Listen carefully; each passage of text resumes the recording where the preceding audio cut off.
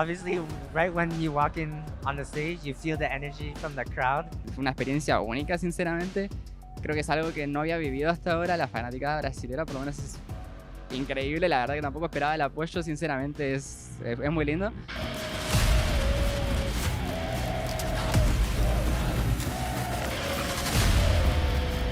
El juego contra Pain creo que va a ser divertido. Sinceramente creí que los equipos que le iban a dar más problema contra justamente los que perdimos nosotros ayer, que fue los de Norteamérica, iban a ser los equipos brasileños, porque más que nada cuando los ves como que juegan muy agresivos, eso es como muy divertido de ver. Contra el enfrentamiento doméstico contra el juego, obviamente, el año pasado el enfrentamiento del norte y del sur lo ganaron los del norte.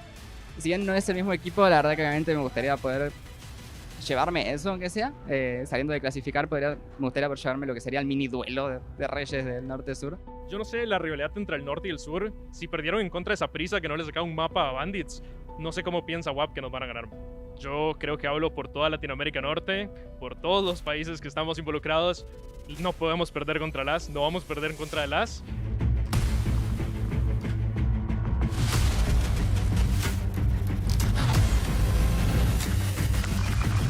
Acho que esse jogo contra a Cade vai ser um jogo bem pegado. Acho que eles são um time bom, já demonstraram isso, né, pra gente. Deixa pra lá, passado. Mas a gente quer essa revanche, sim, a gente tá vindo forte, a gente melhorou muito nossa mentalidade, a gente tá com aquele gostinho na boca de ganhar deles. O jogo contra a PEN é sempre um jogo bem equilibrado, eu acho. Eu acho que a gente tá um pouco mais embalado por ter ganho o Academy, né? Mas ao mesmo tempo a gente perdeu ontem, então... Mas acho que os dois times se conhecem muito bem. Ontem foi um dia ruim e hoje a gente vai vir pra ganhar os dois jogos, com certeza.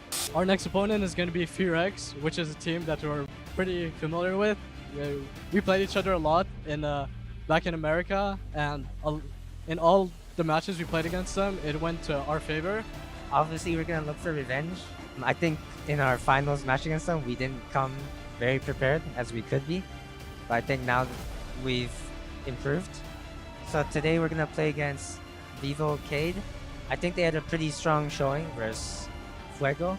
I do think our team plays better and we should be able to beat them. I'm sorry to the Brazilian fans. O cara vem dos Estados Unidos lá, né, achando que o bagulho vai ser fácil, mas não vai deixar fácil não. E mano, conto com o apoio de vocês de novo pra ser esse sexto player, como vocês são. E vamos pra cima, mano. Go Pain, vamos copar.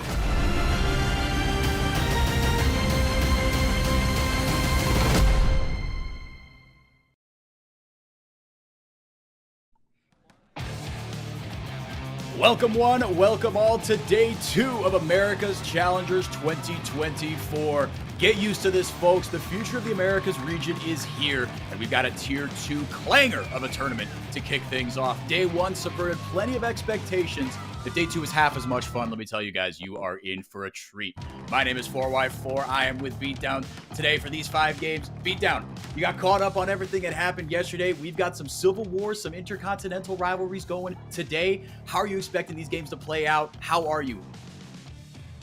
I mean, I'm doing great. Really excited to be back with you after all these years, Enrique. It's really nice to be reunited on this stage here. And yeah, I think the matches today will be really exciting. We do have some regional rematches here, and of course the meeting of the Northern and Southern regional leagues in our match with Fuego and WAP later. I think they're all going to be really exciting, and I think talking about yesterday's games, the most exciting thing for me is that Dragonsteel actually ended up losing to Pain Gaming, who have gone up 2-0, and now because they have 2 matches today, they actually have a chance to lock themselves in for playoffs before we start day 3.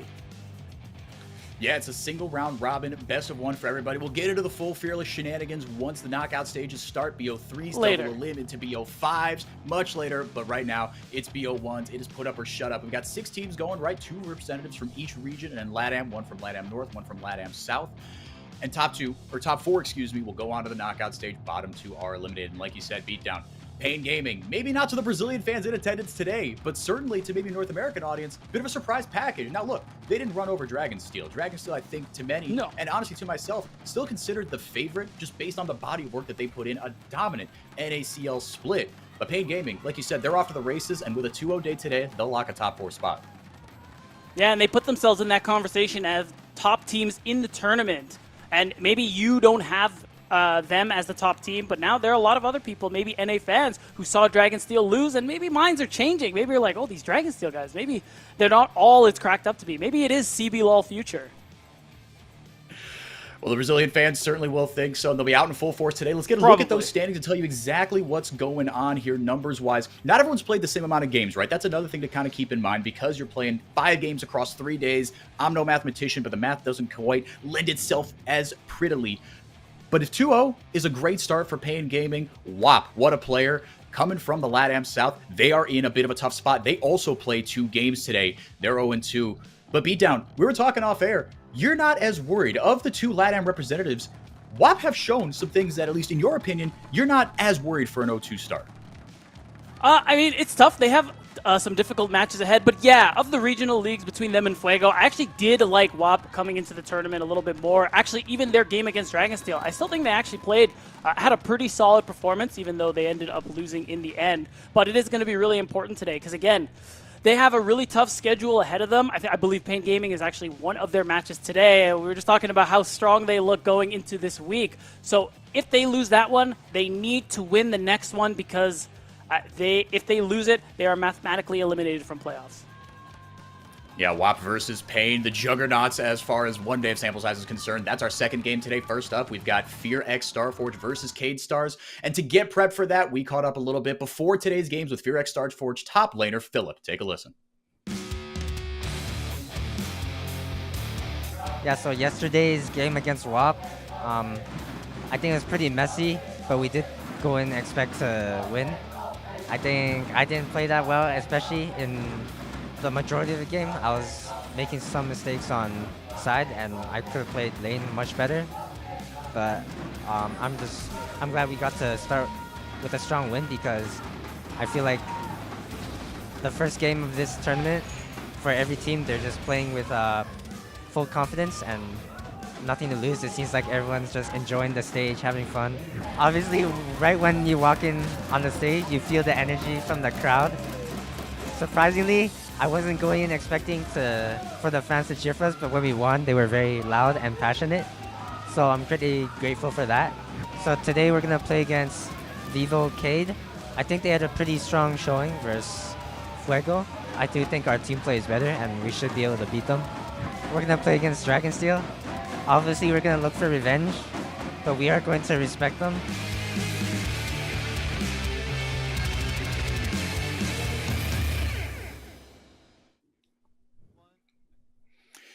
That was Philip facing off against Tyron on the other side. Now, Tyron, he had he barred out the Pocket Vlad in game 1. It didn't go maybe quite as well as he had hoped. It was in a loss, but they've got a get-right opportunity against Philip. And we caught up with his lane opponent as well, right? Tyron, the top laner for Vivo Cade Stars. Have a listen here.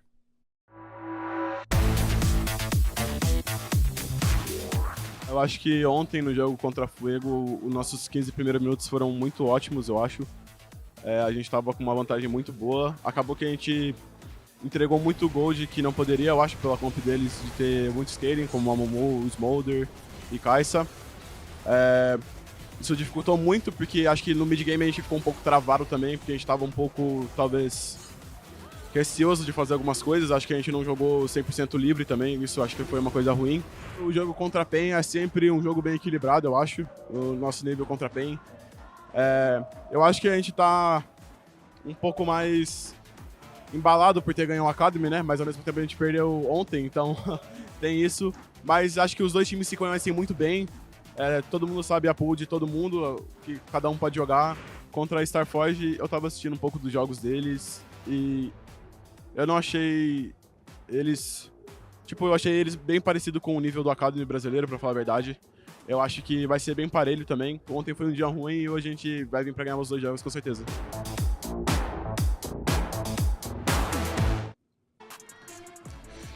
And we are dropping right into Champ Select picks and bans on your screen. Beatdown, I think it's safe to say that Tyron probably won't be busting out the Vlad again, but this dude has a champion Ocean. I know Philip, a pretty steady top laner as they come on the other side as well. Yeah, 100%. And you don't know that. Maybe he will bring the Vlad out. Maybe it was just a warm-up, you know, Enrique? Maybe he thinks he can do better this time around. But on the other side, Cade Star is going to start things off with the Smolder, one of the many champions that were nerfed on this 14-18 patch, but still, he took a hit more to his early game. So the fact is, mid to late game, that 225 stack mark is what Vivo are playing for with this champion. Ash somehow made it through the bans on the other side. She has been pretty much permabanned through the first 5 games in day 1, but somehow snuck through. So Instinct going to be piloting that one. This Smolder could go mid, could go bot, but I do think it'll go towards Kisei as the Yone locked in, maybe blind, but again, I'm thinking mid. And ABO, he's got that Yone, as they say. Yeah, and then those who might not be sure, Cerulu, that's a real possibility there. Probably not this early in the draft, but he does love him some Rengar, so keep an eye out for that later on. And yeah, Ashe is really nice. I think what that is going to end up doing here for Fear is that you kind of make it, the Smolder, a little scared to go in that bot lane. I think that's why you see the Jhin come through in response. And the hope is that you just have an easier time against a Blaze Olive in the mid lane against the Yone. Again, you just want to play it slow, you just want to stack. And because Smolder's early game was hit, it makes it even harder for him to kind of take advantage of that range he has over Yone.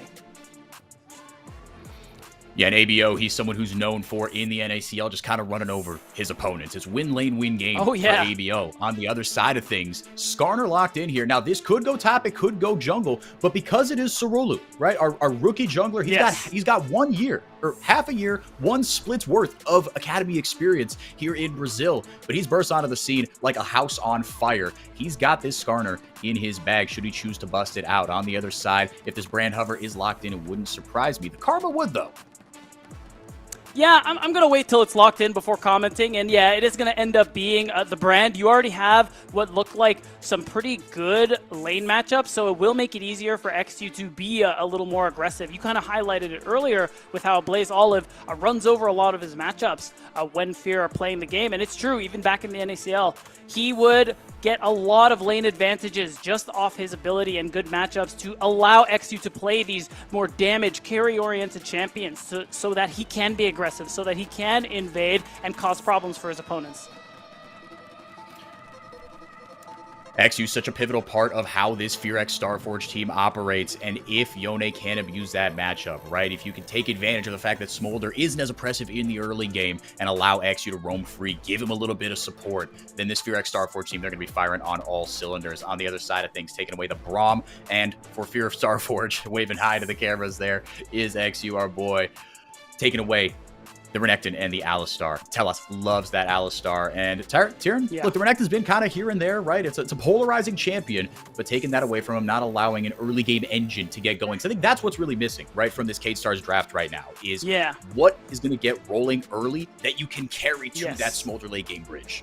Yeah, 100%. So they just removed that one of those big options there for Tyrant in the top lane, and they're going to go ahead and lock in the Rel, which makes a lot of sense. I mean, they're banning the Alistar, kind of gives you the inkling this champion's going to come out because you can just kind of headbutt Rel away when she goes for the crash down, and it's just going to be that exchange here for the Leona, most likely for Vivo K-Stars. And this, what I'm already seeing for Fear, they're going to let Philip last pick, but this core 4, the all-in is absolutely absurd here. You have the Ash Arrow from long range, and it can be easily followed up by that Fate Sealed, by the Magnet Storm coming through from the Rel. So I imagine this is a comp that's going to be really scary past level 6.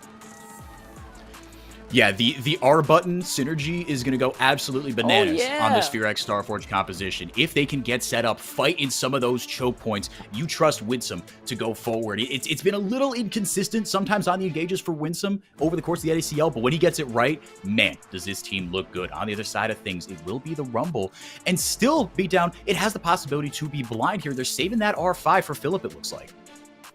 Yeah, 100%. And it's looking like they just want to go that tank route. I think they have more than enough damage. They have more than enough setup. So just having that kind of frontliner and someone still capable of making plays makes a lot of sense here. So I kind of like what FearX Starforge ended up rounding out this composition with. And again, I think they just have a really powerful Death Ball composition. And the thing that's really nice for them too is on the side of Vivo K-Stars, you are looking to scale. I'm looking at Rumble. I'm looking at Smolder. You need a little more time to come online. But FearX Starforge, their comp at one item, already really strong. And we know from what we've seen in NACL that if you allow FearX Starforge to take control of that early game, they're just going to run away with it. And I think that's going to be critical, right? Once we get to the mid game, how do these teams adapt? Because on the other side, K-Stars, they're good at snowballing their leads themselves, but where they kind of, glitch out a little bit, when the plan starts to go awry, they have had mixed results. This is a team that, with Kisei, he was brought in from Oceania, actually. Vietnamese born, played in OS, went to international competition in 2022 for OS.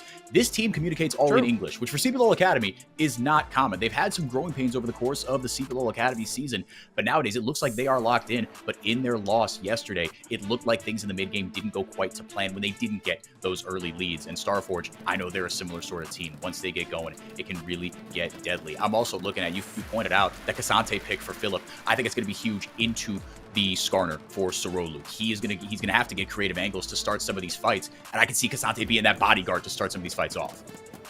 Yeah, that's just what I really like about that champion, and I think what he's best at in the current meta, and why you see him picked so often. So you can see these are the compositions, these are the lane allocations here. Again, eyes on the mid lane. Kissy being that player you talked about, who just did what was considered unthinkable here in CBLOL space. We're having a team comp completely in English. He is a player they value that much, and he's a player who has done so much for this team historically. When he does well, Cade does well, and the same is true about a Blazed Olive, so keep your eyes on the mid lane. Mid-jungle matchup is going to be massive in this one. Thank you all so much for being here. Game 1 of 5 on your screen, kicking it off.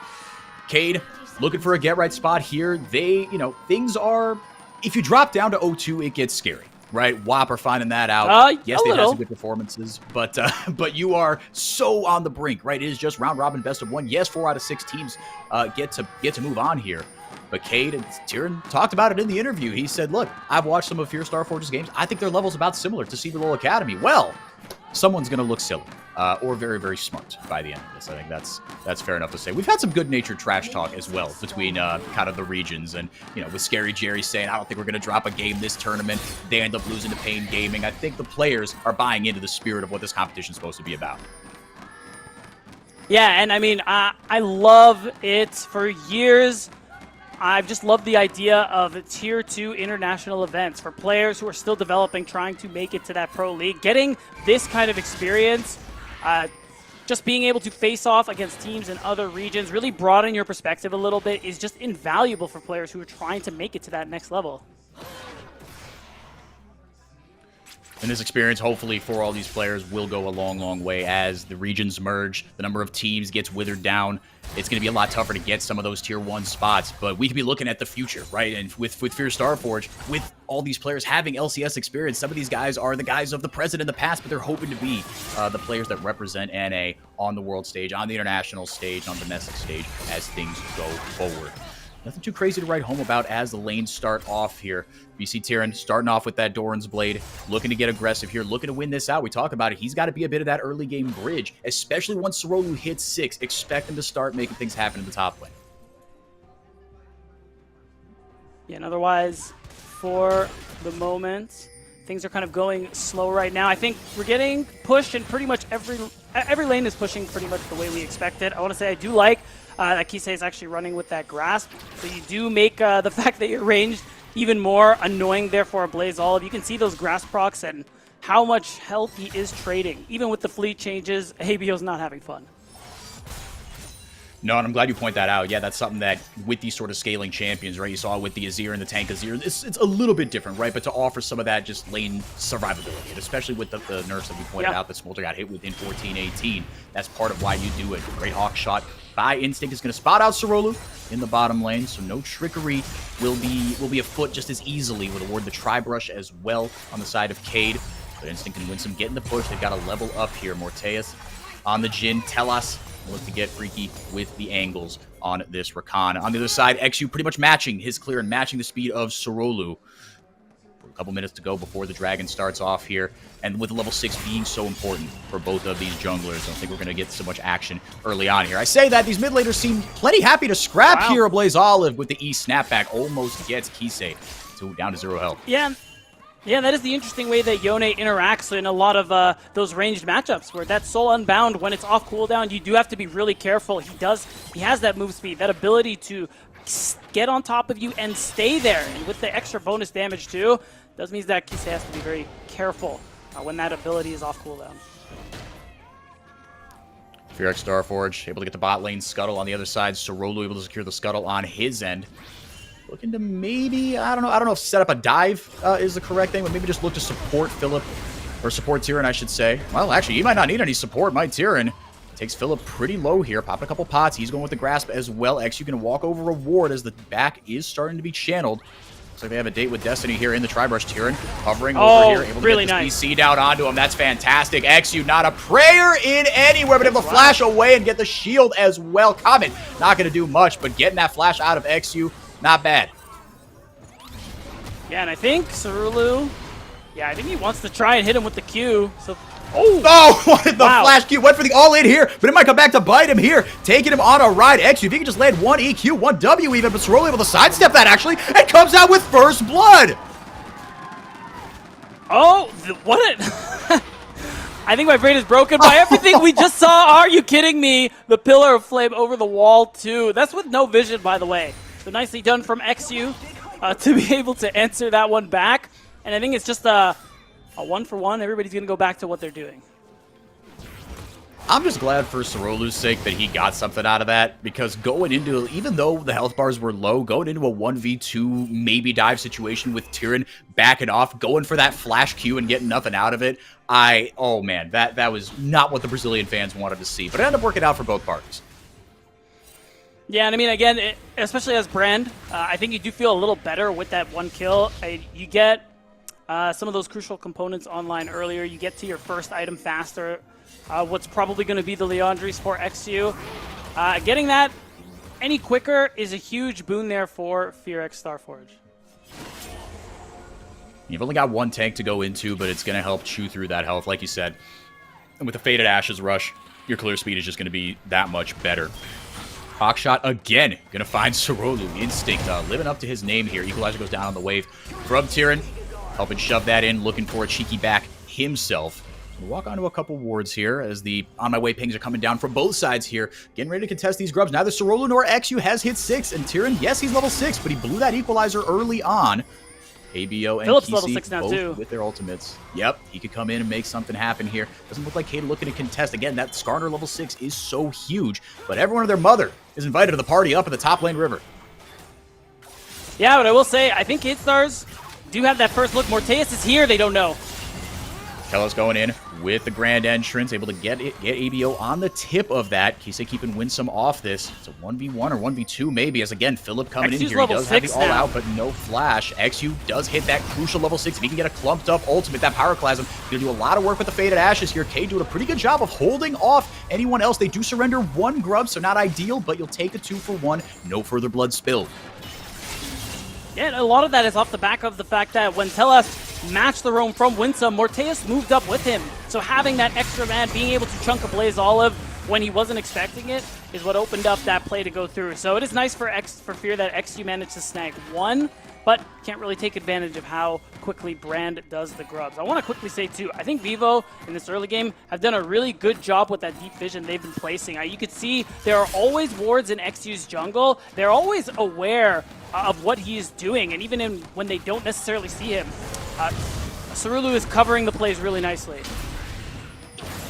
He's getting found out left, right, and center by those hawk shots. ABO going in, going for the full combo, flashing in. Winsome there to help secure it, and XU will pick up the kill credit. Yeah, really nicely done there. You made it so that the Smolder is just not able to respond in any way. No flap, no flash, straight to gray screen, and you got to walk it back as well. So, because there is no teleport, you are going to be able to... Oh no. Goodbye. Oh my goodness.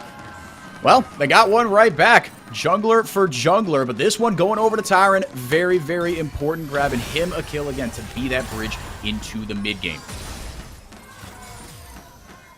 Yeah, and it's interesting too. No team has really made a move for the Dragon just yet. You can see XU still clearing his top side, and he's going to recall and show up. Because he is getting close to that Leandris, maybe Instinct and Winsome, if they stick around, could help go for this Drake. But I think Instinct is probably sitting on a good amount of gold. It looks like he wants to leave. I can imagine, yeah, it looks like, yeah, Winsome certainly a couple seconds ago posturing as if he wanted to try to get a good little base here. But both supports probably at around the same experience mark here. Close to level 6, but not quite there. Incredibly impactful ultimates, obviously, for both of them. We talk about the ultimate synergy for this competition for FearX Starforge. I think if you could somehow, I think the dream scenario here is you get Instinct back with a little bit of gold. In the meantime, get Winsome to 6, get a little bit of vision. If you could start a dragon fight with everybody at level 6, that is ideal. Sorolu going to get chased out of that tri-brush by Exum in the meanwhile. Oh. Okay. I thought something was going to happen there, but no, it's going to end up being the bounce back in the bot lane, and it does give Vivo Cage Stars not quite the dragon, but ability to clear out some of this vision and keep it mostly in their favor. There's that one stealth ward there that has been left up, and now Exu has an opportunity. Insta-cleanse by Morteus. Heal coming down there from Telas as well. The trap will find Exu. Deadly Flourish will as well, but nothing doing. Purely defensive from the side of Cage Stars. No one has made any real purchase on the dragon here. We've got a lot of pings coming down from Cage Stars. Again, Winsome has hit level 6. He's got the Ignite. Everyone ready to go here. Everything but that Enchanted Crystal Arrow, that crucial Ash ult, is ready to roll here for Fear Starforge, excuse me. It's taking a lot of damage, a lot more than I thought, certainly. Yeah, look at Sorulu. There's an angle where he could come and actually interfere with this dragon being taken at the moment here. It's kind of tough. A Blaze Olive being here helps a little bit, but he wants to try. With the Ishtal's impact, able to go over, but not able to get the smite down just in time. Scuttle will go over. Telas going in with the quickness. Gets a Deadly Flourish off with Morteus in the back line. Sorolu trying to get close, though. Gets the Impale there. Oblivio not going to get the Soul Unbound. It's not going to matter. Sorolu not able to get him down with the snapback as well. There goes the curtain call. ABO doing a great job of body blocking, but Kissy shows up at the perfect time. ABO will go down. Cade, a patient fight. They wrap it around and punish FearX Starforge. Yeah, Fear get the dragon, but at what cost, Enrique? They do go down 1 for 2 in that response. A really good fight coming through from Vivo Cage Stars, and it is what's allowing them to maintain this small bit of a lead they have so far. By no means is it huge, but this kind of lead still is really nice for them as a comp where you are playing a little more for that late game. If you can keep even and you can maintain this kind of state of evenness going into that later stage of the game, you're going to be really happy about it. Remember, Fear's comp, when you get a one item, they are really strong, they are really dangerous. Philip and Exu are already there, getting really close for a Blaze Olive and Instinct, both looking to probably build to that Blade of the Ruined King. Yeah, it looks like that Blade of the Ruined King is going to be coming in here for Instinct. ABO going a similar route for that Vamp Sector and that Berserker's Grid. It's a nice little early game spike, but like you said, that first item is everything, especially for Exu. And I mean, he and ABO, they are the 1-2, the reliable punch and counter punch for this FearX squad. Telas looking to get a little cheeky here with the angles. Philip said he was going to be bottom blocking potentially for his team, but the Equalizer comes down, doesn't really get much. Good Instinct there, good ult there from Winsome, excuse me. Instinct getting decent damage down, but Kissy shows up with the TP. He starts going in, he starts breathing on, not even a 225, able to get decent damage on all 5 members of FearX, and now they're in some trouble here. Unstoppable is Philip, but not long enough as Telas able to get in with the grand entrance. Kissy, a couple more autos might do it onto Winsome. Somehow, some way, BDB, explain it to me how no one died there. I don't think I have an explanation for that one, but still, Oh, Mom from downtown doing her best Steph Curry impression. Picks off Winsome mid-recall. Oh, you catch Winsome lacking there. The Smolder getting any bit of extra gold is bad news bears for FearX Starforge. And to top it all off, those remaining 2 grubs are going over to Vivo, which means what? Even though it isn't that Grub-ageddon where you get all 6, they will have 4. They will have access to those extra spawn of Void Mites, and it does upgrade their ability to siege a little bit. Well, that'll certainly help. I mean, Kissy's wave clear is so lethal on this Smolder. And Sorolu kind of chaperoning each one of them. Tyrion as well, having quietly a pretty good game. That Equalizer maybe wasn't... actually, I would love to get actually a replay of that fight in a perfect world, because I didn't feel like the Equalizer got anyone in particular, but the Equalizer obviously can do so much more. Even if you don't land it on anybody, the space it can create, especially in these tight pockets, can be just as valuable. Yeah, absolutely. Now, I think as we kind of go back to a quieter state, I mean, gold lead still isn't really a big difference either way. We're still waiting for a Blaze Olive and Instinct to get that first item before they start to feel really strong. I think they're still in a position where they have really great pick potential. This comp, the Death Ball, it's really strong, and I kind of want to see them try and take advantage of that, especially now that they have all their ultimates back online, especially looking at Instinct's Enchanted Crystal Arrow, because I That's what we love to see about Ashe. You're just firing that long-range ult on cooldown. Yeah, I mean, there's a reason she was banned through the entire first day of competition. It's the first time we've seen her get through the pick ban. We haven't seen it, like you said, make those big, impactful plays from long range, even from close range, having that reliable CC, and then, like you said, win some over the top, XU with a potentially big cataclysm, or pyroclasm, excuse me, as the Herald started up more or less on cooldown here. ABO looking for a flank coming from the top side. Winsome and XU looking for a way into this one. Instinct and Philip showing up now. Down a member, though, are Cade Stars. Kieran coming in hot. Stacy Change is pretty good there onto Winsome. Able to get the Magnet Storm down on the other side, but the Equalizer comes in over the top onto Fear X. It's going to result in a kill. Winsome does go down. Curtain Call over the top as well. ABO trying to go in. He gets knocked up, rooted, and enough damage will come through. Just kidding. Not quite enough. Telos able to go on the other side as Philip goes all out, starts chasing the members of Cade down, but just enough to buy his team some space to retreat. Wow, again, another fight won by narrow margins. Enrique, it is going to go Fear's way this time around, and they are going to be able to get that first, or rather, they're going to be able to get that Rift Herald. They don't have the grubs to really complement it, but they still have that opportunity to get themselves space and set up for potential future Drakes because they got that first one. They are a little late to the setup because of when this fight took place. But because Winsome is already here, he is going to get that fast track to at least set up Sun Vision so that Fear have that ability, that inside track to get to this dragon. And still the only one without that full item is Instinct, and everyone's down their ultimates, so we'll see what sort of part that plays in the decision that Fear makes as to whether to contest this or start it up themselves, right? But like you said, crucial vision picked up here because both these teams, that's what we talked about, once they get a lead, they're very good at snowballing it on both sides. Trouble is, neither side really has a lead, but going back to what you were saying, Beatdown, that fight from Fear X, right, it did not go the way they wanted to, but you saw how impactful those ultimates were, which if I'm a Cade fan, it makes me a little bit nervous. I'm sitting here saying, dang, if we allow them to take fights on their terms, right, if they can get that vision down as they, got a little bit here, but the Dragon's going to go over to to Cade Stars, those ultimates are going to be super, super deadly. Kisi, spot it out. Maybe just a little bit. No, just kidding. That was his ward. Also, ABO on the other side. Mom comes in to clean up the wave as she does. Second dragon of the game going over to Cade. Change Crystal Arrow finally hits Kisei from downtown. Instinct from the mid lane. Might have just given his team over a kill. Tell us. Coming in to see if he can do anything to help about it. Gets a little shield there onto Kisei and bails him out. But ABO still free firing on that tower in the top lane.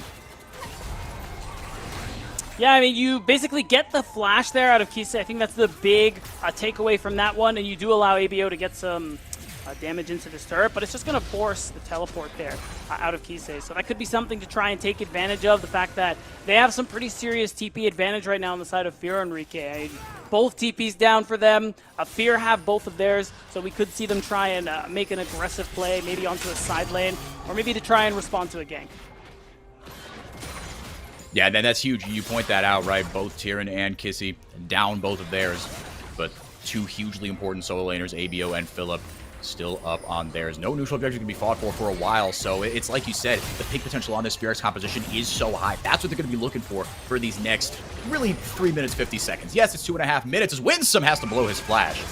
Yes, it's 2.5 minutes until the Baron comes up, but I would be stun locked, maybe even, if one of these teams decides to start that Baron kind of with nothing else. Yeah, the 20-minute mark, unless you get an ace, I don't really see it either. As I think one thing I want to point out is that XU is going for that Zhonya's second. He has a Seeker's Arm Guard. He already has access to that stasis. The next team fight, while they have been very close, that extra bit of invulnerability, time to live and get more spells off, can be a difference maker there for Fear. Because you talked about Vivo Cade Star fans, right? I think they're okay with this game state if I'm them watching this game. Because you have a Smolder who's even with the rest of the opposing team. That's a good thing. Yep, you've always got that ticking time bomb. 166 stacks, maybe a little behind the curve here is Kissy, but still in a pretty good spot, all things considered, because of those 2 kills and 2 assists, right? You talked about it earlier. Any extra little bit of gold that you can inject into Kissy, into this Smolder, is going to serve you, it's going to pay you back 10 pretty great in the late game. Yeah. He is just on the verge of that Mana Moon. You see the total gold graph over there on the left.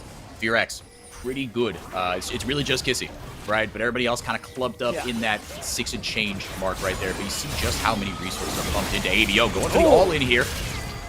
The face here lands onto Kissy, but Mom going to bail him out. A couple tower shots taken by ABO. But you see the amount of damage that this Yone can pump out on just the one item. Yeah, I will say, really nicely played there from Kisei. Getting the center of that bomb to hit, doing that extra damage onto ABO, and just means that he doesn't end up securing the kill. But with Winsome's hover, he might be able to take this turret. He is low health. Other members from Vivocade are here. Yeah. Sorolu gonna try to start it off here. Tellus coming in, can provide a little bit of extra CC. And with a beautiful impale, he grabs Winsome. He tried to hop himself over the wall, read him like a piano. And here comes Kissy to burst him down. Morteus gets the kill credit. Oh, wow. And the turret lives with just a smidgen of health to make matters worse. So now Winsome is off the map. It's going to make it easier for Tellus to do exactly this. Again, what Vivo have been doing really well this whole game, keeping track of XU, putting down deep vision. They're just going to continue that trend. I will say, it's hard to do that when it's a Chemtech Rift, but still, if they're able to maintain that, it'd be really good for them. ABO having a flash away. Here comes the instinct arrow. It's going to land on a Kisei again, but body blocking very nicely. Are Sorolu and Tellus. Kisei going to survive the entire bit of the CC, but XU, as soon as he gets out, punches him in the face with a fireball. Kissy, a one-way trip to the gray screen. Didn't really work out, I think, the way Instinct was planning it, but he still contributed to that kill on the Smolder, so it gives Spear a little bit of extra space here. But right now, we have another Drake on the horizon here, less than a minute away, and we also have a fight. Also got a fight here in Sorolu. Now getting a taste of his own medicine. CC locked 100-0. Tyrann may be in a tricky spot here as the TP's coming down here. I think he might have accepted his fate. Gonna just ult the wave down. Burns the flash as well, but ABO's gonna burn the fate sealed on his part. It's a great question. I think there's just no world where you ever execute. I don't really like blowing the flash there, but at the end of the day, top and jungle down means Baron time for Fear X Starforge, and this is exactly what they need to increase this gold lead they've gotten for themselves. Over the wall goes Tellus with that juiced up last cone. Kissy getting a beautiful ultimate down. It's a lot of damage from Mom. Who's going to get the final smite? It is XU that confirms it for Fear X Starforge, but the health bars are pretty low. Philip trying to do his best to body block. Every damage dealer is low for Fear X. Morteus is free firing. The big prospect for Cade Stars able to walk up and just right click on some heads. He's playing Valor and everyone else is playing League of Legends, but ABO gets the snapback here. Tellus tries to bodyguard. Not one, but two players here. Going all out. Able to get the damage down onto Morteus. Sorolu, wee woo, starter time. He gets in at just the right time. Gets the impale off onto Philip. This might still not be enough. He might do Cassante things, gets the shield off. ABO trotted bodyguard just a little bit here as Tyrann gonna show up here. He's probably have a flame spinner in tow. Sorolu gets the shutdown. Whew! All right, beat down. You take it for a second. Break that one down for us. Yeah, rest your voice, bro. That was a lot that just took place, but at the end of it, even though it was, again, close, Fear really happy with walking away with this Baron, and they managed to keep it on 3 members, it looks like, so that's also important, too. They've already gotten this lead up to about 4,000, and they're going to be able to knock down some of these inner turrets to be able to balloon that gold lead further. This is what they needed. Again, Vivocade Stars, really strong as the game goes down. Kisei is 5 stacks away from the magic mark as Smolder, and oh boy. I mean, it's Skarner. Surely he lives. Yeah, he's fine. Never doubted. ABO now with 2 items. It's getting a little bit easier for him. A lot of defensive power as well in these more drawn-out fights that Cade Stars want. ABO wise to get himself that second item. 10 kills, not for nothing. As you see the gold graph swing completely in Cade Star's favor. The Baron power play isn't going maybe as well as they'd like, right? Plus 271. You start out with a base plus 1,500, so anything lower than that, mathematically speaking, not ideal. But they've finally got the first real hold of the game that either team has had here, Beatdown, as they secure Dragon number 2. For sure, and this gold lead was very much needed here as Kiss. Oh, wow. He's going to be able to flap away from that one. But with this Baron buff, it's still here for another minute. I mean, surely they're setting their sights on this bot tier 1 turret. It is an easy source of gold for them. You're seeing pings. They're going to aim for the top tier 2 as well because Vivo know that if they just all in and commit members to the bottom side, and that turret's not going to go down. So nice move from them to limit this Baron buff. I still think Fear might be able to get something for it, but it's not looking actually great. Okay, it's good. And it's getting tougher and tougher. Well, yeah, they are going to commit onto this, mid lane tier 2. There we go. Yeah, bring that gold deficit up just a little bit. But it's getting tougher and tougher to answer Philip. That's what I was going to kind of point out as Kisse able to get that bot lane tier 1, like you were saying. Equalizer coming down, but you see Cade. They're playing very defensively here, right? This is about damage mitigation right now, except for Kisse in the bottom lane. Yeah, and as long as they walk away, this is good for Fear. Can they walk away? I was going to say, just as I say that, Sorolu maybe had murder on his mind. He was looking to go in. Should FearX have overstayed their welcome, but alas, they did not. All right, so I will say that's still pretty good for FearX Starforge. It's worth noting, though, Kisse at 235 stacks. He's hit that final threshold, and it only gets more dangerous from here, so he's going to be that big point of power for his team throughout the rest of this game. And now it's got to be on Fear to be able to try and isolate him. Instinct has done really well, hitting him with a lot of those enchanted crystal arrows, and you know what? The rest of the team needs to follow his example, too. This baby dragon needs to go. Yeah, I thought it was going to be 3 for 3 there in the bottom lane. I thought Instinct had another one lined up for Kisse, and I mean, you'd feel so bad for the dude. You're like, man, what do I can't win here, right? Instinct has been really just dodge, sharp man. As the mid game has rolled out. True, just dodge. 5-head, you've got wings. You don't even need to walk. CC chain 100-0. Kisse going to get another kill here, his 3rd one of the game. Snapback, ABO able to avoid what might have been Doom as the Enchanted Crystal Arrow comes out, hits Tyranny, able to body block it, but meanwhile, FearX able to get things going in the mid lane as well as XU going up to support on the top lane, on the top side, win some Instinct, make things happen on the bottom lane. TP coming in. Oh, it was caught? No, it wasn't. I thought it got canceled there for a second, but Tyranny able to defend the mid lane inhibitor turret. Yeah, he TP'd to the bot tier 3, just so that it wasn't obvious. He was channeling TP from Fog there, so it is going to be able to protect the tier 3 turret, and it does mean that Fear don't get as much as they kind of hoped for. They lost their top laner from a nice all-in play from Vivo, who are trying to keep themselves in this game by just getting whatever golden picks they can, because, and again, Morteus, he's about to hit that 3rd item, which is going to be pretty nice for him. And Kisse hitting that RFC is going to be really nice as well, because now he's past the threshold, he's at 3 items, he's a big source of damage, which seems to always be true of Vivo K-Star with their mid laner. Yeah, he's so important. He is the straw that stirs the drink. Language barrier be gotten darn. This team has really integrated itself. Thank you. It's really integrated itself well. And FearX, a bit of a similar, I wouldn't say underdog story, but not kind of the best. If you just look at the numbers, right? They didn't blow teams out of the water, but they just found ways to win over the course of the entire NACL split.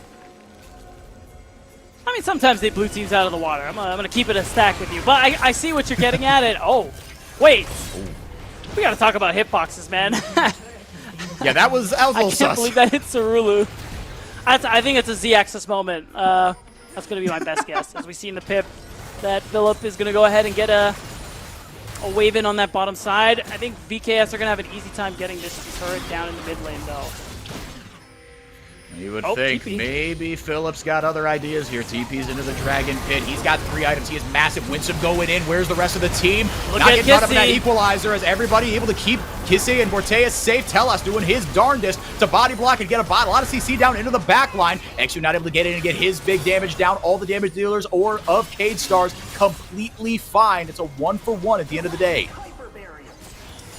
And I mean, this game is now starting to get hard for FearX Starforge. Again, they have no way at this point in the game to really get on top of the Smolder or get on top of the Jhin. Both are able to put a lot of damage in these team fights. And honestly, I gotta say, we're in a weird moment in this game because Cade still have access to objective bounties, which in this stage, I think is kind of crazy and unfair because I think Cade are already in a really strong position as it is. Them being able to just get that free extra gold, it's unfortunate for Fear. But Cade fans, thumbs up. It does feel a little. It does feel a little wild. Yeah, that you're down 3,000 here. Morteus, be careful. Able to dodge it. Took your advice. Beat down. Just kind of sidestepped. Excuse me. Let me just kind of suck in my gut here. Able to sidestep. What did I just see? Kisse channeled his TP onto a trap and it like insta canceled, which shouldn't happen. Is that a bug? I don't know. It's weird.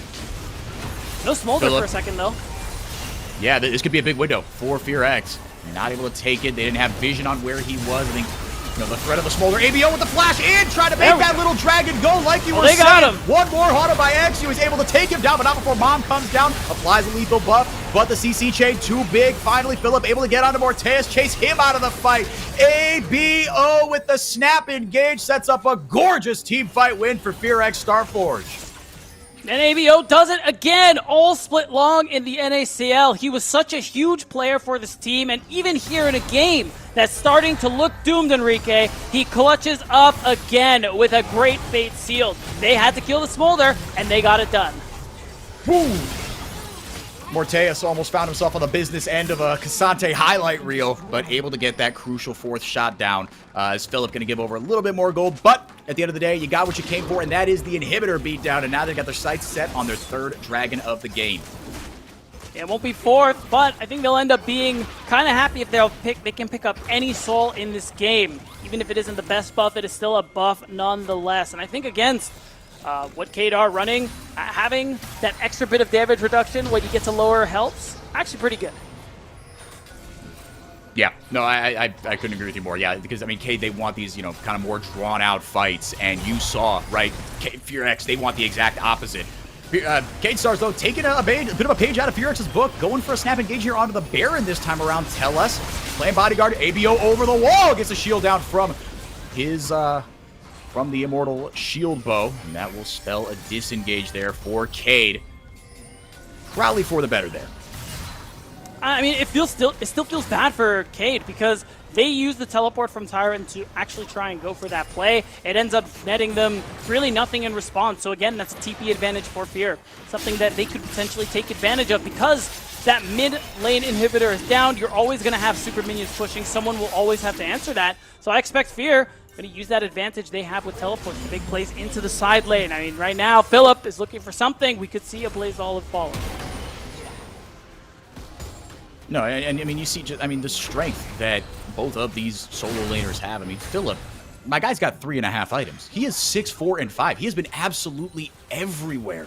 I mean, and the role that he plays in this composition is so huge, right? He is the one true frontliner. And he's got a lot of angles to cover here. And so far, I think he's done a pretty good job kind of in these team fights, right? But crucially, it's what are you going to do in the side lanes to kind of make things happen, right?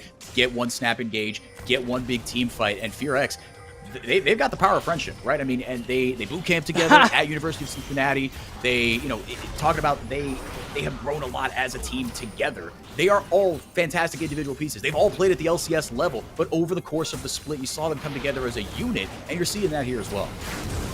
Yeah, and you got to imagine it was such a heartbreaking loss to lose the way they did to Dragonsteel in the NACL finals. So for them to, be practicing together, getting them set up for this tournament, you got to imagine there is that itch to prove yourself.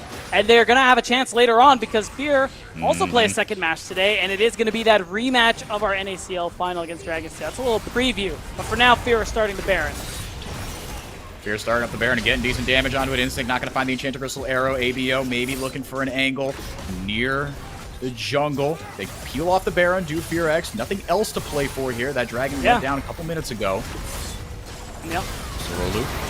Oh! Maybe a way in this one. He's gonna get caught up here by Winsome. Telos gets the charm down. Kissei not in a great space to free fire, but taking him on a trip is Philip. Sorolu is down. ABO and the rest of FearX gonna eat the equalizer, but is it enough damage? Morteus opens up the curtain call. Kissei is down, and that is huge. That is all they needed. They got what they came for, slaying the dragon and making their way to the other lanes. Yeah, I mean, with no Smolder, with no Skarner, they could actually just look to close this game out. I mean, they have red buff. XQ's going to get his health back, so I think Fear just want to put this one to bed, get their second win. And what a confidence boost this would be if they're able to close it out, like he said, with that rematch against their rival Dragonsteel coming up. Instinct with another money Enchanted Crystal Arrow locks up Tyrann and sends him to the gray screen. Morteus doing his darndest to at least get some damage numbers up before FearX close it out. They move to 2-0, while Cade in a troublesome 0-2 spot for the Brazilian #1 seed.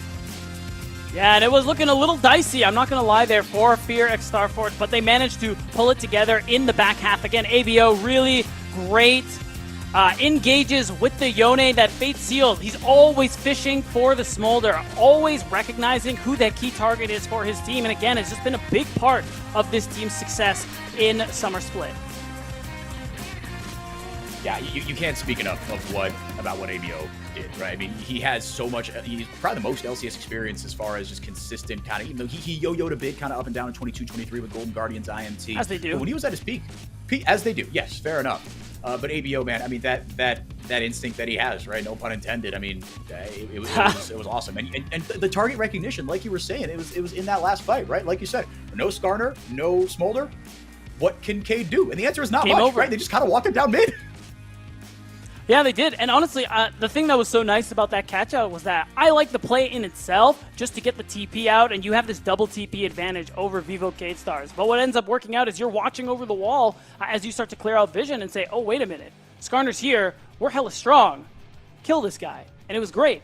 And that's what won them the game.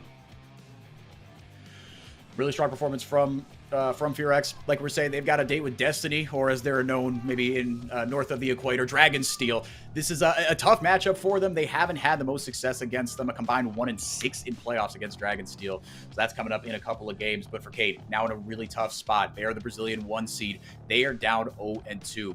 Beat down. What's got to change for him? Because the mid game, the early and mid game, actually went pretty well for him. It seemed like the game plan that they set out, right? Terran's going to win us some of these fights. Kisei's going to scale, and then it just hit a snag in the mid game. I think what ended up being tough is that there are moments where Kisei actually gets caught out, and you do need to have that recognition. A lot of it was ABO playing really well, but there were some fights where he really didn't need to go down the way he did.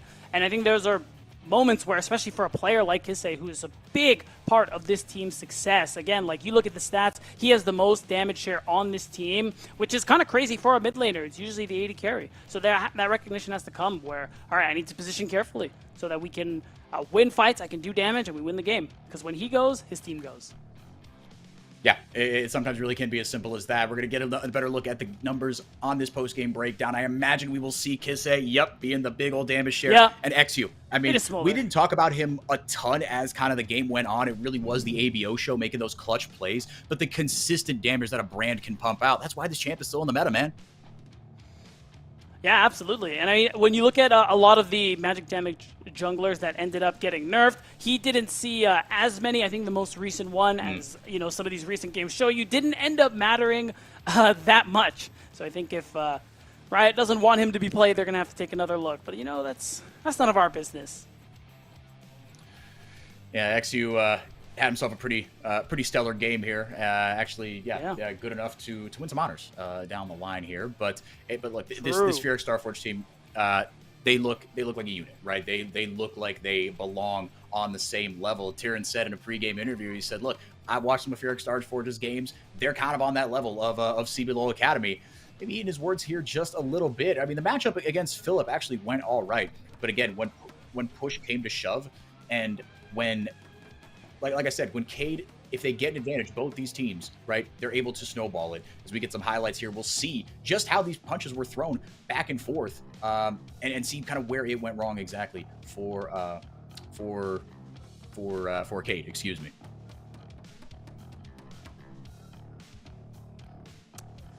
And I mean, yeah, we'll take a look at that in a second there. I think going forward, you called it.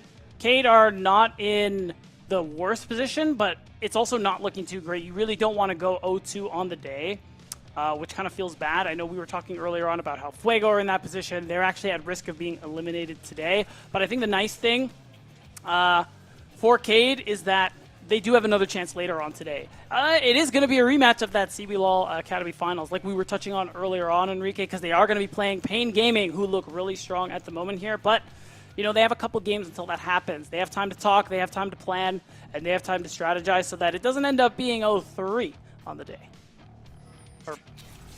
Yeah, that would be a really tough spot to be in, right? 0-3, that's that death knell, really. We're gonna get a look at some of these highlights here. As ABO, he didn't actually have a great time of it early on, but you saw the focus that Cade tried to put on. And Instinct, once he started hitting these arrows, man, I mean, again, it was a long, drawn-out fight. But again, you saw it right there. XU does a ton of damage, man. He does, and in the brand pick, especially at this stage of the game, he was quietly farming, quietly getting to this really fed game state where anytime he dropped the ult, anytime he was dropping spells, he did a lot of work here. I will say, Cade, I liked some of the plays they were making in that mid game. I think a lot of them ended up being actually quite successful and were part of why they were keeping that gold lead even, and why I thought they were in a good position to scale. But again, Fear, part of it may be the experience on this roster, but that ability to find these angles, to win these team fights there, Enrique, and then start to get a lead that you can turn into a win is how it went down.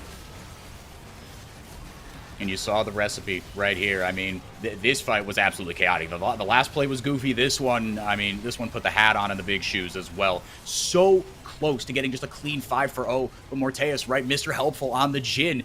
This guy's, look, he's going to be the next big thing in Brazil. You're going to see his name in the Americas South Conference in a couple of years. There's no doubt about that.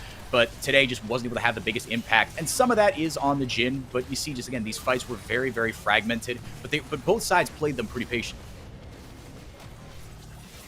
Yeah, they certainly did. I will say some of these fights got a little crazy and scrappy, like this one, for example. It didn't really need to go as long as it did. But again, it's Fear's ability to find some of these angles. This was the big one here that won them the game there for ABO. The fact that Kisei unfortunately flashed but was still in that Fate Seal. Then again, ABO just finding the snap combo to be able to get on top of the very obvious a carry in this draft on this team to be able to get the win.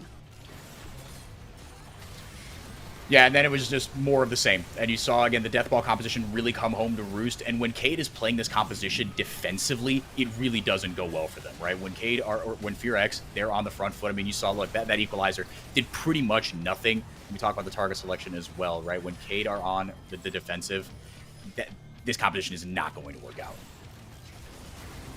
No, and then we're just going to see the end of the game and how it played out. I think we want to now just kind of look forward here and how Fear, they do have their match against Dragonsteel coming up, the rematch that we'll hopefully get to talk about with the interview. Yeah, we got an interview with Winsome, the support for FearX Starforge. Winsome, thank you so much for your time. Take me through a couple of those last fights and the communications. It seems like you guys pounced at the perfect opportunity in a couple of those fights. Who was the one calling the shots in those last couple of fights? I think Abo called it. He has 2 stack on Yone, so he looking on Smolder. That's why we looking for a fight in the beginning. So yeah, I think the angle was good because Smolder was low flash. So yeah, that's why we winning the fight. Yep. I wanted to ask you, looking forward, you're playing against Dragonsteel. It's a rematch of the finals where you guys unfortunately lost. So how are you feeling with practice and going into today facing off against the team that beat you recently? I mean, recent practice I think was good, and then yeah, we won the series, so it's kind of we have a confidence to rematch against them. So yeah, I'm really confident against Dragonsteel. Yeah, I think we can win this series. Well, best of luck to you and the rest of the teams. Winsome, thank you so much for your time. Congrats on the 2-0. We'll talk to you real soon, no doubt. That was support. Winsome there for FearX Starforge. We got a couple more games coming up here, but we've got one last matter to settle here. The MVP of this one. Beatdown, you and I mean, look, it was close, and I think the damage meters told a story that maybe we didn't highlight enough. ABO stole the show, but at the end of the day, XU was voted the MVP. Hey, you know what? Difference of opinions. I think XU did have a great game. I do think that he does a lot of good for this roster. And I think, again, he's playing the brand where he did do a lot of damage. He was part of pretty much every play. If you look at the KP and the damage distribution, he was definitely doing work. So I think he also deserved this shout. Yeah, absolutely. I mean, he's such an important part of this team, right? He is the go button. He and ABO, right? They are so consistent for this team. They make this team go, really. And when they are at their best, sort of like Cade, how you mentioned with Kisei, as far as they go, FearX goes. We're going to take it to a quick break. When we come back, though, we will have 4 more games for you. Before we get into the 3 Civil Wars, we've got one more game coming at you. WAP and Pain Gaming Academy. 0-2 versus 2-0. Should be a good one. Beat down. Any final words before we send it to a break? For WAP's sake, I hope that they can at least get a win here so that they can keep themselves alive and they don't go 0-4 on the day, because that would be really sad. Yeah, and WAP, we saw a lot of good stuff from them as they get set up here to go against Pain Gaming. They've got the loudest, largest fan base in Brazil. When you think Pain Gaming, for those of you that aren't Brazilian inclined, think the Yankees, think the Cowboys, think, the Toronto Maple Leafs, right? Big market, big team. True. They are the ones that make all the noise. They are the loudest fans on social media. They're the loudest fans in the arena, the historic org in Brazil. Take it on WAP when we come back.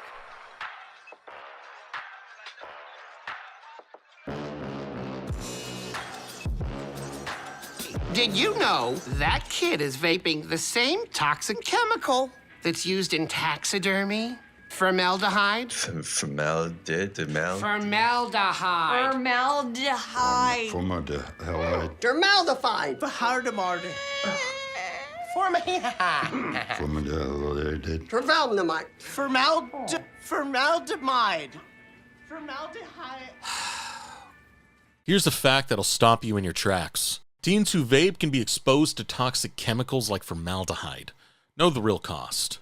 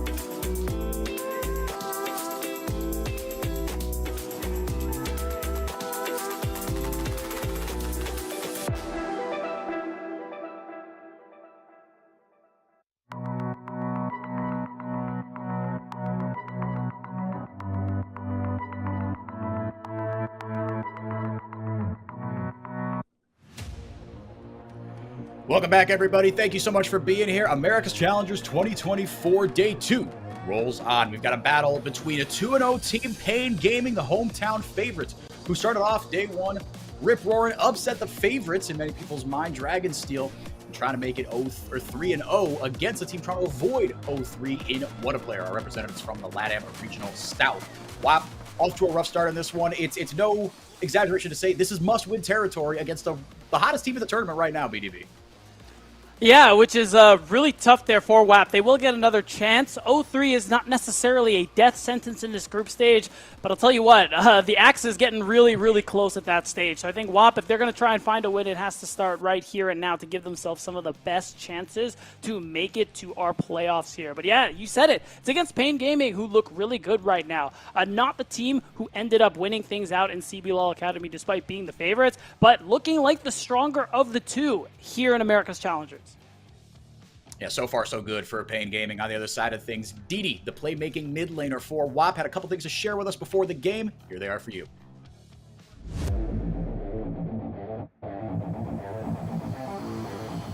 En el juego de ayer contra Dragonsteel, la verdad que siento que estábamos bien hasta cierto punto y simplemente lo que nos costó fue pisar el acelerador cuando habíamos sacado una ventaja después de una fight en bot, si no me equivoco.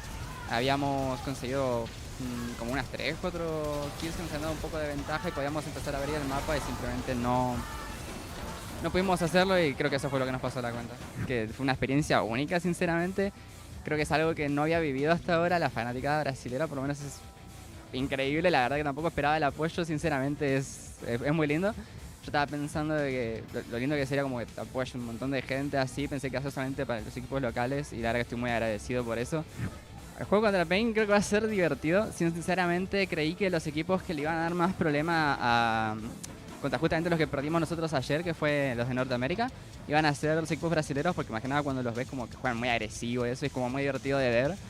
Y espero por lo menos, es la verdad que quiero decirlo, que ojalá sea un game súper divertido, así súper intenso, kills por todos lados, qué sé yo.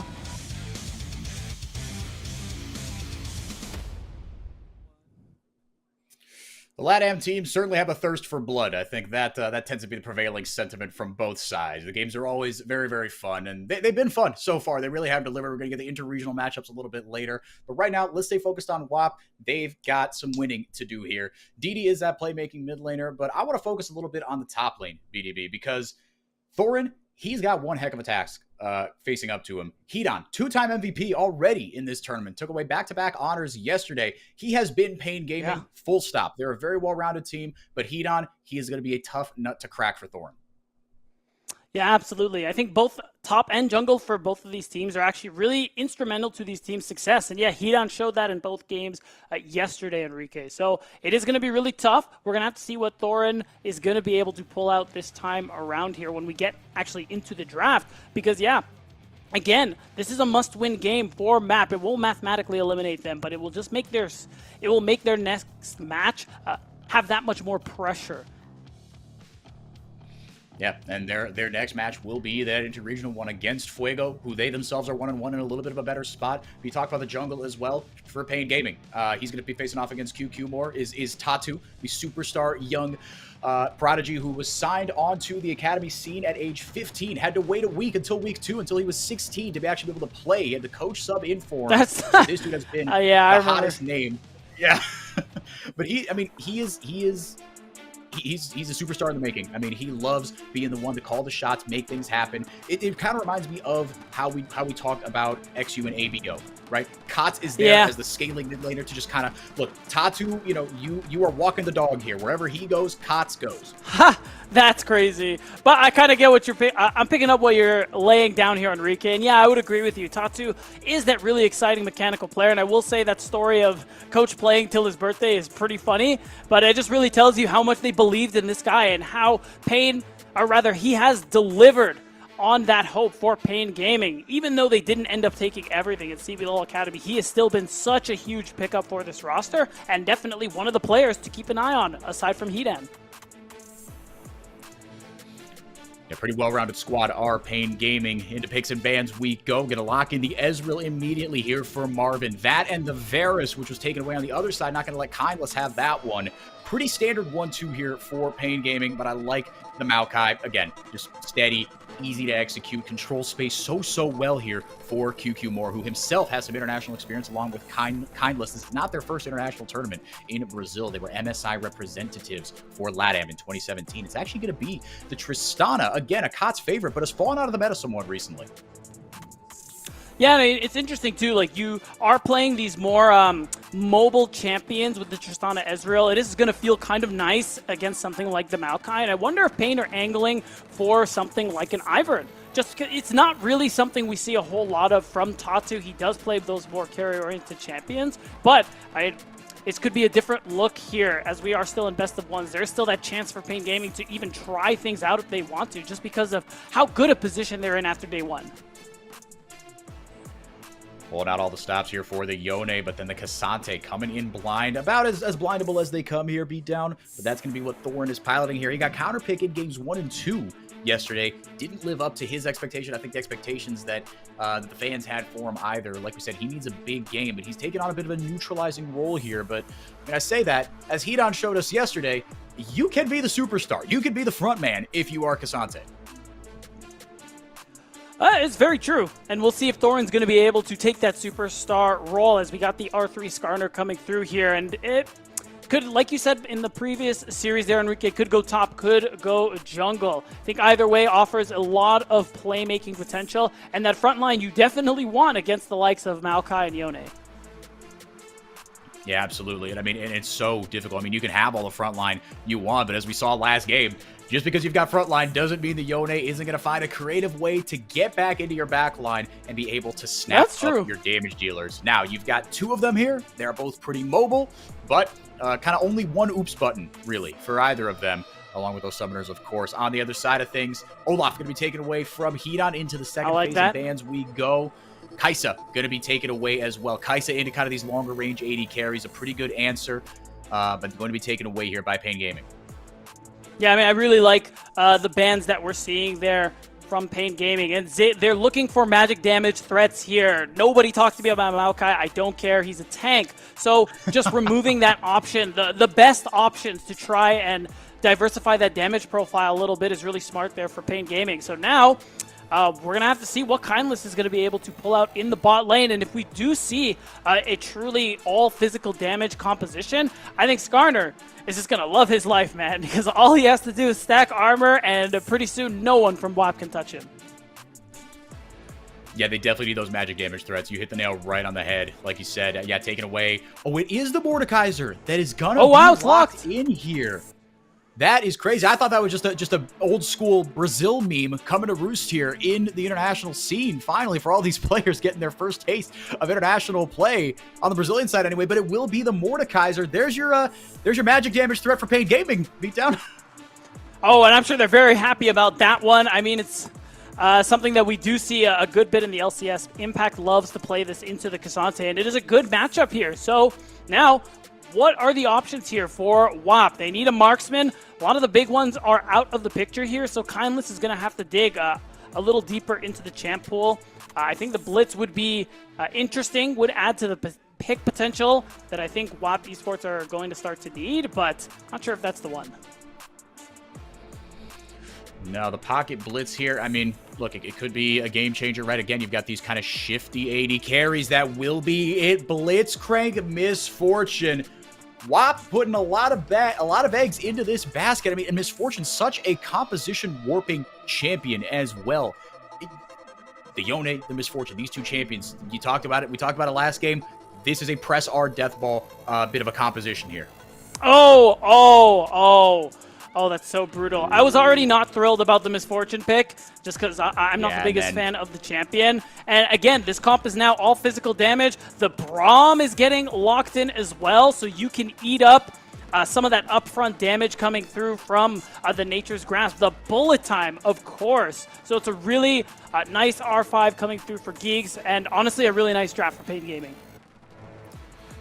Yeah, Pain Gaming, I think they're in a really, really good spot here. For WAP, this composition is just really tough to execute for me. And going with the Blitzcrank instead of something like a Rel, right? You see, like, you know, Rel Maokai with the Yone over the top. All that lockdown makes it so easy because you want as many bites at the apple as you can get, right, to set up the Misfortune because she's not a consistent damage threat like your more traditional AD carries.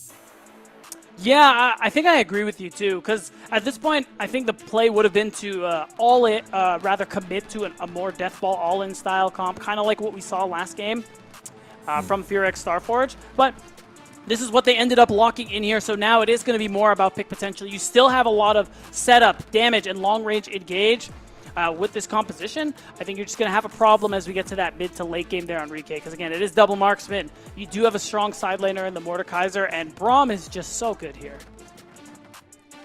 Yeah, Braum is fantastic into the Misfortune especially, but just in general. I mean, having a defensive support with to pair with the Ezreal, right? Braum Ezreal, that's a pairing as old as time. That's going to be a pretty solid laning phase, but again, you got to avoid the blitz hooks. This is, you know, this is a meme of a champion for a reason. He's a bit of a one-button Boris, but that one button can change the course of a game from the highest to the lowest levels.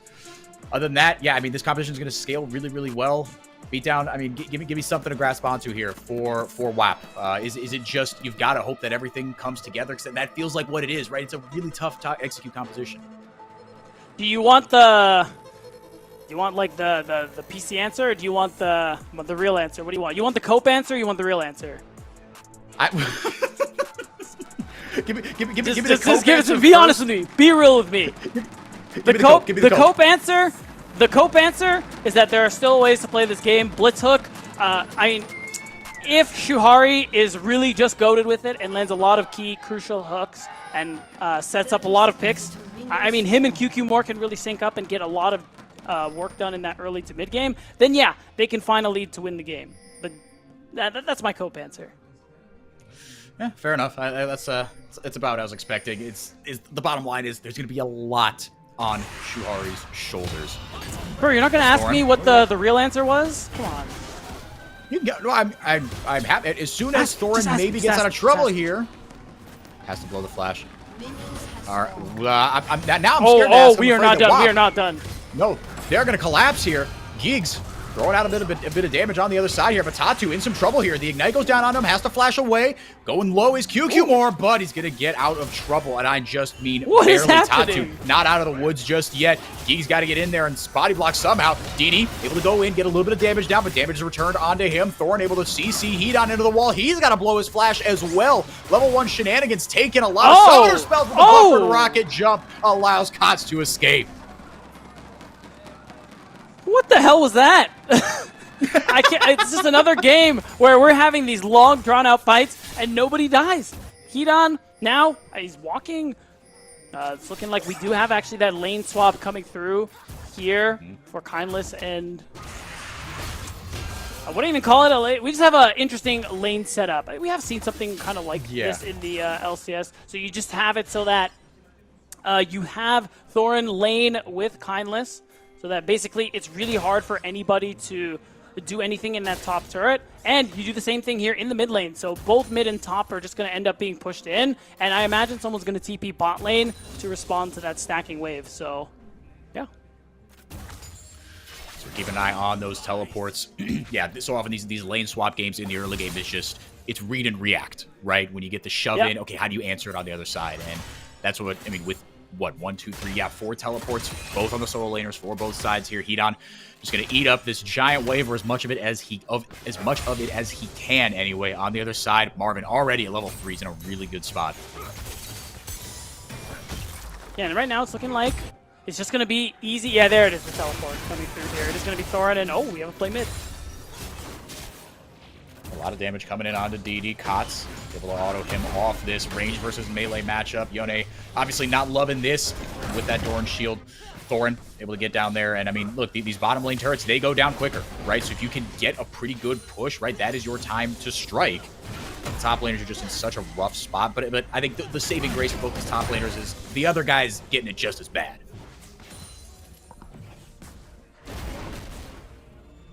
Yeah, now things kind of slow back down a little bit. I think we're going to have that reset to sort of neutral here. As you see recalls coming through from the top and bot lanes of WAP. And I think it's fine. I like that they're trying for something like this here, Enrique, because again, I mean, looking at the draft, I'm really liking Pain Gaming's chance to go up 3-0 here in the group stage in their first match of day 2. And that's a dangerous scenario for WAP to be in, because we talked about how, again, they lose their 2 matches today, they're out. Tomorrow doesn't matter, so they need to do whatever it is they can to shake up this game in hopes that they can turn that into a win.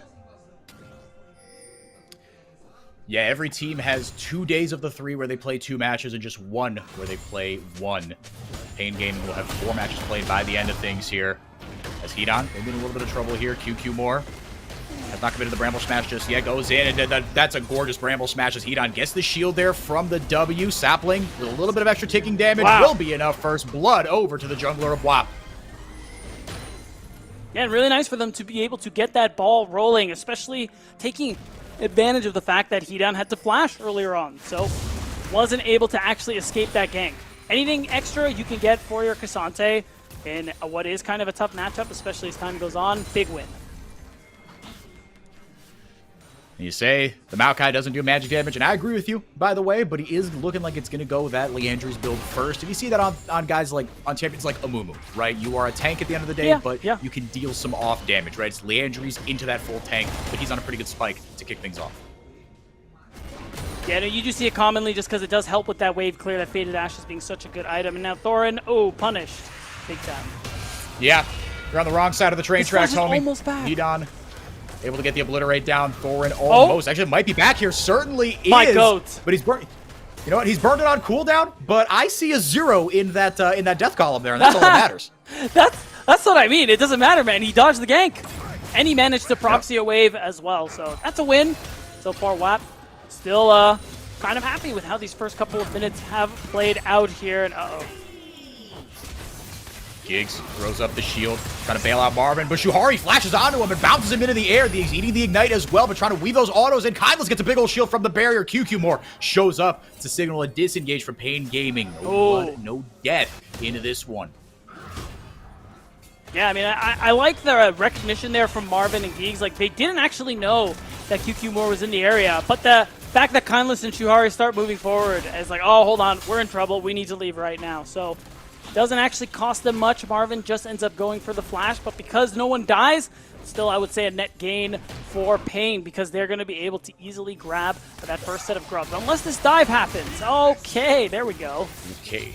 Yeah, the hook lands there onto Giggs, but he throws up the shield. In goes QQ Moore with the Nature's Advance. QQ Moore able to flash away. Beautifully juggled there, as on the other side, Void Grubs are taken. But WAP get in. They got what they came for. They are heading out, but Kotz might have something to say about this. Flashes forward, gets a couple autos down. Giggs trying to get the CC down, but Didi over the wall with the Soul Unbound. Able to get the damage down, but not before a double kill comes in for Kotz. Make it a triple. How about it? The Pain Gaming mid laner punches back.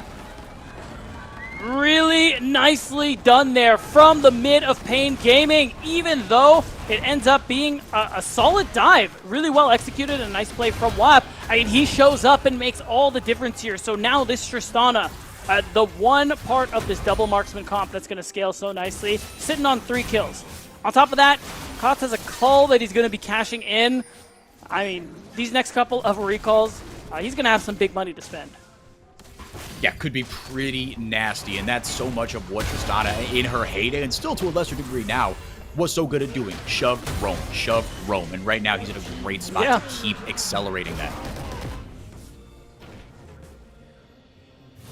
And right now it's also going to earn Pain Gaming the first Drake of the day. They are 2 for 2 in terms of early objectives. Now they have an option to be able to play for the second spawn of Grubs too, even though the gank from Hedon was successful early on. This is still a good... Oh, hold on.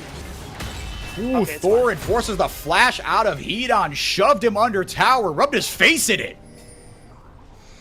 Yeah, the timing is really funny. I was about to say how, like, you know, this is still a good matchup for Hedon, despite the gank that happened early, but you gotta respect the Q3 knockback from Cassante.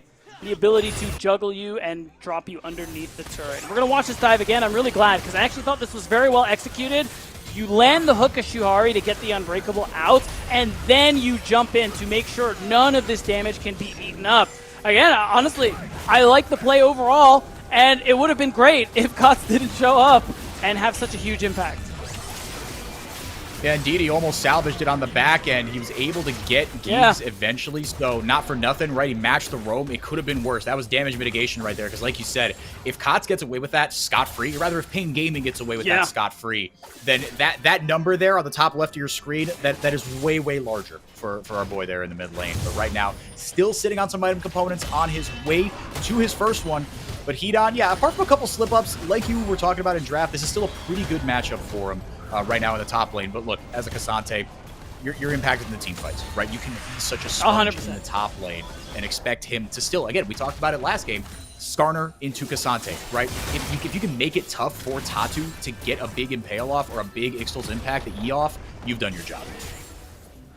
Yeah, and I mean, two things too, where Pain Gaming are going to be in a really good spot to fight for these next grubs, because yeah, again, Hedon is still very strong in this top 1v1, so unless we see a lane swap from WAP, I mean, the Grubageddon is going to go through, which they really can't afford to let happen if they want to try and take the win here in this game. That's actually why we're seeing the lane swap happen at this moment here. So WAP recognizing they need to play for this objective to be able to set it up. But the thing I was mentioning earlier, we talked about it in draft, Enrique. This is an all physical damage composition here from WAP. Again, Maokai's magic damage is negligible. So all Pain Gaming need to do is stack a whole lot of armor. Tatu, even Hedon, if he wants to, can build some armor items. And it's going to be so hard for WAP as time goes on, which is why it's so important for them to get a lead. Yeah, the itemization gets really simple if you are Pain Gaming, right? Hedon going to go into that stopwatch sooner rather than later. Tatu probably going to go hard steel first, but after that, it's Bramble Vest time, right? I mean, it gets really, really easy for him. Giggs as well. You've got you got 1.5 tanks, right? As Kots able to get the Ruin King passive down. My goodness, that percent health, man, it never gets any easier to deal with. Ixtal's Impact, very nicely done by Tatu. Forces the ultimate out of Didi, but he holds on to his flash. TP coming in now from WAP. Shuhari joins the party. Get the Pathmaker down. He goes all out, and the hook goes down onto Giggs as well. Rom able to still hold on to the Glacial Fissure if he needs it. There goes Suppress. The impact gets down there from Tatu before the flash out of WAP. Now throwing out the Nature's Grasp as well on the other side. He gets not one, but two with it. Just kidding. No, it was just one Parvin. Able to body block everything. Now the TP, the counter to the counter punch. Oh, they're going. Pain Gaming, and they get one from Soroli. Shuhari goes down. Kots went way too deep, brother. He got one, but at the cost of his life. Thorin body blocking for Kindless. Now as Tatu looks for a way in, the Blast Cone will bail out WAP. Kots goes in too deep, but he still ends up doing so much damage. So now it's still the 1-for-2, and the saving grace for WAP is that, again, that lane swap ended up working out for them. That plus Pain Gaming's play mid, because they get the second spawn of Grubs. That is something you're really happy to deny from the side of Pain Gaming. So it is still WAP finding answers in this game. Playing for neutrals, they know they can get away because of how important they are. This is kind of what we saw from them against Dragonsteel, Enrique. The fact that it's not like it was a fully one-sided match. They had some really good looks. We even saw it in the interview with Didi that we played earlier on in the show. So there is that potential there for this team. They just haven't realized it yet. Yeah, they've shown it, right? They've acquitted themselves extremely well in this tournament so far. Again, Pain Gaming, they are the second seed, but only because they lost in the finals. I think the consensus was, and that's not to disparage Cade, but the consensus was going into that final was, Cade, look, they did a great job coming through the losers bracket. They got upset in the first round of the tournament. They made a miracle run, but they were, the third seed, still very, very solid. But Pain Gaming kind of dumpstered everybody in the regular season in best of ones. Full Fearless got the better of them in the final. They lost 3-2 to Cade, but people still feel, and I think the results have acquitted them very well here, like I was saying, that Pain Gaming are still, despite being the 2 seed, the best team in CBLOL Academy. As Kindless eating a ton of damage here. True Shot Barrage, very nice barrier from Kindless, keeps him alive. Still, this bot lane, again, that Ezreal Braum, so difficult to deal with, so hard to run away from if you get caught out like that. Kindless barely lives, costs him both the summoners, and all priority for WAP over this dragon. It is going to be 2 Drakes for Pain Gaming, halfway to, wait for it. Oh, a Mountain Soul! Oh. Bro, are you kidding me? Like, WAP are not happy. If they get a Mountain Soul, even every Mountain Drake is just going to make the armor that Pain Gaming are going to build that much more potent against WAP's all-physical damage composition. So, this game just got harder for Y4. This game just got a lot harder for WAP. Yep. Yep, it got a lot tougher. If you're looking for really, really good cope, it's that, hey, at least they're not stacking 4 Mountain Drakes into the Mountain Soul, but this is, I mean, splitting hairs here. Yeah, exactly. Now you're coping too, respect. Yeah, that noise you just made is how you should feel. Oh, yeah, sure. Yeah, keep talking. It gets, no, this gets really, really ugly here. And we haven't seen like a full-blown 5-on-5 team fight, right? We've seen some skirmishes at the end of the day, but the consistent, I mean, you've got to be able to deal a ton of damage in a very short space of time with this MF ultimate. And she's on that first item. Yeah. Kindless able to get that crucial Bloodthirster as the fight breaks out here. QQ more able to get the root down. CC chain looking good there as they rip up and take down Kotz. Able to flash away. The Ignite taking down on him though. Wow. She hardly able to grab the hook or anything as Giggs actually able to get the kill. Reverses it onto QQ more. Pain Gaming come away the victors. Yeah, it was a really nice block there on the hook by Giggs. And, like, it's so important there to be able to land all that CC onto Tristana. You said we haven't seen many full-blown 5v5s. That's because WAP don't want them under any circumstances going forward. It's plays like the one we just saw, but if even those don't work, the chances aren't looking too good this game. But I'm expecting them to continue making plays to side like that. Again, Shuhari and QQ more linking up, using that Nature's Grasp, layering the CC to kill high-value targets like Kotz and Marvin. Yeah, and you got 2 of them to deal with, right? That's the tough part. If it was just Kotz, it's, you know, that makes it a little bit easier. Marvin did get the flash blown as very nice initial impacts come in from Tatu, but everyone's lined up for the bullet time that is blocked almost completely by the bronze shield. Giggs turns the fight on its head. Able to get a kill though, still is Kindless. Shuhari running for the hills now as Tatu has changed his mind. He's got his targets, his sights set on DD, gets a little bit of a shield down. Giggs, they're still going for this. He's got to be careful, brother. Able to get a cut, able to get out of tower range, I should say. And finally, Tatu juggles the aggro. DD trying to make him pay. One more tower shot will spell doom for Tatu. DD sidestepped very nicely by Tatu with the fancy feet. He's got 6 legs beat down. He made all of it work there. Yeah, it must be really great for dancing. He's going to dance all over DD, who couldn't get a single thing off of that play. And, guys, I don't know if we'll see a replay, but all I can say is, that's Braum, baby. Ate up all of Kindless's damage. Doesn't matter that he is on even items with Marvin. Doesn't matter that one item is pretty big for Misfortune. It's all just for naught. As Pain Gaming are going to win that fight. They're going to get first brick, and it's Kotz at the head of the charge still, with surely what must be the most amount of gold in the game. You would think so, right? I mean, he's on an item and a half. You see the quadruple plated steel caps just kind of, I mean, they're doing our work for us. What do you want? Yeah, no, I know. I was going to say, they're doing our work for us of pushing this narrative. It's like, look, this is all we've got to itemize against. And throwing a lot of disrespect onto something that we haven't talked about enough here. Actually, I'm going to hold that point. QQ more going in. Shuhari able to get a nice hook down. Kotz dumping a little bit of damage onto QQ more. Taisu goes over the wall. Giggs gets back. They ult over the wall there from Marvin. DD trying to go over the wall and get onto the 80 carry. Flashes into trouble, does Marvin, but he's got his back. Kotz able to pick up 2 more kills. They've got their sights on the Herald now. And they're going to be able to finish that one pretty easily this time around. And already we're seeing the beginnings of struggle for WAP to be able to actually secure some of these kills in team fights. Because again, you called it, steel caps on literally everyone. I'm sure Marvin is going to be building those shoes as soon as he gets the opportunity as well. And it only gets harder and harder to be able to actually deal damage against the tanks of Pain Gaming. And if they can't win these skirmishes that WAP are starting to go for, well, it's tough. Yeah, you're going to need one heck of a numbers advantage. And I think, and QQ more. Yeah. To his credit, right, he's getting into side lanes and using that ultimate kind of. Oh, here it comes. Pretty effectively, here all it comes. Considered. Here, if you want to know how this game is Braum. could go. That's all there's to say, man. That's Braum, baby. Now, in a nutshell, I mean, because it's so easy for Giggs, right? He waits for one ability to come out, throws up the shield, and with his other hand, kind of gives you the shrug. Like, what else? What do you expect, right? I am here for one purpose and one purpose only. He's fulfilling that very nicely. And this is what is tough if you're a WAP fan. QQ more is the one starting these fights, but they can't seem to find the killing blow.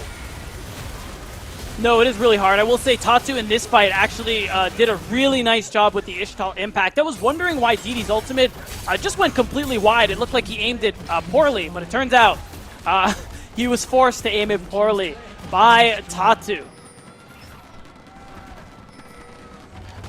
QQ more, he's got 4 kills, throws out the Nature's Grasp again as Hedon takes him into the death realm. Everybody else kind of waiting outside. It was like, hey, I'll pick you up at 7, honey. Don't worry, I'll be here when you're out. And flashes away. DD, soul unbound onto Hedon. Death Grasp comes out. There goes the bullet time. Actually able to get 1. Finally picks off Hedon. Tatu coming in like a house on fire. Gets 2 with the impale as Marvin able to free fire. Here comes Kotz now. If you thought one marksman was tough, just wait until the other one shows up. 2 for Marvin. And it's just looking so good for Pain Gaming, who seem to be on the verge of their 3rd win in a row here in the group stage. They beat Dragonsteel yesterday, and they're starting to make quick work of WAP. You can see the gold graph and how it's basically just been consistently in Pain's favor as they collect their Mountain Soul points. 5 minutes away from making this game a lot more difficult than it already is. 6,000 gold leads. Next on the menu is Baron, and usually a 20-minute Baron, you got to be really, really smart about how you do this. And I think for Pain, look, to be fair, you still do. Baron does a lot more damage now. You got to be very clinical with how you do it. But they've certainly got the damage to take it down if WAP are going to give them even an inch here. And this fight actually started off okay here, beatdown for WAP, right? QQ survived the initial trip into the Death Realm, and he finally got a decent bullet time off. Yeah, true. And this is kind of, again, how this comp wants to be operating. You want the numbers advantage. You said it earlier, Enrique, but it's tough because you still lost a lot of health as a result. Tatu comes in again just to be able to secure a big impale to allow the double kill to come through. And now with Baron spawning, and the gold lead that Pain have, they're in a position where they can start this pretty much any time.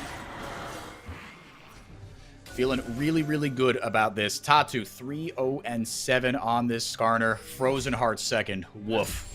Eat your heart out. That is tough. But everybody else is at least an item ahead of their opposite number. Or at least half an item, I should say. Not everybody. But you see that gap in the mid lane. I mean, started out so well for Kotz, that early skirmish. Hang on a second here. Hickory dickory. We got some trickery. Thorin with the TP into the backline. He's going to solo Marvin down. Hedon holding off 3 from WAP. Here comes a TP again. Another one here from DD trying to get into the business. Hedon, he's 1v3ing in the bottom lane, buying so much time for Pain Gaming. Finally able to get a kill as Hedon goes down. Tatu returns the favor.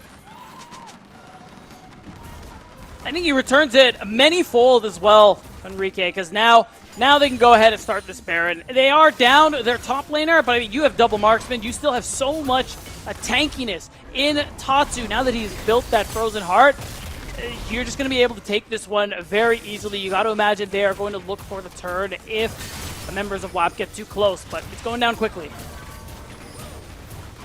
Yeah, this is getting shredded right now. Kotz is just eating the Baron. Tatu's not even. Tatu's just playing bodyguard. He's like, you guys are fine. You'll take it down before it kills you. Just kidding. Yeah, they peel off it. Looking for, yeah, still playing it safe here, right? I mean, look, this is a pretty big gold lead, all things considered, at this stage in the game. The 3 dragons to boot. But Pain Gaming, no, look, this is not. This is not over just yet. They're in a really good spot, but can't afford to play it too safe. Fair. I mean, again, despite being as far ahead as they are, Blitzcrank can really make that difference. So if you're doing an objective like that, you're getting low on health bars. One big rocket grab could allow WAP to be able to secure the Baron instead. So I guess Pain Gaming don't want to allow that opportunity for WAP to swing control back in their favor to happen. Herald popped here by Pain Gaming, trying to break something open here in the bottom lane. Already 4 towers. For os tradicionais, the traditionals as Pain Gaming are known, south of the equator. Get that one pretty easy here. QQ more with another good angle here from the Nature's Grasp, just stopping the advance. Damage control here. Really nice bullet time. Gig's a little late on the shield. DD going in with the Soul Unbound and the Fate sealed. It's a lot of damage, but it's not quite enough, but it does stop Pain Gaming's advance.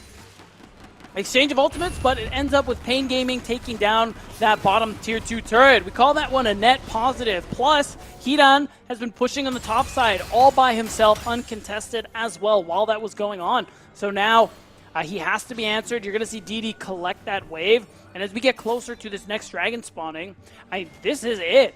If WAP don't want to lose, they have to somehow try and deny this Mountain Soul. Yeah, it's certainly next on the menu, right? I mean, that feels like that's the final Infinity Stone, right? If you get that in your gauntlet, yeah. It's like we said, the longer this game goes on, the more has to go right for WAP to be able to put the killing blow on Pain Gaming. They are going to start up this Baron. Just one bit of vision outside for Pain Gaming. Thorin, first one up to the line of scrimmage. The battle lines are drawn here. Feels like it could be the ball game here, Beatdown. Yeah, I think this is just easy. Oh, wow. Death Grasp in. Takes QQ more into the Death Realm, and they gobble up the Baron in record time here. Damage coming in onto Thor, and he's got a bomb on his head. QQ more has to flash away. Mystic Shot not going to find its mark, but Kot's able to get in with the rocket jump. Wap turning tail and running a last grasp hook. That's a good effort by Shuhari, but does not connect. And that's truly a mark of desperation there. You didn't have bullet time at that point when the fight started. You didn't have the Nature's Grasp either. But you knew as WAP, if Pain Gaming back with the gold that they just earned, they're going to put us in the dirt. So they took the risk, and it just doesn't end up panning out. But now here comes QQ More. With a nice Nature's Grasp, but again, Geeks eats up all of it, but he is behind Tatu, who takes a ton of damage, but he's just too far ahead. He gets in exactly where WAP wanted him, gets 2 kills, and pops out as Kots goes forward. That should be the ball game. It's an ace for Pain Gaming. They're going to move to 3-0. They're going to do so in dominating fashion here, as they are looking like they are the team to beat here so far in America's Challengers, Enrique. And WAP, unfortunately, only have one more chance to keep the playoff dreams alive, and it's going to be later on today. Later on today against their LRN North rivals, Fuego, who have never played each other, at least in this iteration. But it's going to be do or die for WAP. Pain Gaming continue what has been a stellar America's Challengers 2024 tournament as they move to 3-0. Like you said, Beatdown, dominant fashion, kind of front to back. Yeah, I mean, but it started out nuts, right? That early skirmish, and they just never looked back.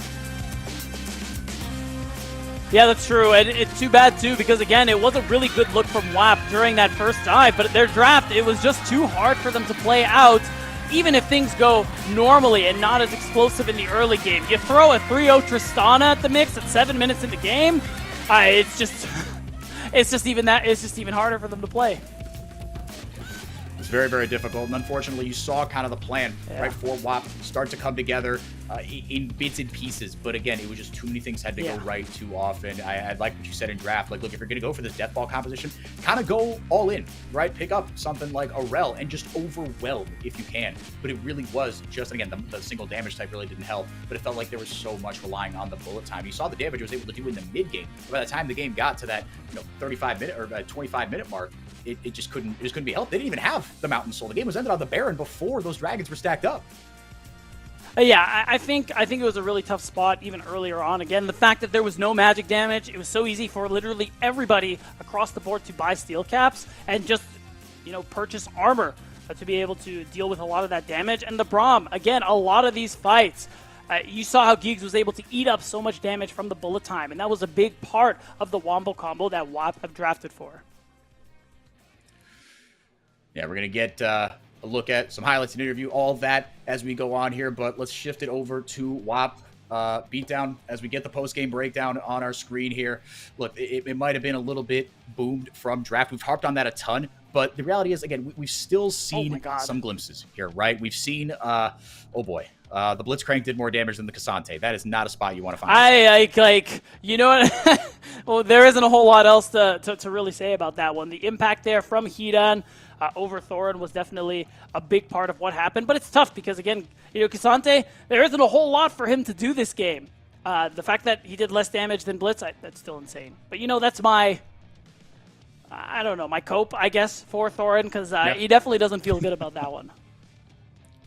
No, and it's a shame because Thorin has come in with a reputation. I mean, they call him El Torito, right? The bull in a china shop. He has been a clutch player for them, a big damage guy who has some interesting picks. He's got an Urgot that he busted out in game 1. Actually looked pretty good on when they played Dragonsteel. They didn't make that game easy for them. Dragonsteel, as far as most people are concerned, still, they're kind of the class of this tournament. They've got a match coming up against Fear X later in the day, but it just hasn't come together for them, and it's really unfortunate. They're going to have a chance against Fuego a little bit forward, but now moving on to Pain Gaming. Beatdown. It seemed like, again, a pretty well-rounded effort from everybody, but Tatu, man, I mean, he was awesome on that Skarner, finding picks kind of left, right, and center. Yeah, I thought him and Kots both had a really good game, but yeah, I've ended up leaning more towards Tatu just because of the playmaking we saw on this Skarner. It feels like he was everywhere. He was landing a lot of the damage. The impales were so big, even in these team fights where, oh, hey, maybe WAP found something. Oh, never mind. Garner time. Yeah, no, he created so much space, and Hedon as well, right? Able to just hoover one target into the Death Realm, right? QQ Moore goes in with the Nature's Grasp. You want to get a Bramble Smash off? Sorry, no, you've got me to tango with. And then Tatu just like holding everybody off. Geeks as well, really good Glacial Fissures. I mean, Marvin and Kotz, I don't think they're going to play an easier game in this tournament, right? The rest of their supporting cast just made it so gosh darn easy for them to maneuver. Yeah, 100%. And this is kind of just a big part of how we've been seeing Pain Gaming kind of play the whole time, setting up for these carries who have just been putting up so much big numbers. It will be interesting to see how Pain Gaming, if this trend continues and that they do lock themselves in towards. Actually, I think 3-0 almost guarantees them anyway. So, but looking into playoffs, right, I think Kotz, they're like right there. And the thing is, I'm interested to see what other picks Kotz is going to be able to bring out in this tournament. Because in terms of marksman, we definitely saw his best one. So I'm wondering when we get to best of 5 Fearless, how deep these champion pools actually go. Yeah, he's certainly been known as a scaling champion player, but the marksman, the mage, he's got all of them. We'll see as the game goes on, right, what else he can demonstrate. Game started out on the aggressive foot. Look, one thing you cannot, you can highlight a lot of things and criticize a lot of things that WAP did. QQ Moore's aggression was not one of them. This dude was trying his heart out. He was, and again, like I just feel bad because that was a pretty well-executed dive. But I mean, the problem is, again, Kotz gets the roam. There's too many blinking health bars. Correctly recognizes that he can flash forward for that first kill, getting the reset. And at this point here, again, Tatu just finds that angle, protecting his marksman. Same with Shuhari. You called it out. The rest of the cast making his job just that much easier and limiting the few plays WAP had available to them this whole game. And you see here the microcosm of what the Braum R5, bit of a Thanos pick in the draft, really made it so difficult for Kindless to get the ultimates out that he wanted. And Kindless, he's the guy that WAP have played around, right? This team had a 4-man roster swap between their regular season and the playoffs. They swapped everyone but Kindless, and that had been the game plan for them. And here, again, it was play around Kindless, but the rest of the draft really didn't allow them to. More teamfight wins here for Pain Gaming. Although in some of these mid-game ones, you see a little bit of what WAP tried to do, but the deficit just kept on growing. Yeah, Kindless is definitely an exciting player to watch, but this game is just so hard for him to play. He is entirely shut down by the Braum. It was basically over for him in draft in that regard. So we didn't get to see a whole lot this game of what we expect from a player like him. Again, the player that WAP wanted to keep on the roster, wanted to build their team around. And again, they're not dead yet, right? 0-3 is a pretty rough spot here, but you've got a regional rivalry coming up. You've got to make it happen against your regional compatriots. But on the other side, it is a tough hill to climb. Kotz, we have him now, the mid laner for Pain Gaming Academy. Kotz, thank you so much for being here. Man, what a performance on the Tristana. We were talking a little bit about your champion pool, right? And as you move into Fearless, it's clear you can play these marksmen, the Tristana, the Azir we saw yesterday. How are you feeling about your champion pool as you move out of best of ones potentially and into full Fearless? Well, I have a pretty big... Peraí, Pode falar em português. Passou em português Pode. também? Então, tipo, eu tenho uma pool muito grande no mid já. Então, tipo, as mudanças que eles fizeram não me afetam tanto, tá ligado? Eu acho que na dinâmica do time, talvez afete um pouquinho, mas é bem de boa. A pool do mid tá bem de boa. He said he had a really hard pool, so anything your team needs, he can use any pick, so he's very comfortable to use any pick he wants. Wonderful. That's all we got time for in this one. Kotz, Dudu, obrigado. Thank you very much. Congratulations on the 3-0. They're in a really good spot. Our Pain Gaming, as we move it to the MVP screen, it did end up being not Kotz, even though he had, again, a monstrous game. We decided on our end to give it to Tatu, and that is indeed where it went. Cooking up a victory. I like for this Pain picture. Gaming. Yeah, and again, I think he had a really good look so far. He was a big part of these team fights where, again, the few angles that WAP ended up having, looking good for them. He was still able to shut them down with good ultimates, with great use of the Ishtal impact. So it was just a great Skarner game from him overall. And it's just a really exciting performance for a player who everybody who watches this league is so excited about. He's this talent that the team believed so much in that they wanted him before his 16th birthday. Yep, he's been developing, slow cooking, if you will, in Tier 2 for a little over 2 years slow. now.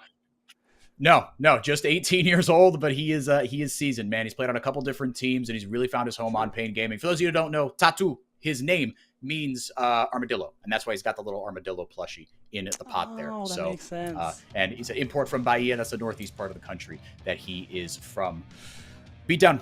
Look, Pain Gaming, they're looking really, really good right now. It's really not much to say, but we are moving to our break here as we get ready for the 3 Civil Wars going. I know you particularly are very excited to see how this FearX Dragonsteel matchup goes. This should be really, really good. You see the players getting ready there. Dragonsteel, though, they've kind of had FearX's number, though.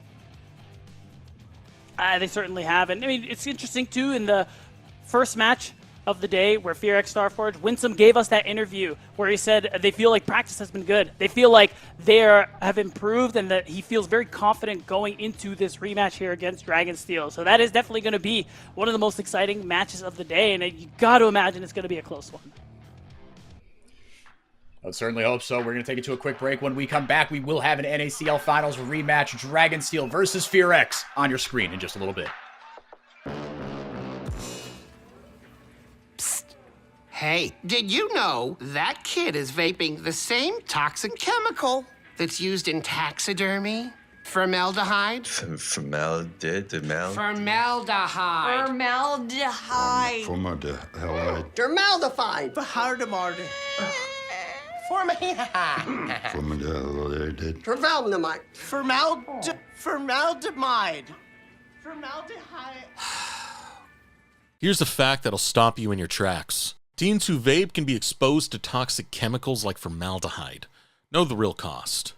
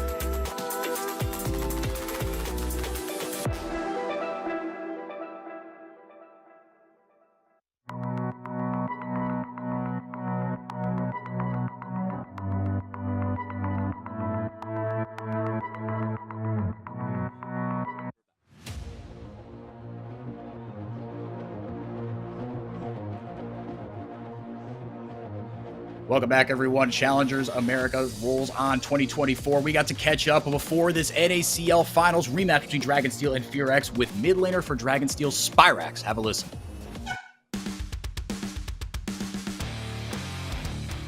Playing the first day on stage is a pretty great experience. It's completely different from the stage at NA, to be honest, because the fans here are way more passionate, so the crowd is like extremely loud. I mean, it's a great feeling. I'm sure it'll feel good whenever we win. Playing against Bo3s Sports, the first game was I would say it went pretty straightforward. We got for the most part we got all the objectives that we would have wanted, and I think laning phase went just as planned.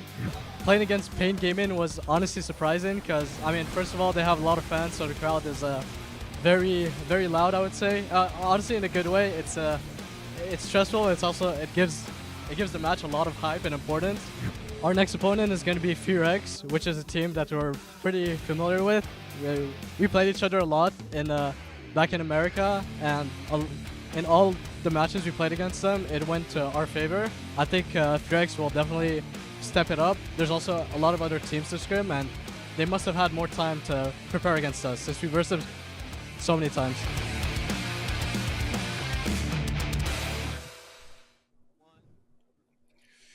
FearX have revenge on their minds. In playoffs alone, down 6-1 in the 2 best-of-5s that they played against them. Beat down Spyrax, you saw with a little bit of a smile on his face. He said, FearX, they're a team we're pretty familiar with. He's clearly feeling pretty confident about this one. On the other side, we've been coping a lot recently. Give me the case for FearX. What do they got to do differently? What are they going to do differently to take it to Dragonsteel here in this BO1? I will say, it isn't even really that much cope because FearX Starforge in the grand finals, they won a game. We're in best of ones right now. We're not in fearless best of 5, Enrique. So all they need to do is win one game.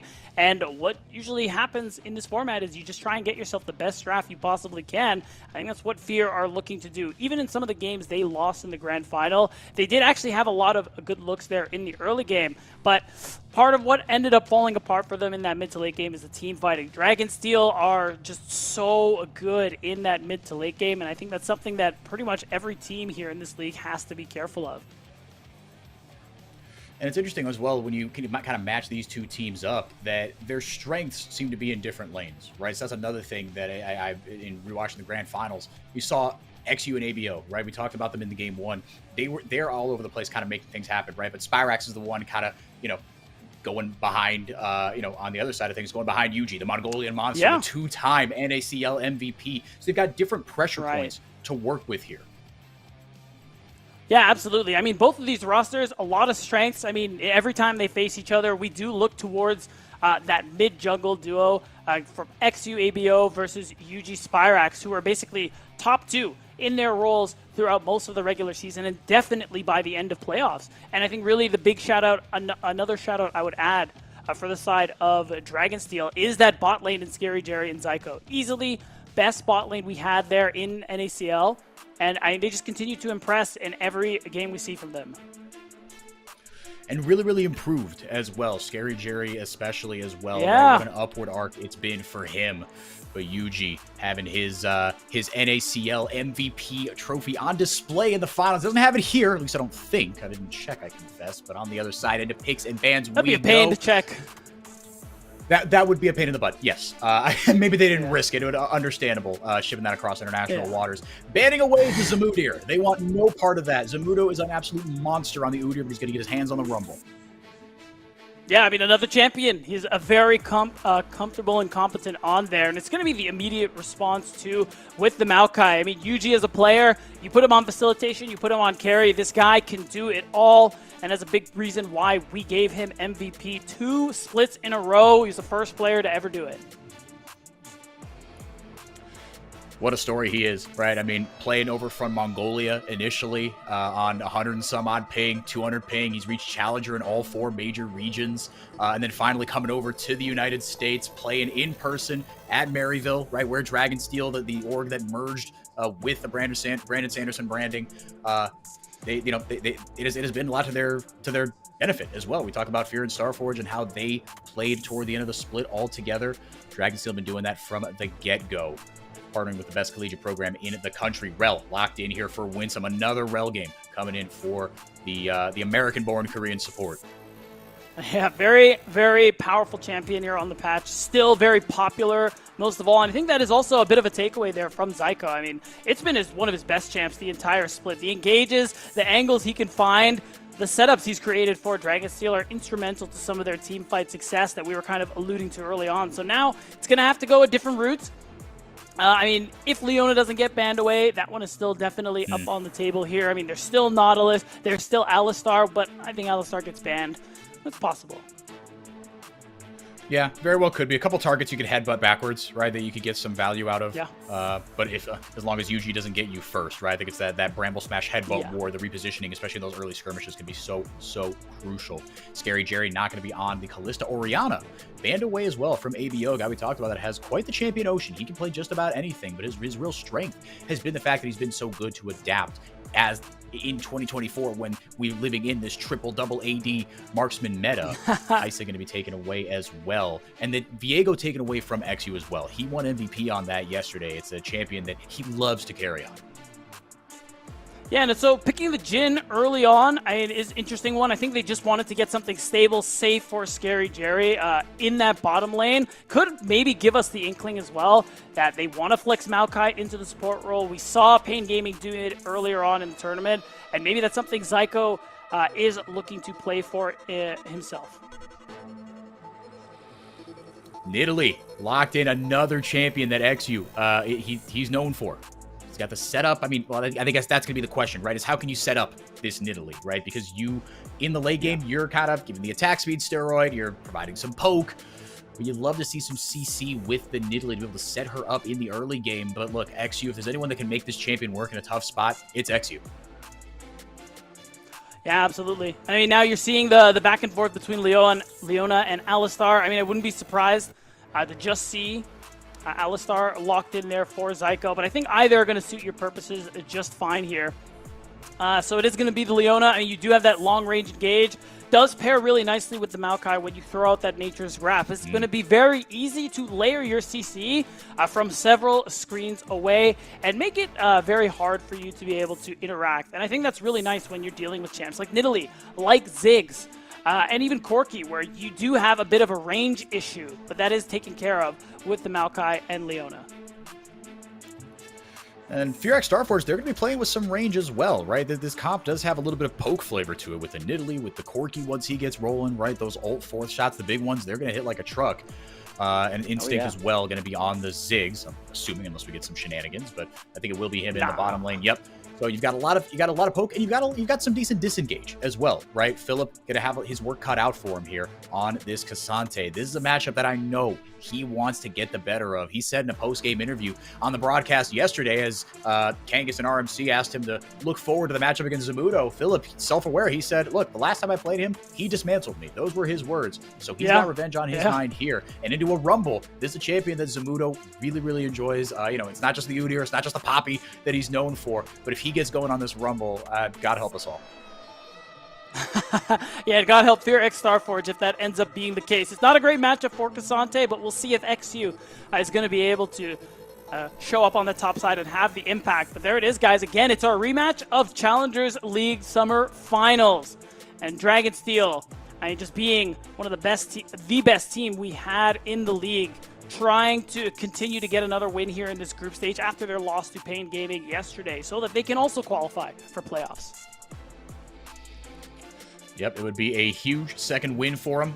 Their third game of the day. Yeah, like you said, trying to bounce back from a disappointing loss to Pain Gaming. Scary Jerry with a now infamous quote, the kind that you print out, you hang up on the locker room, you slap on your way out if you're one of the Brazilian teams. He said, I don't think we're going to drop a game down here, and very quickly we're brought to humility as Pain Gaming took them. And what should be said was a very, very close game. Dragonsteel still the class of the league here, but Firax, they're in a good spot too.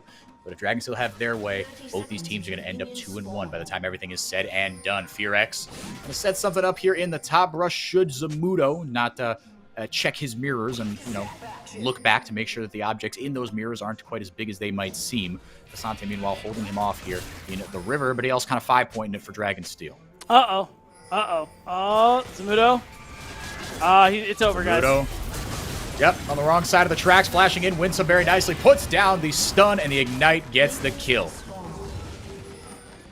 Oof, really nice read coming through there from Fear X Starforge. I mean, just in general, Zamudo doesn't get a whole lot of attention and resources for his team. In Dragonsteel, is often alone, even in that level 1, so they take advantage of that really nicely. And you get Nidalee First Blood. This champion that wants to be aggressive and snowball early. Enrique, I don't know about you, but I like that if I'm XU.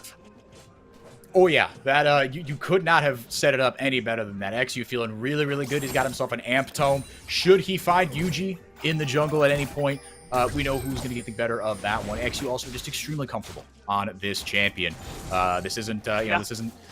I don't know. Name the jungler that pulled this out and then just summarily got humbled. No, he's played this a lot. He has had a lot of success on it, and with ABO in tow as well, a guy who's known for dominating his matchups, and these two just kind of running things over. This is a dream start, no two ways about it for XU. And if nothing else, should help relieve some of the pressure onto Philip. That was another pain point that we identified that could be possible, right, for this Fear X lineup into a guy like Zamudo, who maybe he wasn't the MVP, but he's Mr. Consistency in the top lane. He's always a threat.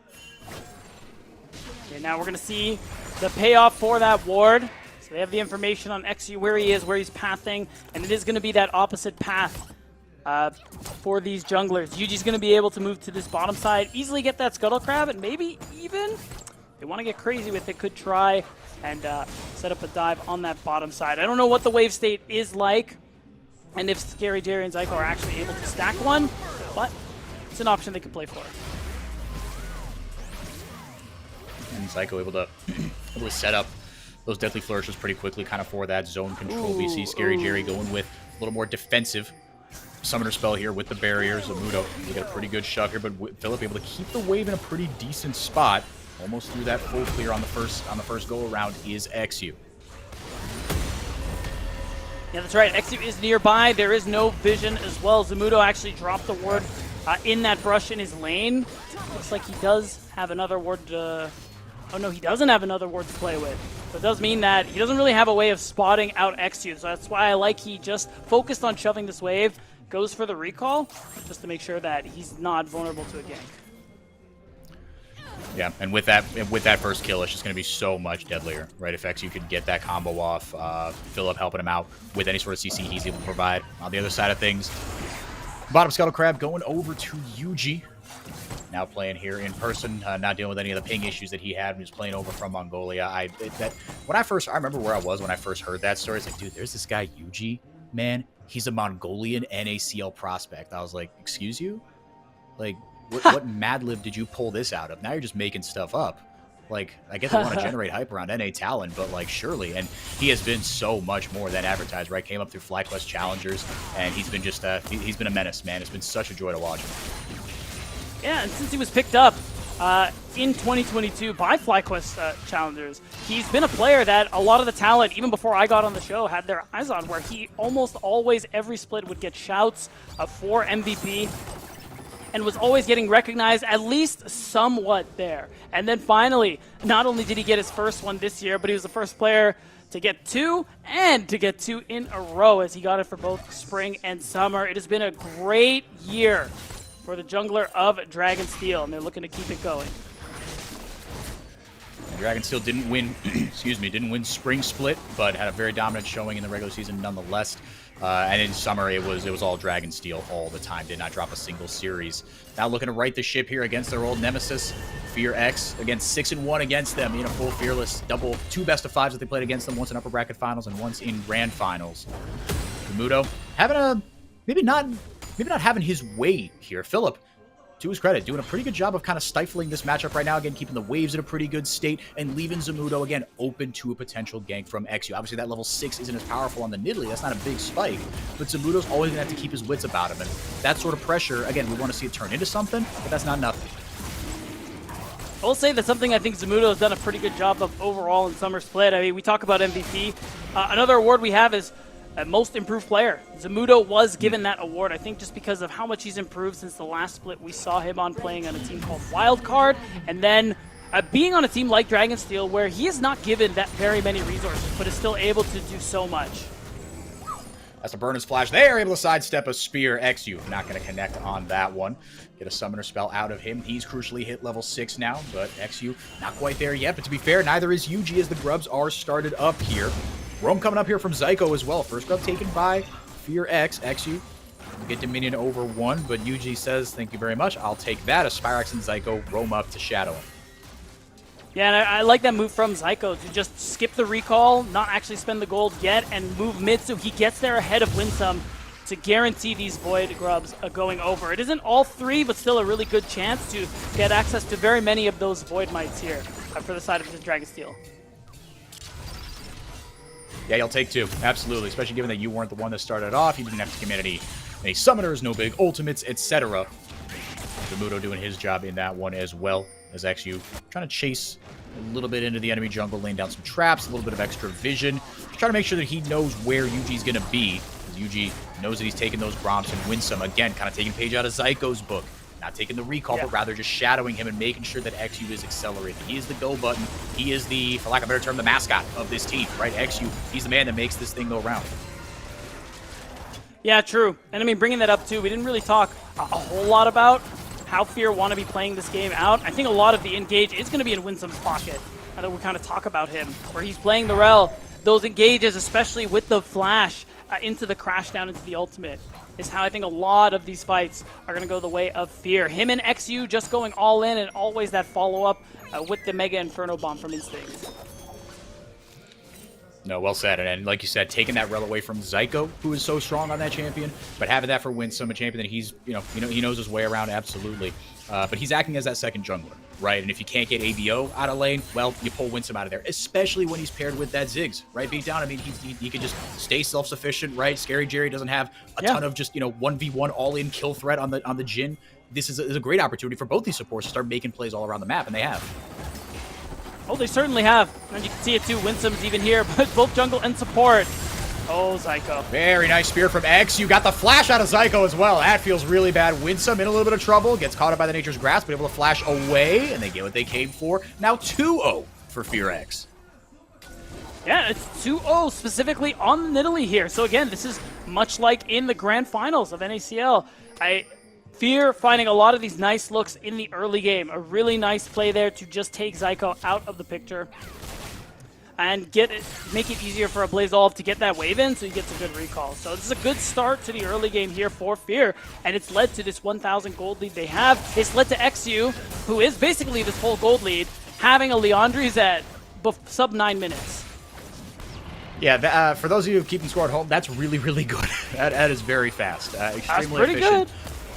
Yeah, it's really efficient buy there from XU. Skip it out of the boots entirely, right? But just making that ramp count, because Nidalee's going to fall off eventually. But if she snowballs, she can absolutely take over a game, and that is how, like you're referring to, Beatdown, that's how they're going to want to play this game, right? Let Winsome set him up, XU's going to knock him down. And oh, by the way, you've got a Corki, right? And once he's off and running, that is Fear X's recipe for success. Dragonsteel on the other side that we talked about, they've got range on their side, as well as 2 marksmen. The later the game goes, if Fear X haven't dotted their I's and crossed their T's on the way there, expect this Dragonsteel comp to win out, especially with, like you were talking about earlier, the superior team fighting they've shown all split long. Yeah, and again, you still have the ability to long-range engage with Yuji's ult, with Zyko's ult. I think that's a big way that they want to be playing these team fights. You can also layer with the equalizer from Zamudo to top things off as well. So that kind of wombo combo and engage potential is really important there for Dragonsteel and how they want to play. So I'm expecting to see them try and get to these objectives first, just because this comp, it's a little dangerous to check into Fog of War against it. So I think that's what Dragonsteel want to do to get themselves the best opening to a fight they can. Yeah, certainly the burst potential is there on the other side for Fear X. They can punish you if you're going to be a little messy with kind of clearing your brushes, checking your angles, as it were. Scary Jerry and Zyko lane swapped up to the top side to get that second set of grubs. They've got 2, looking for 3, 4, 5 at least. XU a little bit isolated from the rest of the team. If they don't pull the trigger, Zyko going to eat a spear on the back of his head. ABO pushing Spyrax out of this fight, but Instinct showing up for the party here. He's got the Mega Inferno Bomb, and so he'll just lob some explosives over the wall here as FearX now takes dominion of the Baron of the Grub Pit, but for how long? I think that's the big question here. I think they're waiting for Spyrax to push this mid-wave in. I think they want the fight after. Yeah, they're going for it. Yep, Spyrax pushes in the mid-wave. There goes Nature's Grasp on the other side. Mega Inferno Bomb really doesn't connect with much. Yuji's still alive. He eats it, Ignite. Instinct finally will pick him off. That gets 2 for the Ziggs in the bottom lane. They get the grubs that they came for as well. Make it 3 for them. Philip and Zamudo going at it in the bottom lane. Goes all out. There goes a Pathmaker. Over the wall he goes. Zamudo follows him up with a flash. Equalizer over the top. Spyrax with a couple autos will do it. The bomb goes off over his head. That might not actually be enough. Oh! He regenerated just enough health. Philip survives by the skin of his teeth. And it was 2 flashes to try and trade something back here from both solo laners of Dragonsteel. That one feels bad, but we're going to watch this one again. It's this angle that they were going for here. But all the damage and everything they were trying to throw onto Fear was onto Winsome, who's like, you're a level 6 rel, you're kind of tanky, and all the damage dealers, Blazed Olive, XU, Instinct, everybody is full health and just pelting Dragonsteel with damage. Now looking for another pick here onto Zyko, pelting him with some very fluffy, cuddly bullets coming there from the Corky skin from ABO. But doing a good job of keeping this pressure on here, beat down. It's resulting in what should be a second dragon here. Or a first dragon for FearX, I should say. Yeah, they have the control here. Again, XU is really strong, and they want to keep playing with that gold advantage he's gotten. Wow. Seeing mid lane too. I mean, Spyrax is low health, forced under his turret. I think, honestly, even this posturing from Zyko and Yuji, it's not going to amount to much. This Drake's gone. The space is gone. You just got to live with it. Dragonsteel certainly taking their lumps here.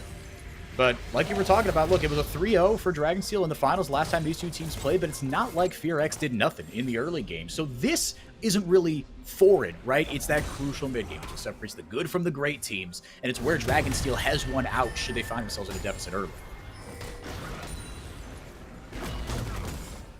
Yeah, and right now, Dragonsteel are the ones who find themselves in a deficit here so far.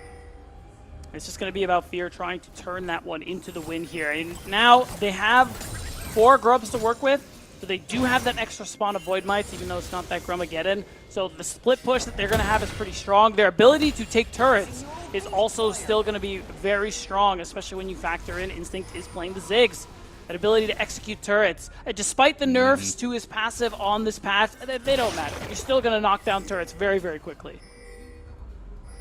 Yeah, it's still a ton of damage, right? You can't take him from like 20% health anymore or whatever, but it's still really, really good turret taking. And again, that's a feather in FearX's cap, even though the scaling, right, might... Well, actually, I say that. I don't know. You got good scaling threats in the mid lane on both sides here. You do, and it's kind of tough to call. It's just going to come down, honestly, I think, to execution. Because, to be fair, Corky Ziggs, late game, are really, really strong. But I think what kind of evens it out for me is... Oh, got to hold that. Ooh, great hitbox there by Scary Jerry on the Deadly Flourish. Instinct has to blow the flash and the ultimate. But a ultimate blown on the other side with Zyko, but that would have much lower cooldown. Yeah. And what I was going to say earlier, too, was just that all-in potential kind of evens it out in terms of scaling. So I think with how these comps are going to interact in the late game, Dragonsteel have pretty clear ways that they can play fights out and win them. So that's why, I mean, again, keep an eye on Yuji and Zyko's ultimates, just like what we saw them try and do in the mid lane, to be able to get plays onto ABO and Instinct. Yeah, they're your big damage dealers, right? Especially as the game goes on. Yeah, you want to make sure that XU doesn't find his mark. He's still got 100% KP. He's been an integral part of how FearX have managed this early game. But, you know, in this bow composition, it absolutely can work. And you see ABO just raining damage down onto Spyrax as he just bullies him under his own tower. Winsome, if you're looking to shade up here, that tower's not going to fall. First brick hasn't gone over to either side just yet. But the Herald will be up here in a little bit here. There should be anyways. Philip and Zamudo do battle in the bottom lane. Philip with a nice all out here.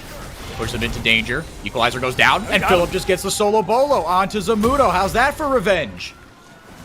And that's got to feel great after Zamudo kind of walked him in the finals there of NACL. And Philip said he recognized that and said, hey, like we're feeling pretty good about how we're going to play out here today in this rematch that they have in this best of one. And so far, it has been looking quite good for Fear X Starforge, because that first brick, it does end up going down for a Blaze Olive on the score sheet.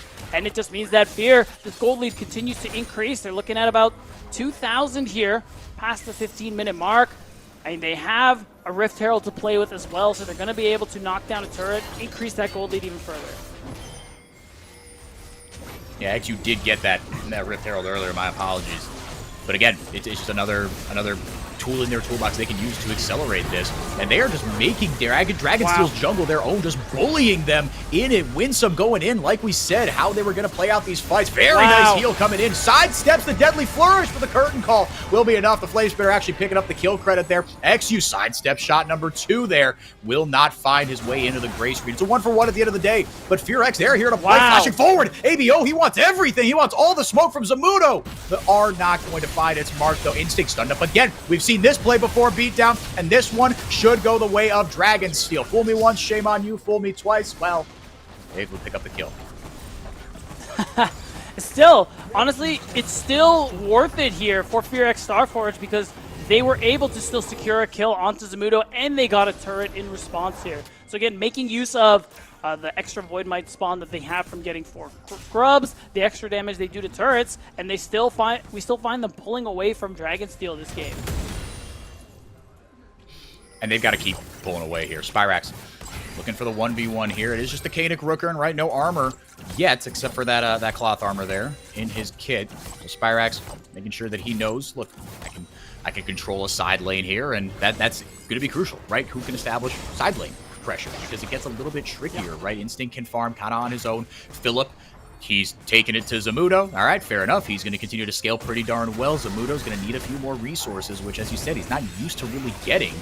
UG forces XU out of the river. Winsome looking for potential flank. 2 angles that Fear X have for this. Instinct going to join the fight as well. UG taking a ton of damage. There goes Nature's Grasp as well. Double TP come in. Spike coming in towards the bottom side of the map. XU trying to throw out the spears, but Winsome gets melted by the Equalizer. Philip, he's got a health bar advantage, and he wants to make it their problem. Locking down. Solari goes out. Spyrax into the back line, but ABO takes him down. All out goes Philip and takes Zamudo down. Fear X get the fight played into him, and they punch back into Dragonsteel's teeth. Very nicely done by the NACL. 2 seed Scary Jerry almost taken to the death realm. Zyko will be the sacrificial lamb. Bails out his AD carry, but we're not done just yet. Beat down. XU maybe had the range on the spear, but opposite just dropped the Herald. Fear X with a huge fight win. And a big turret take as well, because they're going to knock down this tier 2, and with these death timers, Shelly should be able to get another charge into the tier 3 turret, so that's a lot of extra damage. A big deal here for Fear, to the point that now objective bounties are coming up. Dragonsteel in a really difficult spot this game to try and catch up now, because you can just see leads across the board for basically every lane except bot lane. I had my doubts. Tweet down. I had my doubts as to what was going to happen in this mid game. You see the gold graph absolutely in Fear X Starforge's favor. Excuse me, as they're up 5,000 gold, 6 kills, and crucially 4 towers. They've got a way to push in every single lane. The line of scrimmage on the map is pushed right up into the tier 2s, and in the top lane, it's even worse. Yeah, and I will say, I wanted to say this a few minutes ago, but for the last 5 minutes, XU has just been gapping UG, continuously keeping up a huge CS lead. He is 2 levels up on him, and basically has been since we hit that 15-minute mark. So the fact that he's continuously farming while making these plays, so good. Oh, Winsome gets the Magnet Storm down and buys a lot of time. Again, locking it there, and Solari comes out for Dragonsteel, but Zamudo's taking pretty low. The Ignite will keep ticking down on him. ABO goes forward with the Valkyrie and takes Spyrax right out of the fight. XU with another kill on his mantelpiece. 1-for-1, but Zamudo and Winsome are the ones traded out. That's enough pressure for Fear X to get themselves another dragon. Well on their way to Soul Point in just 5 minutes, potentially. And you can just see it. Fear winning every single fight. Again, that confidence coming through with the goal lead that they have. It's just them, people like ABO, like XU. When they're on, that's when Fear X Starforge succeed. And they know their limits. We talk about LCS experience with a roster like this. These players have played on the big stage as recently as Spring Split this year for someone like XU. And that's where you have that recognition where, all right, They can't be in front of us. We are so strong. Like, if somebody is on my screen, we just killed him. And you can see it, the way ABO is flashing forward, the way X2 is jumping in, that they recognize it. Oh, Now this auto's going to follow him. That's hilarious. Oh, we love to see that. Well done. Bonk. Yeah, it doesn't really wow, do much he doesn't even there hit to the... ABO. He doesn't even hit the cone, the blast, not the blast cone. He doesn't even hit the honey fruit too. That's kind of crazy. That's Chad behavior right there. Oh, there we go. It's that one. Yeah, there we go. Got a little bit back. But going back to XU, man, I mean, yeah, and the circumstances around him not being renewed on to Dignitas, right, in summer 2024, getting told that he was no longer on the roster like a week or two before LCS started. Just an absolutely brutal way to find out. But he's found a home here on Starport, and he's been, you know, he went back to the finals, right? It was the 3rd seed coming out, or no, 2nd seed, excuse me. Or 2nd or 3rd seed. I don't know. They were tied with FlyQuest Challengers, is the point. But they got to the finals, and he's been doing it his way, right? This is kind of who he's been and at his best, playing the Karthus, the Nidalee, the Viego, these snowbally take over the game champions. And what a great story. You love to see guys like him. He's so easy to root for. Yeah, and you know, he talked about early on, after how tough it was for him to not be brought back onto Dignitas for Summer Split, and how, okay, playing for Fear, I want to win the whole thing. I want to win NACL so that I can make it back into LCS as soon as possible, because he wanted to make it back to that big stage. So even though he wasn't able to win, came 2nd, still has another opportunity to keep proving himself here at America's Challengers. Another great thing with this tournament. International experience, great way for a player to get recognized for a Tier 1 league. Oh, 100%. Yeah, especially as the import rules, right, are going to get a little bit more lenient for inter-region transfers, right, and inter-region roster movement as the Americas are going to be merged next year, right? Who's to say, hey, you can't crack an America's North spot? There'll be other teams that'll be having their eyes on XU, and the same goes for other players, right? From kind of, you know, what formerly were known as minor regions, from LLA, from CB LOL. Like you said, Beatdown, at the international stage, the more eyeballs you have, the better. While I've been blabbing on here, the Baron has been going down. Hang on a second here. Scary Jerry says you're not without a fight. Equalizer goes down over there, but the Baron's still low. XU very patient, very nicely done. Yuji, oh my goodness. Philip got it into the backline onto Yuji. Buster shot. Spyrax saved his own life there. ABO going to get the recall down. 2 kills go over with the Baron for FearX. It wasn't the cleanest, but they got what they came for, which is the Baron and a couple kills, and they are not done just yet. Yeah, the instant teleport there from ABO. Look at these spawn timers, 4x4. I think another TP means they're going to look to close the game right here and now. 23 minutes, and they're going to close the book. How about it? We knew that FearX were going to have to keep the snowball rolling, but if there was a team Beatdown that does well with leads, Dragonsteel, yes, but FearX are no strangers to this as well.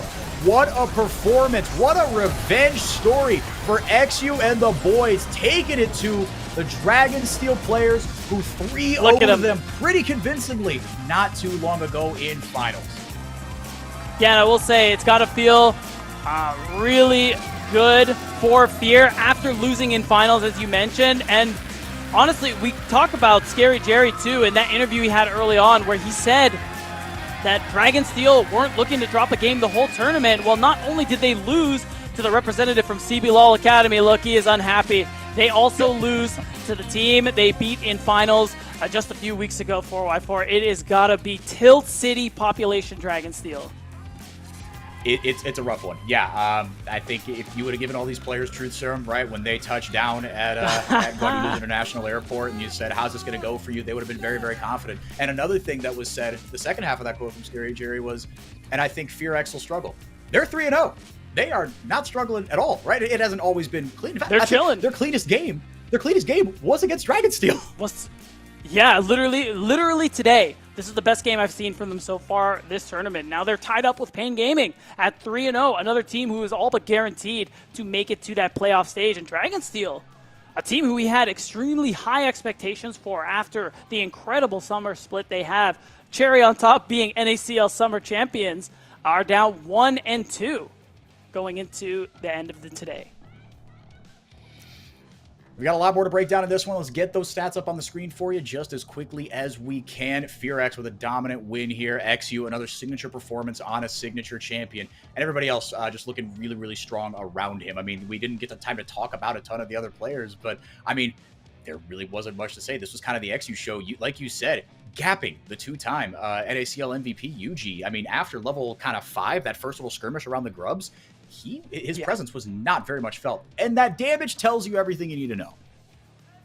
It does. I mean, he had a really big impact there in that early game, but we really got to talk about the baton pass that sort of happened towards the end of it, because Instinct, I mean, quietly doing most damage in the game. I don't think we talked about him very much, but again, those those Mega Inferno bombs just being layered on every single play that Fear were trying to make just added that extra punch to their ability to team fight. And ABO, I mean, steady as always, had a big impact, especially with the lead that he was able to get early on off of XU's good performance. It's just a big problem for Dragonsteel in that late game. Yeah, and the baton pass, you hit the nail right on the head. Had a great showing. On the other side of things, Dragonsteel, we've got an interview with their bottom laner, their AD carry, Scary Jerry, ready to roll here. Scary Jerry, thank you for taking the time. Hello. Tough loss to swallow here, but how's the team feeling right now? I mean, after a couple surprise losses that you guys weren't expecting to Pain and now to Fear X, how's the thinking in the camp changed as far as maybe prep or expectations, or is it staying the same? I mean, we've always been a team that it takes a while for us to figure out the meta. Like, always going into the first week of scrims, we'll like start dropping scrims, and then towards the end we'll get better at it. I'm not worried at all. I don't maybe our team's a little worried, but like we're still like the same team we were a week ago. We're still really good, and personally, like just listening to the crowd, how much they're rooting against us, like I'm just becoming more and more motivated. And there's no way we don't make it to the next round, and there's no way we don't win this tournament. So you still maintain that confidence that even though it's been a rough start, once you guys get the ball rolling, once you guys figure it out, you will be the America's Challengers first champion. That's what you're saying. 100%. All right. Well, that's what I'm saying. If nothing else, look, I am very, very happy to have such confidence on the desk here. We're gonna hold you to that. I know you're expecting us to, and I know you wouldn't say that if you didn't believe it in your heart of hearts. So we'll be watching your performance the rest of the way. Scary Jerry, thank you for your time. Best of luck in the rest of the tournament, my friend. Beat down. A lot of confidence coming in from Scary Jerry. I wouldn't have it any other way, right? I mean, he wouldn't have said what he did in that first interview, right, if he wasn't willing to back it up, right? But he did maintain a little bit of self-awareness too, right? Saying, look, we have taken some time to figure out metas in the past, but at the end of the day, right, we didn't win NACL on a fluke. We 9-0'd the regular season, as we get highlights here on the screen. It started off really well for Fear X. Yeah, it really did. And, I mean, Scary Jerry as a player, I just want to quickly add, too, I do appreciate that confidence, too. Where, I mean, that was a big part of his ability to improve, that confidence in himself, that willingness to grow. That's how he got a most improved player in spring and just continued to be the best bot lane with Zyko in summer. And as for this game, I mean, things were rolling pretty nicely for Fear X Starforge, even as far as that level 1. Because once they got that kill, XU already started the game with an amp tone, and pretty much every play they went for just continued to be a successful one. And that's not easy to do, right? It's not just as simple, especially for a jungler who doesn't have built-in scaling, right, towards the end of the game. It's not just as simple as to say, okay, everybody get behind me and we just go forward, especially as a jungler. Really, really difficult, but we talk about ABO, right, and the baton pass and the synergy that these two have, right? We looked at mid-jungle. For both these teams, they kind of operate a little bit differently, but the junglers tend to be the stars in both of them. This was a masterclass by Fear X, right? This is how they want to be playing. Right, and then you can just see it here too. This play, I really like this one because they were able to sneak the Baron, and basically once this one happened, I think this is pretty much where the game ended up closing out. Where it didn't actually just like end per se, but as soon as they got this wipe, I think this is actually where we saw the TP that did end it. And that was, again, this wasn't just the overcoming of their demon, of the team that kind of owned them in the NACL finals, but they beat them in 23 minutes, Enrique. And that has got to be such a big confidence boost for the Sphere team that's gone 3-0 so far in this group stage. 100%. Yeah, both our NA representatives, their days are done. We've got a Brazilian and a LATAM Civil War on the cards ahead of us. But before we do that, we do have to do the formality of what we've been saying kind of this whole time and crown XU with our MVP. I mean, Deserved. Nothing more to add that we haven't added right here. Like you said, the goal difference at 20, that's messed up. That is a lot. I think the thing to me that is most astounding is the kill participation. 92.3% is just absurd. The fact is, he was part of everything in this game. Ever since his team helped him secure that first kill, he made good on that investment, with successful play after successful play. And it feels like going forward for FearX Starforge, right? You've clearly everyone is on notice, right? If they did their homework, they know, okay, XU's a very important player. And if they've watched even a wink of these games, they know, oh no, XU is like kind of the whole kit and caboodle, right? As he goes, that's how FearX Starforge is going to go. And it's so tough because he's got so many champions of different kinds that he can carry on, right? You could put him on kind of a tank and spank jungler, but where he shines is Nidalee, Karthus, Cassante, Brand. And you can only ban out so many of those, right? 100%. And this is what he's been doing kind of all split, where Nidalee was a champion in summer that kind of popped up a little bit in terms of priority, but there were only a few junglers who would really just pick it consistently and with literally no concern for counters or anything like that. We'll pick it on 1, we'll pick it on 2 on blue side, and XU was that guy, just sticking to what he's comfortable on, what he is good at, and making it work for FearX Starforge to get them to where they are today. It seems like the vibes are really, really good. You saw Winsome as he jumped out of the chair, right? Threw both hands in the air. He was so stoked to get that win over Dragonsteel. And the Brazilian fans, I think they might have gotten a whiff of that now infamous Scary Jerry interview. He said, look, they're rooting against us here. We're fine to play the villain. I'm really excited. Should Dragonsteel turn it around and make that top 4? I think they will. I think they're going to be okay. They've gotten 2 of their tougher matchups out of the way, right? 2 losses against probably the 2 strongest teams here, not named Dragonsteel, Pain Gaming Academy, and FearX, right? FearX, yeah, they dumpstered them in the regular season, but they also played them a ton, right? They got a lot of tape on them. But wanted to lastly give a shout out to the other members of FearX, right? XU leads the charge, but what Instinct and ABO especially have been doing, just very quietly, consistently, just fulfilling their parts as well. They haven't really put a foot wrong this whole tournament. No, not at all. And I mean, it's them alongside Pain Gaming who have kind of done the same. And speaking of Pain Gaming, it's that CB LOL Academy Civil War that you mentioned, the rematch of the finals coming up very shortly, and that's got to be probably one of the most exciting matches of the day. Yeah, I think we are going to hear the fans be the loudest that they have been, for sure. I mean, it's going to be maybe not 50-50 because Pain, I mean, these are 2 historic orgs, right? This rivalry is called O Clásico dos Clássicos. These guys have been rivals for a long, long time, a decade since they first met in the CB LOL finals back in 2014. 2 storied fan bases. Cade, when franchising hit in 2020, they actually weren't a part of the initial franchising, but they eventually bought their way back in as a couple teams dropped out. But Pain have been here since the beginning. And a fun fact, Pain, they're going to be your Worlds representatives. They also beat Cade in the CB LOL bracket finals up in Tier 1. So looking to do the same here. And Pain try to make good on this this idea that, look, we are still, we're not the first seed in name, but we are the better team, and we're going to show you, especially, again, in BO1s, where they have dominated. Yeah, that's going to be the most exciting thing about this matchup because, honestly, Pain Gaming didn't, even though they haven't put a foot wrong in this tournament, they didn't put a foot wrong in Summer Split literally until the finals. That one series is what made that difference in seed going into this tournament. So now there's that opportunity for Pain to try and make up the difference here. Beat Cade and be that top seed going into our playoff bracket. Yeah, a lot of fun matchups to talk about that we're going to talk about on the other side of the break. I mean, Hedon versus Tyrion and matchups all down the board. Hot prospects everywhere you look. We've got that one on the other side of the break. Don't go anywhere. Psst. Hey, did you know that kid is vaping the same toxic chemical that's used in taxidermy? Formaldehyde? Formaldehyde? Formaldehyde. Formaldehyde. Formaldehyde. Dermaldehyde. Formaldehyde. Formaldehyde. Formaldehyde. Formaldehyde. Formaldehyde. Here's a fact that'll stop you in your tracks. Teens who vape can be exposed to toxic chemicals like formaldehyde. Know the real cost.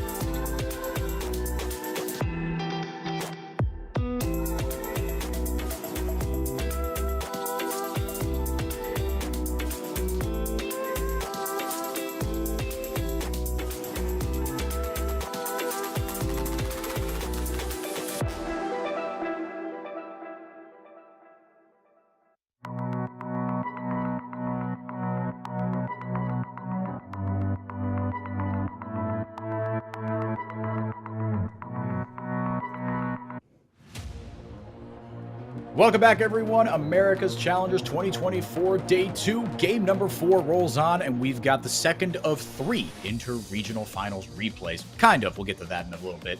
On your screen for you, I am 4x4, back with Beatdown Boulevard.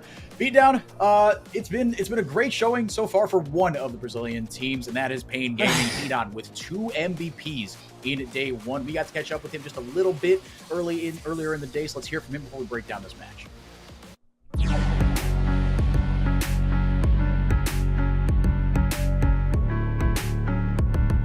O jogo contra Dragon Steel ontem foi um jogo que assim foi muito pegado. Acho que em nenhum momento eles deixaram o jogo fácil pra gente, mas a gente também complicou o jogo pra eles. No fim a gente conseguiu a vitória, mas assim, é um jogo pra gente pensar bem, olhar, analisar. O jogo contra Fuego foi um jogo, creio que saiu atípico, porque acho que a gente pegou muita vantagem. Depois do early game o jogo só ficou bem tranquilo pra gente. A gente só teve que controlar tudo. Acho que esse jogo contra a Cade vai ser um jogo bem pegado. Eles são um time bom, já demonstraram isso, né, pra gente. Mas a gente quer essa revanche sim, a gente tá vindo forte, a gente melhorou muito nossa mentalidade. Meu recado pra torcida é que, mano, vocês vêm aqui, acompanha, faz essa barulheira, que eu conversei com os caras ali no backstage, e os caras tava, nossa, muito barulho, a torcida muito doida. E, mano, conto com o apoio de vocês de novo pra ser esse 6º player, como vocês são. E vamos pra cima, mano. Go Pain.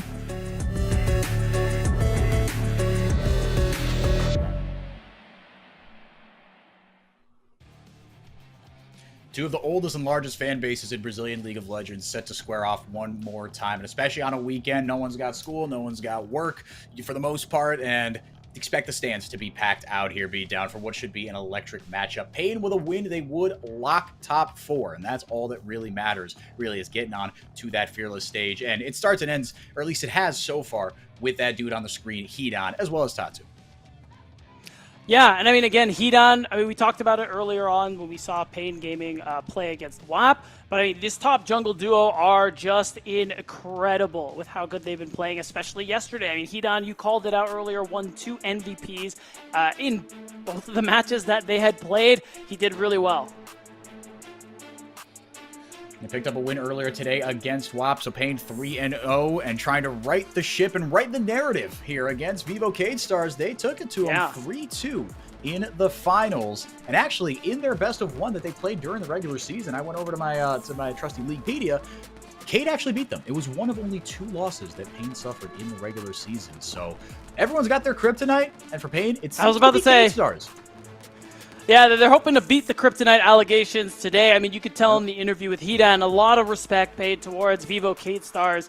And I mean, for good reason. Again, both storied orgs in the CBLL region. And I mean, really storied in how well both performed here in the summer split before Pain Gaming ultimately lost that final, trying to kind of right the ship, as you had mentioned. And I think it's interesting, too, because Pain Gaming so far looked like probably the strongest team at the tournament. So it is really interesting to see if they can get that win over Cade Stars.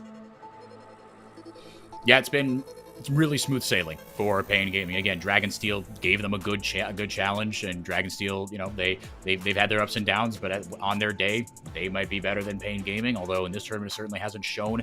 Ash getting through here. Morte is going to be on that champion.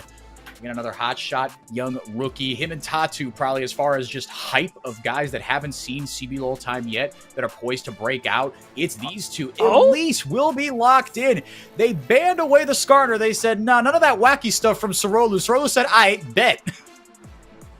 I mean, I'm starting to wonder if Sorolu has, like, his patch numbers wrong, because I know there was a tweet from SpiderHacks about some Elise changes, but that's next patch. But he says he wants to play it right now, so this really heavy focus on early game and trying to snowball so that Cade Stars can go for a win here. Man, they just want to hit them hard in the first 10-15 minutes of the game. Yeah, they are trying to take a page out of the XU book, right?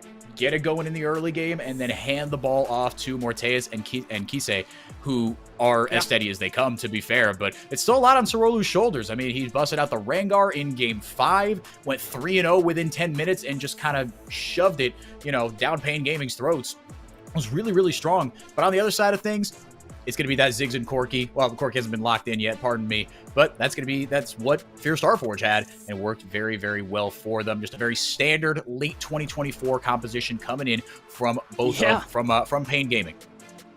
And I mean, this comp just screams scaling here. You have good range, you have good poke, you have good damage, and late game you have the answer to my favorite answer to these two champions in the Maokai on your side. So as long as the early game goes off with minimal losses, I'm already loving Pain Gaming's chances here. And yeah, I was going to say scaling options need to come through. Smolder is a great ban because Kisei needs something to be able to take his team to that late game. Because you talk about baton passing with the Elise, Ashe isn't really a champion that I'd want to bridge to the late game with. I'm thinking of things like Smolder. I'm thinking of things like Corki. And it's got to be the AD route for him. So I'm curious what he's going to pull out.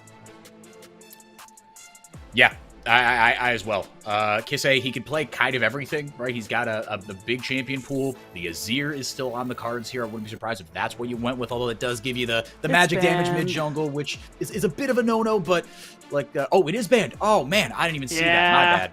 Well, that's a tough one. But yeah, I was going to say, well, the Corki, no. Yeah, they've taken quite a few options off the table. The Lucian as well. Maybe that was something else that, again, needs to kind of get the snowball rolling here.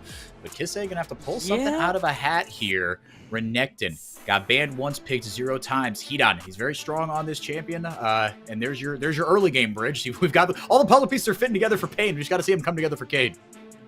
Yeah, and it's going to be interesting to see what they want to lock in as this 4-5. Again, I'm looking at mid lane most of all. I mean, looking at Kisei's pick history here, I mean, things that could come out here. Maybe we see Ezreal, a Jace, might be something that could work out for them as well.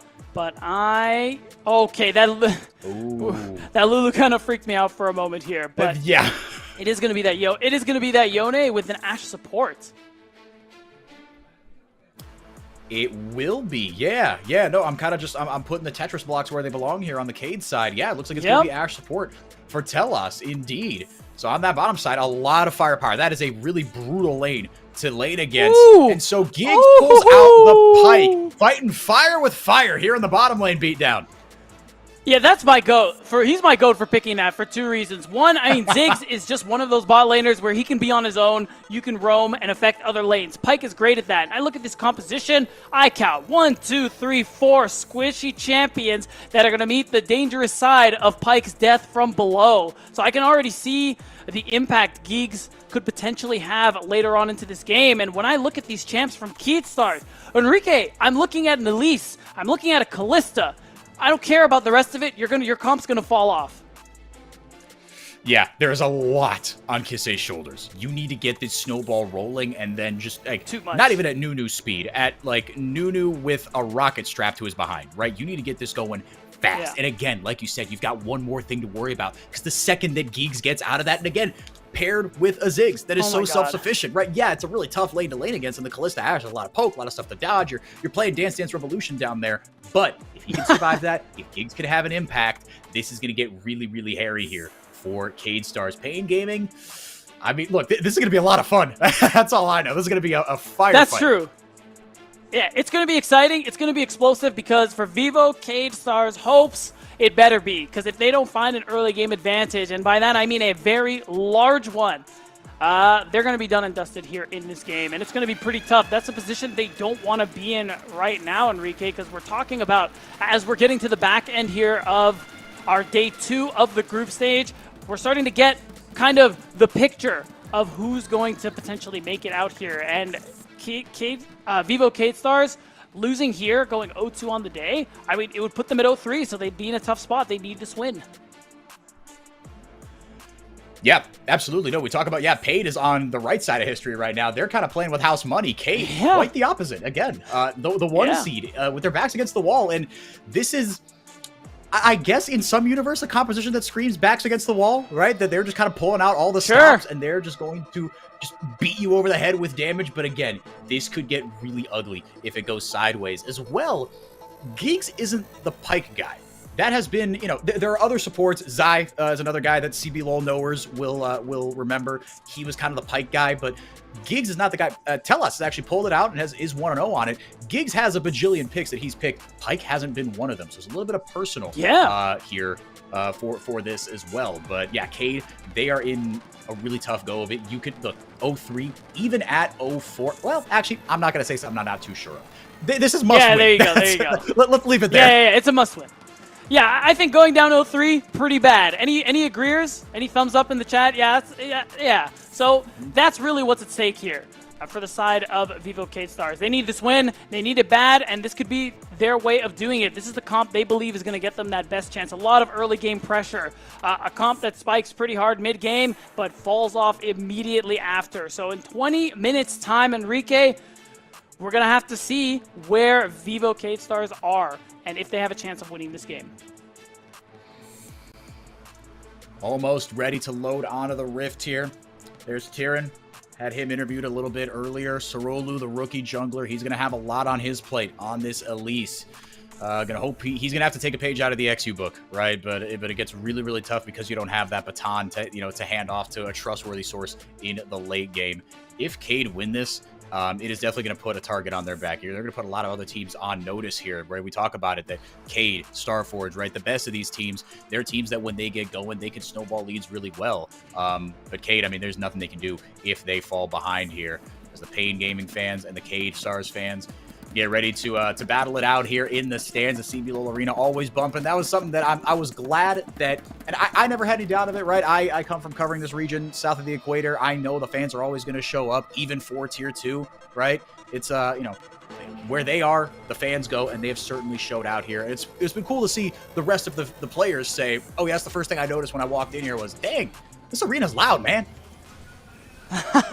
Dude, it's a great thing. Anytime, even when we watch international events, MSI, Worlds, and you have your representatives from LATAM and CBLOL, and the fans, the noise that you hear throughout the broadcast is always an amazing thing. It's always been talked about that they have the most passionate fan base, and it's well deserved because, I mean, it's just a really great thing to see. Fans really excited to watch their favorite teams play the game.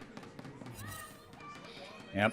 International results be gosh darned. We're going to show up and support our teams no matter what. But what an international showing Brazil has put on so far. In the case of Pain Gaming anyway, acquitting the region very, very well. 3-0. Cade got a little bit of work to do. Both these supports going with that Hail of Blades is to be expected, right? With the Pyke and with the Ashe, and as well with something like the Poppy, if that was going to be busted out here, which is not foreign to either of these supports, to be fair.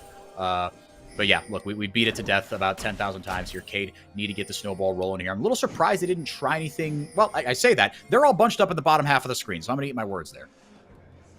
Yeah, I mean, I like this call here to try and look for this angle, maybe make a split map here, just to take advantage of the fact that you have a really strong bot lane 2v2 here with this Ashe Kalista.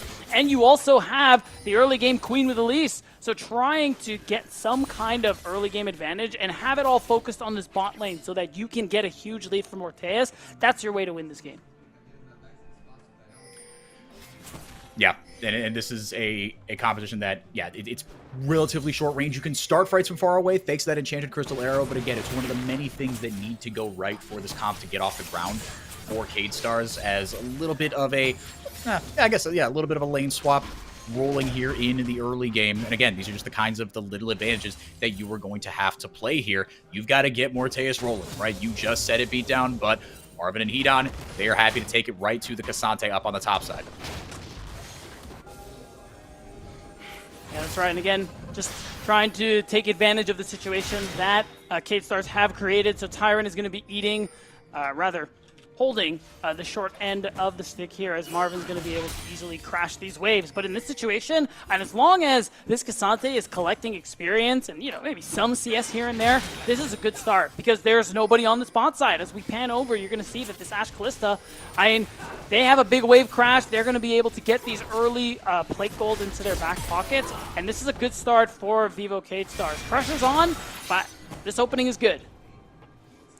No, it's gorgeous. I mean, they're going all into this identity right now. And Marvin actually running the TP is going to zip his way on over. And Hedon as well, coming with the whole freaking cavalry as they proxy to wave up top. So very much even as far as CS is concerned, as far as turret plating. Like, that's kind of the million-dollar question, right? They got 2 plates down, or 1 plate, I should say. On the top side, the Cassante Fortress is a little over that. So I don't know if you saw if they were able to get a turret plate down onto Tyrion there, but no. I mean, the fortification probably not. Yeah, and the 600 gold lead, right? That's a great spot to find yourself in. Able to get a back recurve bow in the pocket of Morteus as well with that pushed wave. A really good recall. The tempo very much in K-Star's favor here early on. Yeah, I will give them credit. This is a very risky composition to play, but they definitely know what they're doing with it.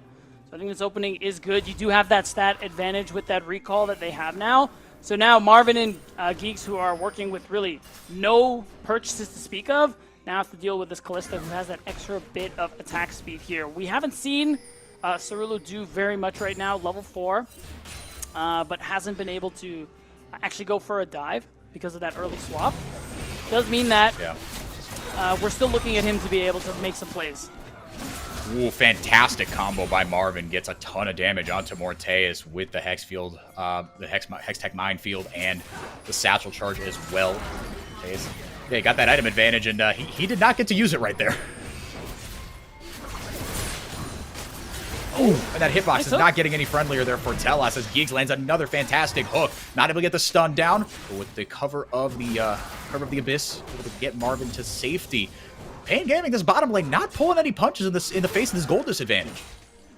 No, I mean, that's why you saw Pain Gaming kind of go for that swap early on where they had Marvin topside. You wanted to avoid the first few levels of how powerful this bot lane is. It's still very tough. I mean, the risk of being killed on a dive was something they didn't want to play for. So even now, Marvin was forced to recall, is going to lose out in a little bit as a result of it. But still, it does mean that Cerullo hasn't been able to actually go for some of the aggressive ganks we expect from a champion like this. But you got to imagine he's going to be trying to force something soon. Oh, absolutely. I mean, it's a must, right? You've got to force something, Yes. and thankfully it looks like Dragon is on the menu, so able to get both waves actually in a pretty good spot here where Kisei is able to roam down as well, get a pretty good spot, and roam right back up, get that, you know, big juicy cannon wave right back where he left it, excuse me. So far, so good here in the early game for Cade. 600 gold up, Dragon to boot. Got a couple turret plates as well. Now it's just about getting that bottom lane rolling, and like you said, Cerullo, he's got to find a Spidey snack. He's got to find something to be able to get going here. And you see the on my way pings coming up to that top lane, trying to get those Void Grubs rolling. Yeah, and I imagine that's why we're seeing the back and TP there from Tyron. I like that move, just to spend some gold, have some power ahead of this objective, so it's going to be easier for Cerullo to feel comfortable. Because usually when you draft the Renekton, it's usually just a guaranteed Grubs win for you because of how strong he is in the early game. But instead, Tyron, he's a little stronger right now. Hedon wants to check, but I don't think he actually has the ability to do so. Tatu instead trying to see what he can get mid. No, Tyron coming back on a really strong back. First blood out of nowhere before I can even finish my sentence as Geeks hits another Bone Skewer, almost hit on the back end by Kotz's ultimate. But Cerullo able to grab himself a couple of grubs, not able to finish the whole job though. Pain strike first with first blood. Yeah, and I really like that response play from Tatu. Gets the pink in that top brush and says, all right, well, my Renekton's backing. I have no way to touch these grubs. Instead, I'm going to see if someone face checks the Maokai. And guess what? They did. So it ends up being first blood for the Corki, Kotz, who had a great Tristana game earlier and did a lot with that early game gold here and then. Now he's going to do it on a champ that scales even harder. So, you know, K-Star fans, maybe we're stressing a little bit. Yeah, the goal lead is in your favor, but that is a, you know, it's a non-zero lead, but it might be a nominal one, right? It's in just kind of name here. We're going to get another look at this because our attention was split just a little bit. Kisei, yeah, he face-checked the crap out of that bush, and he paid for it. Yeah. I mean, again, it was just a good play from Pain Gaming, specifically Tatu, just recognizing and capitalizing on the gap in vision to make sure that, I mean, you kind of mess with your opponent's expectations there. Oh, we have control of grubs. Obviously, I can walk this way, but they don't respect the fact that Tatu played the angle really well. Hedon popped the Dominus there to kind of just sustain through and eat all that wave. He was getting poked down a bunch. He's showing up here with the Ghost Water Dive. He's been money with the Bone Skewers so far. And at level 6 and gets all the more deadly. Telas, a huge level 6 spike for him as well. For both of, I mean, so many impactful ultimates. The only one that doesn't have that level 6 spike really is Sorolu, who still has a bunch of boost eggs on his scoreboard. Oh my goodness, Giggs gets hit, or he gets Telas with another bone skewer. Yeah, I thought he was going to go for the all-in there. I was a little surprised he didn't go for more, but maybe saw that Morteus was there, didn't want to risk it. He does have that Fate's Call, so it does have a little bit of extra CC. Giggs playing it safe. Mega Inferno Bomb. Plus the Comet. Going to take Telas to about 100 HP. Giggs throws the pink ward over the wall, and Telas just barely gets out of the way. Man, so oppressive. Pain Gaming on the bottom side of the map. Yeah, not wanting to commit the death from below. Oh my god. I think he's recognizing that there's heal here for Telas. So instead, he just wants to force Telas to back very late. He is going to miss out on a lot of XP as a result of that. Actually, it's going to be tough. I wonder how close he is to level 6, because we have Dragon coming up soon. Ooh, Nature's Grasp out. Bone Skewer doesn't land. Morteus able to sidestep that one. Insta-cleanse on the other side of things. Kisei, Soul Unbound, going to snap right back. Kots! Gets his flash. Fantastic. This lane is going really, really well for Pain Gaming Academy, for the Pain Gaming Academy mid laner. Kots in a really good spot right now in this range versus melee matchup. To be fair, Kisei, yes, still up 10 CS, but Kots having his way, really abusing that initial kill advantage he got. Yeah, I mean, losing your flash in this position, and considering that Kisei doesn't have teleport, it means he's going to lose out on that wave that's going into that mid-tier 1 turret. Instead, Telas is going to be there to collect the experience so he can hit level 6. That's really bad, though. We talked about how important this Yone is for this team to comp in the mid-game. So the fact that you're losing flash, you're going down gold to the Corki, does not bode well for Vivo K-Star's chances later on. No, Pain Gaming Academy, they're down 500 gold here, but they do have a gold lead in the mid lane, like you've been alluding to. Beat down Giggs. Guns blazing, going forward. Morteus sees him, meets him with a spear. Telas as well. This lane hasn't been quite as oppressive, I think, as K-Stars had hoped. And Sorolu again, still, he's got the dragon and the 2 void grubs, and that's not nothing. Definitely need him to start having more of an impact. Here come the on my way pinks for the dragon spawning in 5 seconds. This is going to be where the next battle lines are drawn. You can bet your top, bottom, and middle dollars on that. They need to get something going here. Duke Stars, Giggs posturing in the tribe rush. Bone Skewer just going to hit one of the spiderlings. You talk about getting something. At the very least, K-Stars need to keep stacking these dragons. Dragon Soul is going to be really important for them. They need that buff to be able to try and contest Pain Gaming in that mid to late game. And I'm going to tell you right now, Hextech being out of the picture, Infernal being out of the picture as Souls, that feels really bad as Pain Gaming. Yeah. Those are two buffs they would have really hoped for. You make an excellent point, Tatu. There with the Nature's Wrath. Fate's Call out as well. Telas in a bit of a tough spot. He eats the Inferno Bomb. Sorolu has to flash away. He eats the Ignite. Here comes Hedon from the nether regions. Oh, they will come down from the bottom side, and the death from below going to connect from Geeks as well. Kots low, but not dead just yet. Hedon, talk about a mid-game power spike. Renekton says, hey guys, forget about me. Here's what I can do. Creating so much space for Pain Gaming Academy. Cade get the dragon, but at what cost? Oh, it costs them a lot.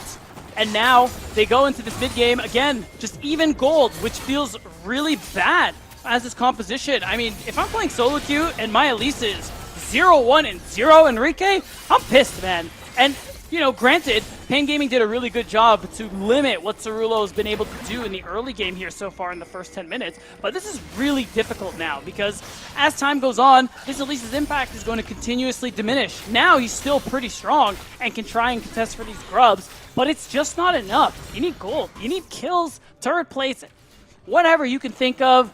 4x4, they need it, and they don't have it. Yeah, at a certain point, I mean, it's tough when you just become a CC bot a little bit, right? If you can land one good cocoon. But if that's what you're reduced to, and again, just the fact that even with no ultimates, Pain Gaming still able to kind of dominate this river here on the top side and grab themselves a total of 4 grubs. You would imagine by the time everything is said and done, Tatu still got the flash. Morteus will approach, but not really do much else here. Time is running out for Vivo K-Stars Academy. And again, the burden shifts to Tyrion, shifts to Kisei. That's not a space you want to find yourself in. Sorolu, yeah, the camera's on you, buddy. The spotlight is on you, and for good reason. Yep. They put a lot of eggs into this early game basket. Enchanted Crystal Arrow just misses wide here. Kots not going to get caught up in that. Not able to crash much here as well. And now, and that's a lot of your pressure kind of out of the way until that Enchanted Crystal Arrow comes back off cooldown. So Pain Gaming, and they're just going to go ahead and go back to farming these waves, and they're in a really good position to try and contest for this Rift Herald. We talked about, when Vivo K-Star's composition is strong, we're kind of getting to that point as everybody is getting close to their first item or already has their first item. But look at Pain Gaming. They already have their first item. Marvin has the Ludens. Kotz has the Triforce ready to go. We even see the Locket for Tatu. So combat power is certainly there for Pain Gaming. So this is a tough spot. Vivo K-Stars, they can fight. They are pretty strong, but it's kind of risky with how ahead of the curve Pain Gaming are. If they lose this next fight and it ends up being a big one, I think they're just cooked. I could not agree with you more. Yeah, the fact that you've got Tyrion a full item ahead of Hedon, that's wonderful, but Hedon's still going to be really strong. Once he cashes in whatever gold he's got in his inventory, I imagine he's sitting on at least a little bit of gold. You see the turret plating gold on the bottom of your screen right there. It's advantage K-Stars, but not by much, not by enough, right? That's the point we're trying to drive home here. No. The clock is about 2 minutes to midnight here. K need to find a big team fight win, and they need to find it fast. Posturing around this dragon, still a minute and change. Be able to do something with it. But who else? But who's got the top side of the river lit up? That's Pain Gaming. They are on this Herald. Cade with Sorolu, they're feeding him. They're getting all their resources into him. That's all well and good. But Pain, this is they're taking something on the other side. This is a really tough team to play this sort of composition into. Pain Gaming is such great micro, yes, but they're macro, right? They're happy to sit back and let the game come to them. 100%, and I think right now, Pain Gaming, they have two options here. With this Herald, they can try and contest this next dragon by getting pushed in that mid lane, or they can use this Herald topside because Vivo K-Stars has their focus towards this bottom side and get set up for Drake. Because you can let this next dragon go through. It's alright as long as you contest the soul. And yeah, it's just another turret that ends up going down. Shelly, a very noble sacrifice. Marvin got the satchel charge down again. It was a bit of a nerf to the Ziggs passive, but it's still deadly. And they get second brick as that mid lane tier 1 goes down, helping break open the rest of the map as that top lane tier 1 did go down. Bot lane tier 1, the only thing the K-Stars have on the menu. First item starting to come through for everybody else, which is, again, a bit of a good sign for Cade, but they're just behind the curve. And 200 gold down for a composition like this is, if this was 10 minutes later, this would be a much different proposition. But that window is still ever so slightly open. Hedon's got his first full item, though. He's going to start shredding that armor with the Black Cleaver. Sorolu just now getting to his first item, but the fact that, again, you've got so many zeros on the side of K-Stars, I think there's enough to criticize them about, but on the other side of things, you got to give credit to Pain Gaming. They're not putting themselves in dangerous situations. They sacked the first 2 dragons. They sacked the Void Grubs. Hang on a second. Hedon, he's in the back line. He is way, way deep. On the other side, the Enchanted Crystal Arrow does land. Sorolu has to flash away. He gets stunned up by Hedon. Into the back line goes Kisei. He gets some damage down. Hedon taken pretty low. Unstoppable goes Tyrion, actually able to get Hedon down. Somehow Pain Gaming walk away. Just 1-1 in that one, but they've got purchase onto the dragon now. Hedon, it was an interesting flank. It didn't work out for him, but his team reaping the rewards right now.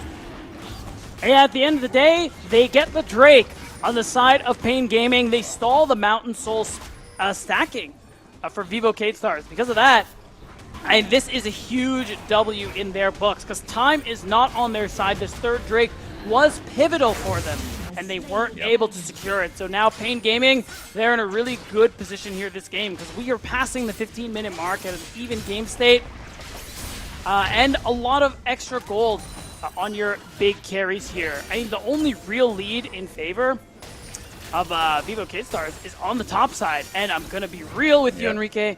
I don't care. The fact that Ziggs and Corki are even with Yone Callista, that's a win. You love that. 100%. Nothing to add, Your Honor. I appreciate you always being real with me deep down. And lets me know that I can trust you. I really appreciate that. But yeah, I couldn't agree with you more, man. I mean, we just talked about how Pain, right, they want to let the game come to them. But at this kind of break point where Pain, their composition starts to play itself a little bit more and they start to take control of the game, they didn't let Cade kind of rest on their laurels, right? You feel like, oh, well, they have the early game combo, so they're going to get priority here. Enchanted Crystal Arrow just going to miss there from Telos. Start off maybe a sort of a dive there. But Hedon said, no, let's take them by surprise, right? Mess up the rhythm. They know that, okay, soon enough, Pain is going to have the agency here. And Hedon just said, actually, I'm just going to TP into their back line and just, you know, start throwing things at the wall. Just start messing stuff up. See how they deal with it. Yeah, not very well. Ends up being the answer to that question. And I mean, overall, just talking about Pain Gaming, again, this is a team that was just stellar throughout the summer split there in CBLOL Academy. Just stumbled one time, essentially, in the playoffs. Unfortunately, it was in the finals. But Pain Gaming, I mean, we talked about, with Scary Jerry, how slow Dragonsteel are to adapt to the patch. I think Pain Gaming have adapted really well. I gotta say, I've enjoyed watching them play so far here at America's Challengers. I think the macro is good. I think the way they draft is also really good. As far as any other team here in Challengers, I think they have this patch figured out, and they definitely have the most solid read. Tellus blows the flash. Fate's call from Morteus saves his life. Very nicely done by the superstar young 80 carry, bailing out Tellus there as Nature's Grasp went out. Pain Gaming, you see that the momentum has shifted in this one. Cade stalling out here as Pain start to take hold of this game. They got that first Dragon. They got the Herald. Broke the mid-tier 1 with it. I don't think Baron's on the menu just yet. They don't have the damage for it, so I don't think we'll see anything on the top side of the map as far as the objectives are concerned for another couple minutes. But little by little, Pain retaking control of this game. And Beatdown, to go back to something you were saying earlier, it makes me really happy as well as someone who covered the CBLOL and did the Academy co-streams with RMC all through the course of the season, is that for the NACL players, right, and for some of the LATAM players that we're going to talk about next, as we've got WAP versus Fuego in a grudge match for LATAM bragging rights after this one. A lot of those guys have big stage experience, and they've got some international experience, right? They've got LAN experience. These guys are young. The Brazilian teams, the Brazilian players are a lot younger stage-wise in terms of experience. They are a lot younger, so you wonder, okay, maybe they're used to playing in front of a stage, like, you know, playing in the CBLOL Academy Finals for two very boisterous fan bases. Hedon making things happen on the bottom side of the map, matching Kisse. I was worried a little bit that is the pressure going to get to them, right? Because now not only are you playing in front of a big crowd that wants you to win, but you are representing your region in the face of this incoming merger, right? This is the new reality for the Americas, is playing against these guys that are your neighbors as far as the Western Hemisphere is concerned. And Cade, they've had their ups and downs, but Pain especially have acquitted themselves phenomenally. It's really good to see as a CBLOL enjoyer. Yeah, and it's something we talked about, and definitely I was trying to talk about in the back half of the NACL playoffs because of the changes, because of the shakeups here to North and South America as a whole, and what the Pro League is going to look like. I mean, summer playoffs for NACL, I mean, the America's Challengers tournament here for really everyone involved is that best chance for you to really show yourself and prove that, you know, you are capable of playing in that Tier 1 league. Things are going to change. Teams are going to be looking for players, and this is that opportunity to make the best case for yourself that you can as players here in this tournament. 100%. Yeah, there's a lot of stuff you can't control, right? And that's, you know, the region's changing and all that, but what you can control is your own performance. And these players have acquitted themselves just fine. Posturing around this bottom river, Tatu pulls the trigger with the Nature's Grasp. Giggs wants in. Bone Skewer not going to land as the Nature's Grasp really doesn't get a ton done. It kind of focuses, it shoves Cade off any sort of advance there, but with the Dragon not up in 30 minutes, it buys time for Kisse. For Kisse, if nothing else, and Giggs with the pike. He's a slippery little bugger, so he's going to be able to get away just fine. Cade looking to pull the trigger. Indeed they do. Tellus gets the Enchanted Crystal Arrow there right onto Marvin, and Sorolu with a much-needed first kill of the game. Yeah, so the arrow lands, the CC sticks, and finally, yes, this Elise is on the board. Just in time for this Drake spawning as well, Enrique. They needed this so badly, so this does kind of reopen a door previously thought closed for BKS to be able to now get this Mountain Soul points and hopefully be able to collect that soul in 5 minutes. You got to imagine, though, Pain Gaming not going to allow a pick like that to happen again. Well, you can't, right? Because then all your hard work of not allowing this K-Stars competition to get rolling in the early game just starts to go out the window, because it does have pick potential, right? We didn't talk about that enough, is that Cade, with the Enchanted Crystal Arrow, with the extra CC that the Fate's Call provides, right? Kisse, he's got 2 items. He can kind of 100-0 you. Sorolu, right? Just made of CC. And Tyrion over the top as well, the healthiest by far member of this Cade Stars roster. They can 100-0 pretty much any target, right? There's no true tanks on the side of Pain Gaming. No, not really. Very nice Bone Skewer. Sorolu almost in a really tough spot here. Morteus gets the Fate's call out. Enchanted Crystal Arrow is going to land on Hedon. TP coming in here from Kisei. If he can get a big old Fate sealed over the top, that's exactly what he does. Locks up Hedon for Kisei. He's going to get the kill credit. Much deserved for the Cade Stars mid laner. Tyrann goes all out. Got what he came for. Slithers back out of the fight. Cade not dead just yet. Beatdown. No, not quite. Kisei, though.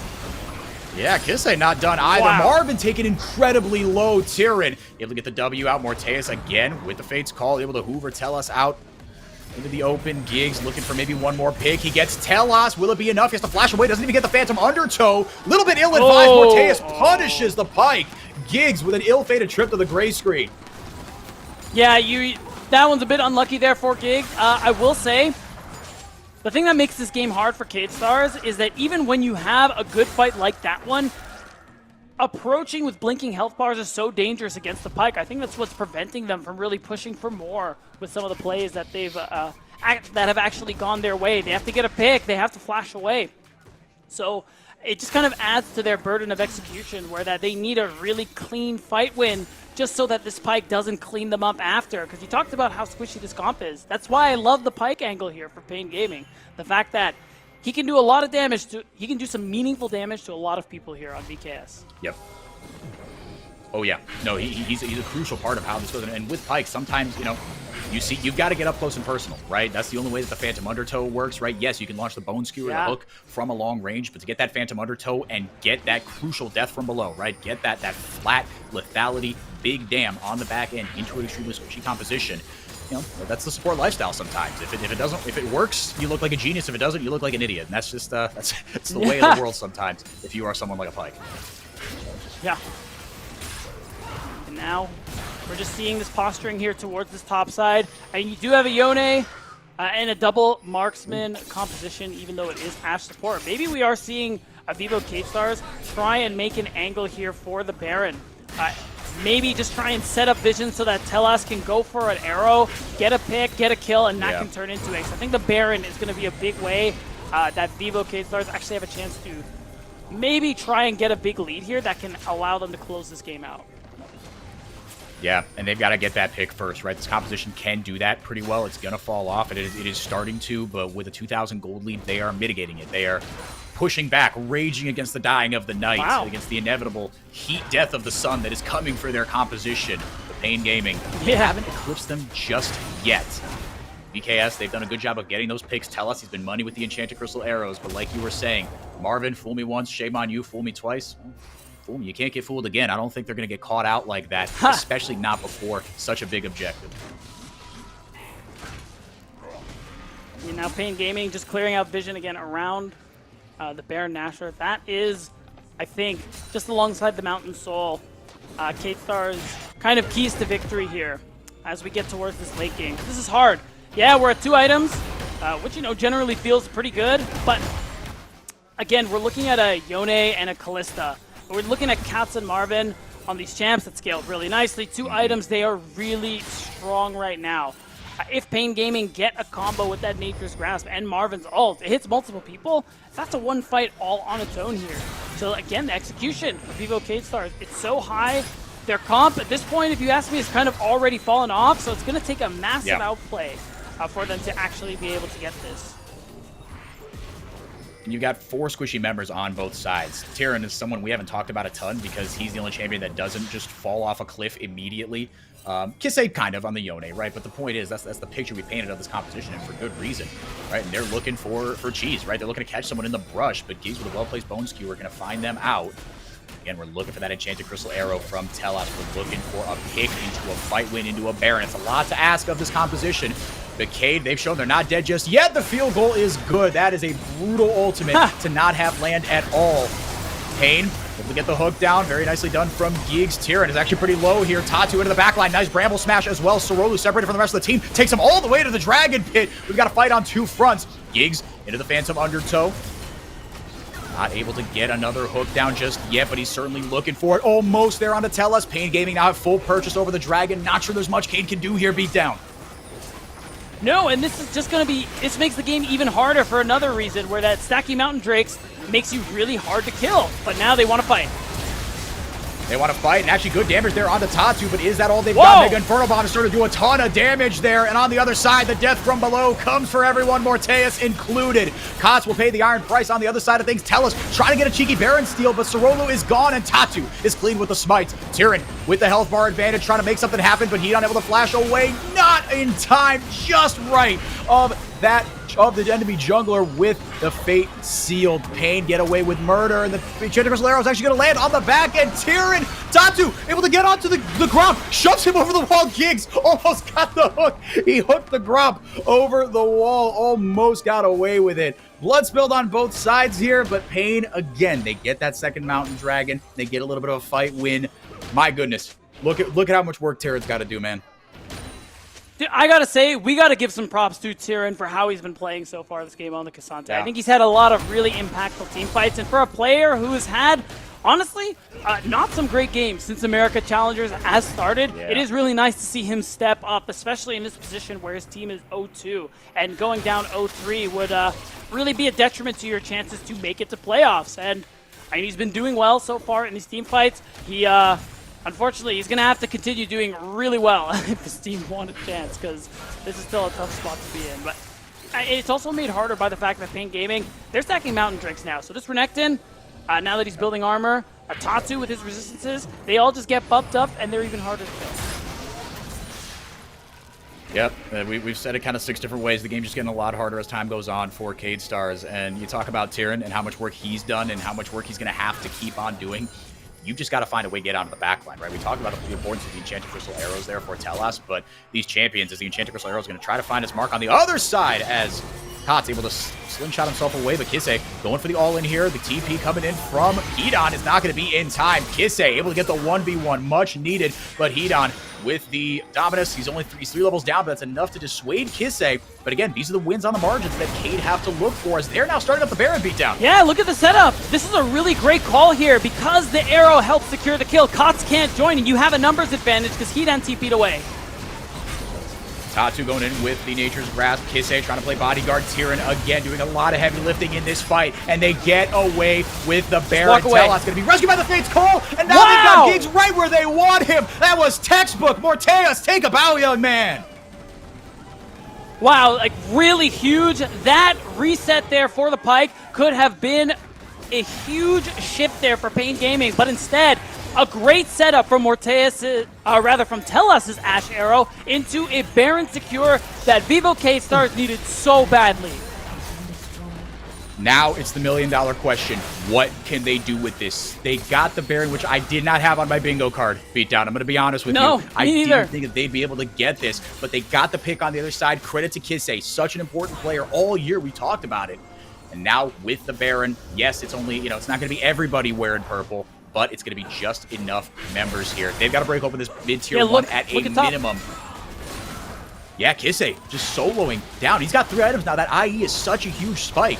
Hedon is 2, he's 3 levels down from him. Kisse is level 18 quietly, having a really strong game. 2k up on his opposite number here, Beatdown. Yeah, this Baron buff is going to be hugely impactful as well, just because you can see the poke coming through from the volley. And the fact that K-Stars spent a lot of gold, they're going to be securing a tier 2 turret on the top side. This could actually be K-Stars' moment to snatch victory here in this game because they've actually gotten such a huge chunk of gold. I mean, that would really be something. They've got a 6,000 gold lead, which all things considered is a really good spot for them to be in. But Kisse, man, what a performance from the OS import. He's had international experience on the world stage before. Let's take another look at this Baron fight. Beatdown, how did this go so well for Cade? And the fact is, what went well in this fight actually happened before it. Again, Telas throwing that arrow down south to get the numbers advantage, and then Morteus, the reaction time to pop the Fate's Call to save his support from that play. I mean, there is a lot that went right there for VKS, but what I love most about it is how they set it up before the Baron started. Do your homework before, you eat your veggies, then you get to eat your dessert. That is what the Cade Stars have learned. They get all 5 members actually on the Baron buff. Enchanted Crystal Arrow, my goodness, just barely Tatu able to escape it, but now the Nature's Grasp, goes out. Tyrann, body blocking up front. Kisse, he's on 3.5 items. he can turn this game on its head for the Cade Stars. 13 seconds left until Soul Point is on the cards. That Mountain Soul waiting on the other side of things for Cade. Should they be able to get it? The battle lines are drawn right on that line brush there. Tyrion, they're getting poked out though, beat down. That's a bit of a concern. We didn't talk about that with Pain Gaming, but Telos doing a decent amount of damage on the other side as well. Kissei just going to start up this dragon. This is their soul too. It would be a big deal to just be able to secure that. You can see it. They have no vision. If they're going to go, it has to be now. But Tatsu, he doesn't have the Nature's Grasp. So it's looking like Pain Gaming are actually falling apart at the seams here in this late game. Well, this is entertaining. If nothing else, we called it at the beginning. This was going to be a fun one, and it has subverted my expectations, man. I kind of knew what I thought I was going to see as Kissei going for the solo bolo here. Repel goes up, Spider comes down. Sorolu's still taking a lot of the aggro, and Chancellor Cristalero's going to miss, but with the stopwatch, he's able to save himself and grab the kill. How do you do, Hedon, as they take another tower off the back of this? Cade Stars, what a turnaround from a lifeless early game. They are calling all the shots here late.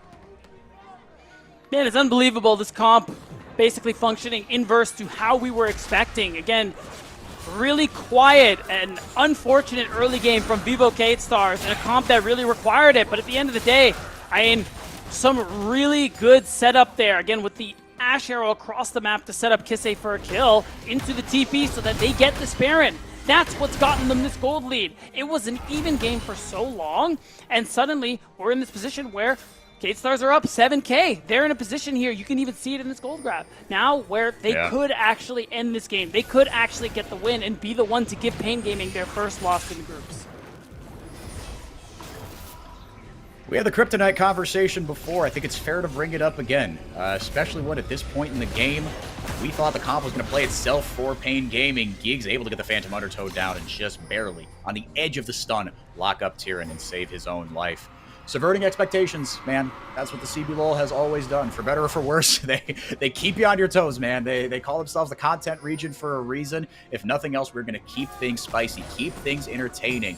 Cade on the verge of stopping Pain Gaming in their tracks. I mean, what a game. We said there's going to be, I kind of called it out in the draft, but I didn't expect it to play out to this degree. The amount of onus on Kissei's shoulders, right? I mean, Sorolu, he had an okay early game, but Cade Stars, they did their homework around every objective, right? They set up really well, as you called out, from the Baron. They're making plays across the map, getting the pick on one side, shutting it down on the other side. But Kissei and Tyrion, the solo laners for this composition, have really been bailing out Cade Stars.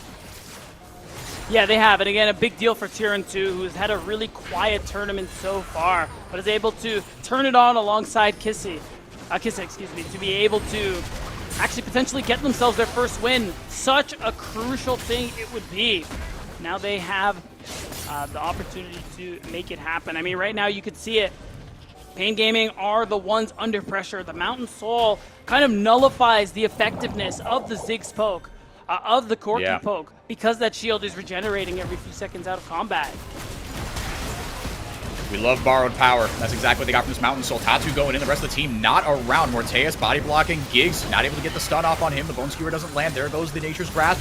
Hedon looking to get in and make a mess of things. Tatsu going in, able to get a good Bramble Smash down. Tyrion's in the backline. That's exactly where he wants to be. TP coming in from Kissei. And now the Cavalry has arrived. 2 kills go over to Cade Stars. And that means it's going to be another Baron for your summer champions here in CBLOL Academy. And, you know, if Pain Gaming fans, they'll tell you it was a fluke. They'll tell you Pain Gaming was good the whole split. But Cade Stars look like they're on the verge of doing it again, Enrique, as now this next Baron buff should be their key to close. They got a lot out of the first Baron power play, and I think they're well poised to get a lot out of this second one.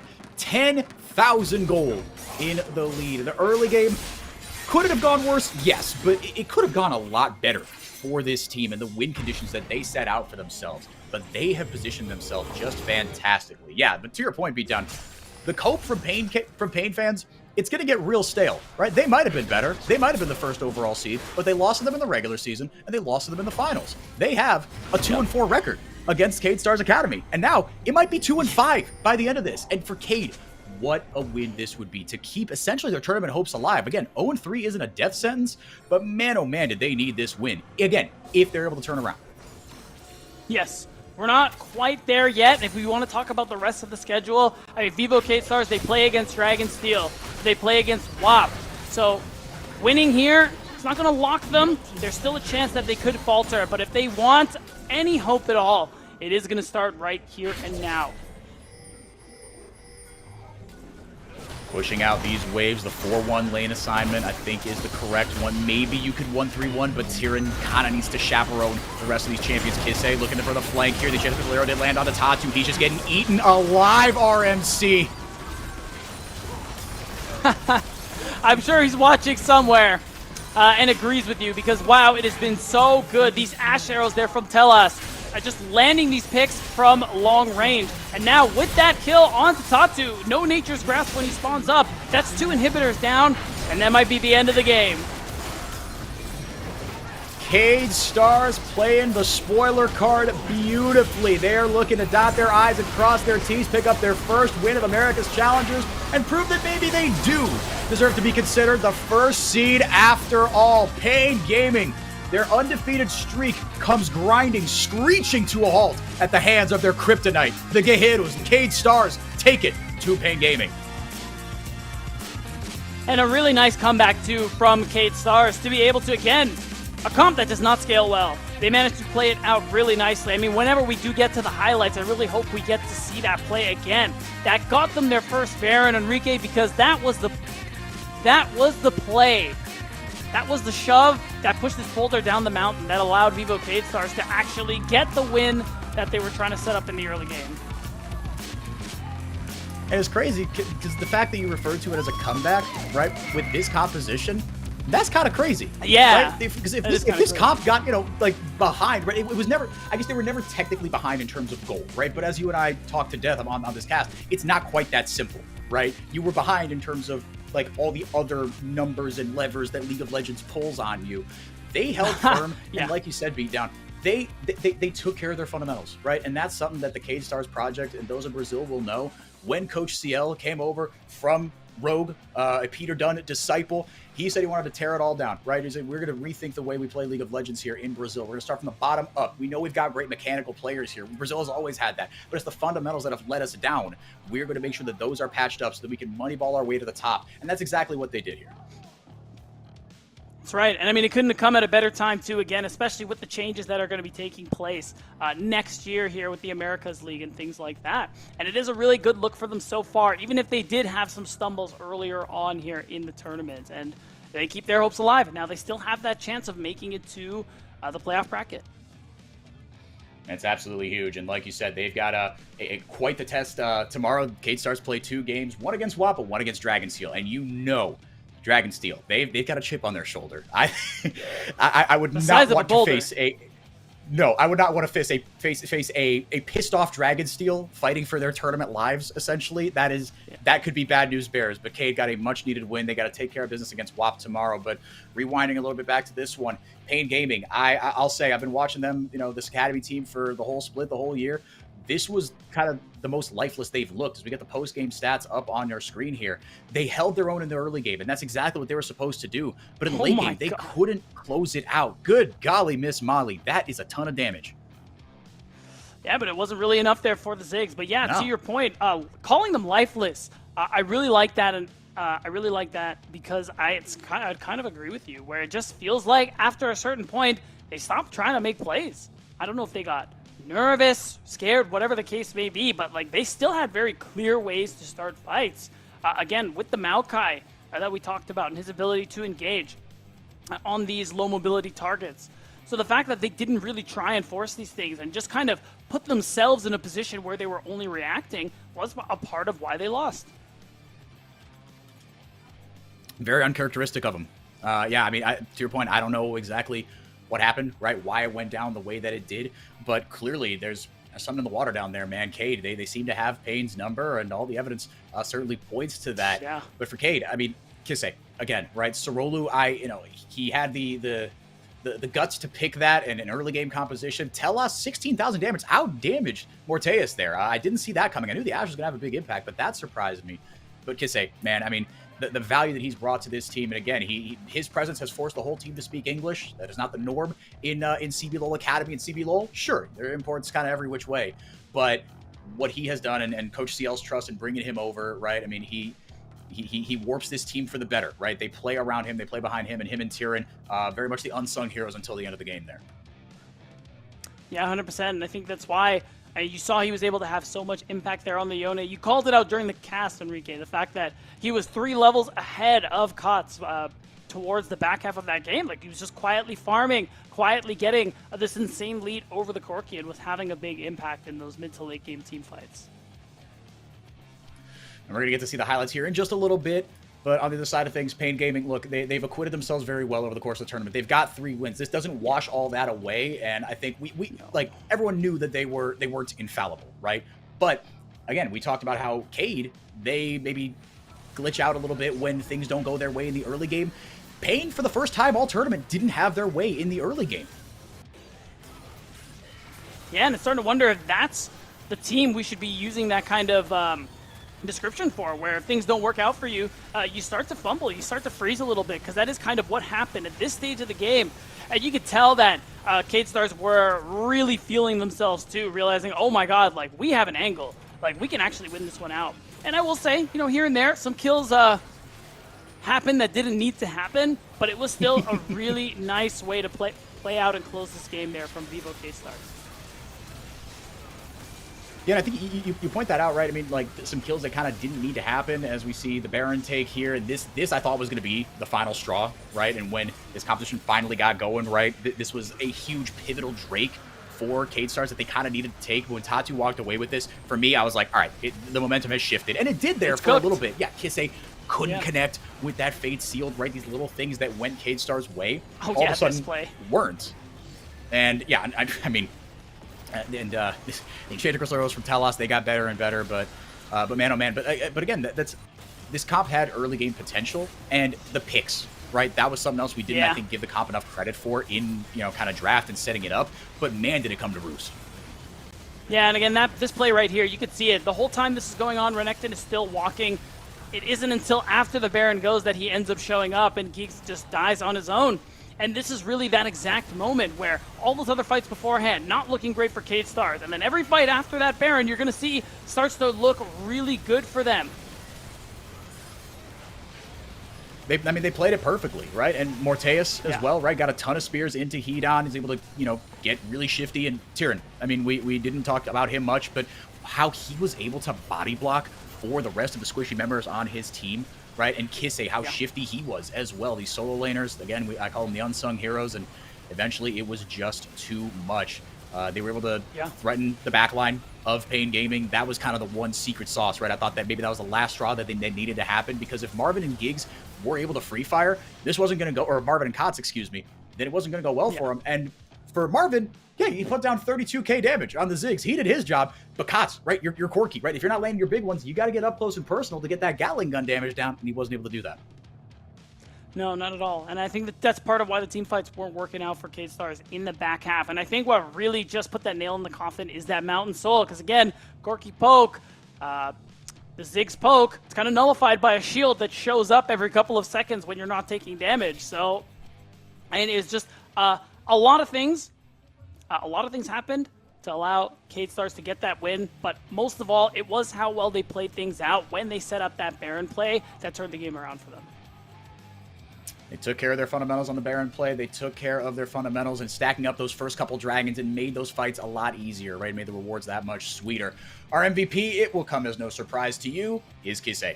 Phenomenal game there on the Yone. The DPM isn't going to stick out too much at you, but I mean, the damage distribution, right? 25, that's about where you'd expect it, actually. But, I mean, the kill participation at 50%, I think that kind of tells a story as well, Beatdown, because he wasn't always getting involved in the fights. It's kind of what he did on the edges that helped out. Right, and I will say a lot of what he was able to do and why I voted for him was how he played in that late game in a lot of these team fights. He was putting out a lot of serious damage and getting a lot of key ultimates go his way. And again, I keep bringing up that Baron fight because it was super pivotal. The play that was set up by the Ash Arrow that he capitalized on to kill Corky so that there is no response on the other side of the map. So they can get that neutral objective that turned it around. We've got an interview with the man himself. Kisse is standing by. Kisse, thank you so much for being here. Congrats on the win. I'm gonna level with you. I'm gonna keep it 100 with you. When that third dragon went over to Pain, I thought you guys were cooked. I thought that you guys were going to get outscaled. What happened in the comms for you and the rest of the team to just keep calm and say, look, yeah, maybe we get outscaled, but we're not dead here, and drag that out into a victory? To be honest, bro, I didn't think the comms were calm at all. Everyone was very anxious since like we're kind of on like the edge, right? We lost 2 games already, so this game was kind of like in like elimination round for us, like a do or die. But like I'm glad that we got the win, and yeah, just happy maybe we can come back from this. So at what point in that game, because we have our opinion watching from the outside, but for you, at what point did you realize, hold on, we can actually come back, we can win? What was that turning point for you? To be honest, like it's kind of hard for me to say since I was in the side most of the game. I was just like killing minions and pressuring them on the side. But I think when my teammates were baiting a lot of plays, and for me to be able to pressure the side, and like that Ash arrow on bot was actually my call. Like I was like, I see him doing Grump, and I'm like, tell us like look to ulti, and he did it. And as soon as we killed Cookie, like I knew we would win the game off that. Well, it worked out for y'all. Like you said, it was a do-or-die game. It was tense, but you guys pulled off the victory, and you lived to fight another day. Congratulations. Best of luck on things going forward. There are 2 games tomorrow. Thank you for your time as well. Before we go, yeah, look, Beatdown. We've got an interregional rivalry coming up here, but I appreciate, to wrap it up on Kisei, very just kind of self-aware and honest feedback there, right? I assumed that he was going to be the one that was kind of keeping things calm. He was like, no, it was a bit of a mess, but it worked out.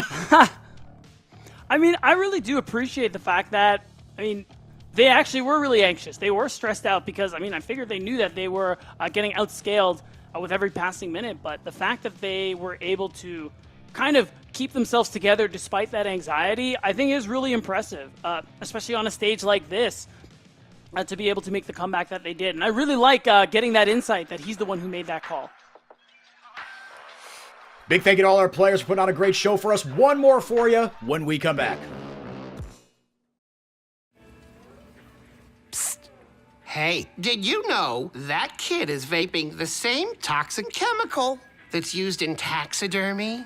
Formaldehyde? Formaldehyde. Formaldehyde. Formaldehyde. Formaldehyde. Dermaldehyde. Formaldehyde.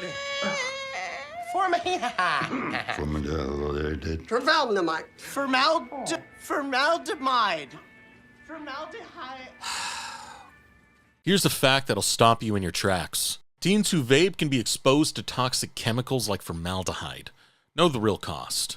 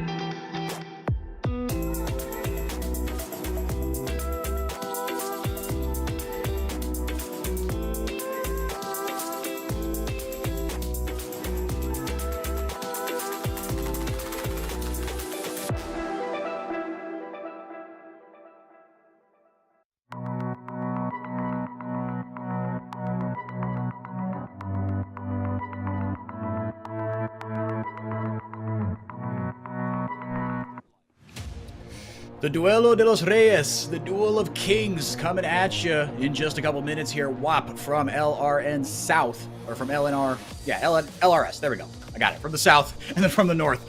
Proud of you. Representing, thank you, me too. Despite my best efforts, I did manage to pull that one out. Myself is 4x4, that is Beatdown. We are here with you for one more game, or at least I am. Before we get going though, we've got an interview with Fuego support Baula. They are 1-1 and looking to keep the momentum rolling here as they head on into day 3. Take a listen. Contra KD, creo que sí hicimos un poquito de comeback. Al principio nos costó mucho el early game y después la composición que teníamos escalaba mejor con el Smolder, la Red, la Kaisa y nos salvó un poquito las papas. Obviamente la idea es ganar más partidas y no tener early games tan malo como hemos tenido en ambas partidas. Entonces, aunque sea, tenemos una métrica por donde valorarnos. En contra de Pain, creo que ellos propusieron un lane swap bastante malo. Es muy difícil divear al Rumble con el Smolder. El día de ayer la atmósfera se sintió muy bien. Comparado al estadio del LLA, sin ser muy pesado, este se siente un poco más organizado, se siente mucho más el público y la verdad la pasión de todos los aficionados, a pesar de que estuvieran un poco en contra de nosotros, se sentía muy bien. Yo creo que hablo por toda Latinoamérica Norte, por todos los países que estamos involucrados. No podemos perder contra LAS, no vamos a perder en contra de LAS y los vamos a dejar en ridículo. Yo no sé la rivalidad entre el norte y el sur, si perdieron en contra de esa prisa que no les sacaba un mapa a Bandits, no sé cómo piensa WAP que nos van a ganar.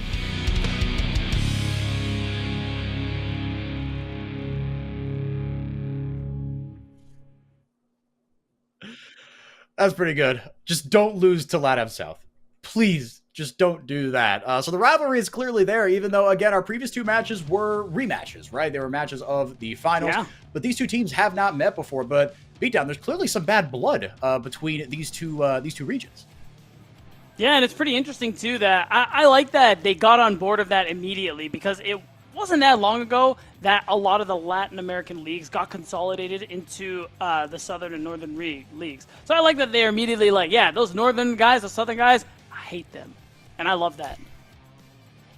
Yeah, it's certainly adding a little bit of spice to this one. And these 2 teams as well, right? As far as regions, they are very different. But as far as identities, right, and kind of their stories, they're pretty different as well. Let's start with Fuego, 1-1. On the tournament so far. They are a bit of a super team. They threw a lot of money at this roster, and in the LRN, they just dumpstered everybody. But on the other side of things, WAP, they're a development roster, right? They made a 4-man roster swap, and they did not spend quite as much money on their roster, but they kind of they view themselves, I think, or well, maybe not they view themselves. I think we would view them as the underdogs. Yeah. Yeah. So it's interesting, too, looking at both of these teams. Fuego in particular, just because looking back on their results, like when you say dumpster, you're right. Because they basically just owned everybody else in their league. So I was kind of concerned with actually that lack of competition because, you know, when there are multiple top teams, you know, they make everybody better. If you watch the LEC, you know, tier 1 team region, it's really just G2 and everyone else. And that kind of doesn't look, that kind of can make it difficult for a team to actually grow and improve themselves because there isn't that much challenge or competition. So it's been a tough start for Fuego so far. I think WAP have also found themselves in a pretty tough position as well. So it's interesting that this matchup is almost certainly for both of these teams kind of tournament-wise. Yeah, I mean, especially for WAP, right? They are 0-2. This is a really, really tough spot for them, and it doesn't get any easier. I mean, their next 2 games, well, actually, I should say now they've only got 1 game, so this would be, no, they are 0-3. Apologies. They are 0-3. This is, fighting for their tournament lives. Apologies. I got to find the standings updated. But Fuego, they're feeling good. They're 1-1. They're still in a pretty good spot here. Yeah. They still have many opportunities to actually get themselves to that position where they qualify. So, yeah, it's definitely not as much pressure as WAP are facing at the moment here. So we're going to have to see, again, it is that Northern and Southern best team face-off starting up here in day 2. And it's our last game of the day, Enrique. I know, it's gone by fast. We've had 5 games. They've all been very entertaining, and it seems like one just kind of more entertaining than the last. We've had some upsets, some 2 seeds taking down some 1 seeds, some 1 seeds that were perceived as 2 seeds, taking down the 1 seed, the whole kit and caboodle. It's been a ton of fun, and we're grateful that you guys watching are here with us to get a taste of what the Americas region is going to look like and start building these rivalries up, starting at the tier 2 level. Incredibly grateful that you're here with us and have been given this opportunity to tell these stories. Rel, the first pick for WAP. Shuhari, honestly, he's been nice on this champion, but the blitz didn't really work out quite as well in game 1. Then the Azir slammed immediately for Zelt on the other side of things, matched with the Nautilus. Yeah, and Azir is a champion who, it's pretty interesting, nerfed on this patch, 14-18, but still something that has seen a lot of presence. I believe it's been banned first rotation every other game on the day. So now, for the first time, it is going to come through here today, and it is going to be for Zelt. You do have that pushing power. Even despite the nerfs, you still scale really well. You are still a problem in that late game. Yeah, the nerfs were, kind of to that W, right? It doesn't really... It's to nerf Azir's early game, right? That's been kind of what all the nerfs have been targeted at for this poor champion. I say poor champion. That was cap. I don't know why I said that. He has been at the center of the meta for just so many years and pretty free, got an escape, etc. On the other side of things, Vi Talia. I was going to say Talia could be a flex, but Vi definitely going to be occupying that jungle role. QQ Moore, his second trip to Brazil to face international competition. MSI 2017 representatives along with his support Shuhari. But what I want to see beat down is WAP revert to their identity, and that is play around Kindless. That's one thing that I haven't seen a ton, is put Kindless on a hyperscaler, right? And that was how they won out, right? That's how they upset Primate Gaming in the LRS finals, was we play around Kindless, right? They made a 4-man roster swap. Kindless was the last man standing. They're gonna have to do it into an Ezreal this time around. Yeah, and I think actually they're kind of angling for that with the draft we've seen so far, and that's partially why you're seeing the Kai'Sa band away, pairs really nicely with the dive that WAP are going for. But I am expecting a hyper-scaling champion there for Kindless. Maybe the Jinx that's been popping up in priority actually received a pretty considerable buff so far here on this patch. And when you have a really strong mid-game duo like the Vi Talia, I mean, it does wonders for bridging a champion. That scales really well into the late game to that late game. With the Poppy ban, there's a little signal going off in the back of my head. Maybe that's in prep for a Callista. Maybe, right? That maybe countering all those hops, skips, and jumps, etc. But 280 carries taken out of the pool, and none of them hyperscales, right? Take out the Kai'Sa and the Jhin. And the Kai'Sa into the Ezreal, that's fair enough, right? And it's a good answer into the Ziggs. It's equally kind of a decent answer into the Ezreal. Let's see what that 5th ban is from WAP. Going to take the Jax away from ADD, and fair enough. He had a really good game on it in game 1 when Fuego took down Cade Stars. Twitch and Draven, 2 signature champions, not to make it all about Brazil, but here I am, of BRTT, Brazilian GOAT. We'll see what they lock in here. Jungle and 80 carry still on the cards here for Fuego.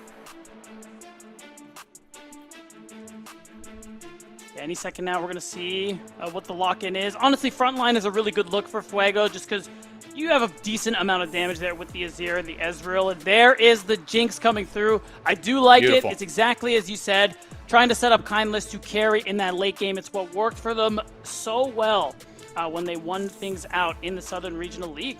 And again, you do have this Vi Talia, even paired with the Rel, that's going to be really strong in the mid game. It's a play that's almost always going to work. And as long as you get Kindless to that 2-3 item mark on schedule, he's your win con.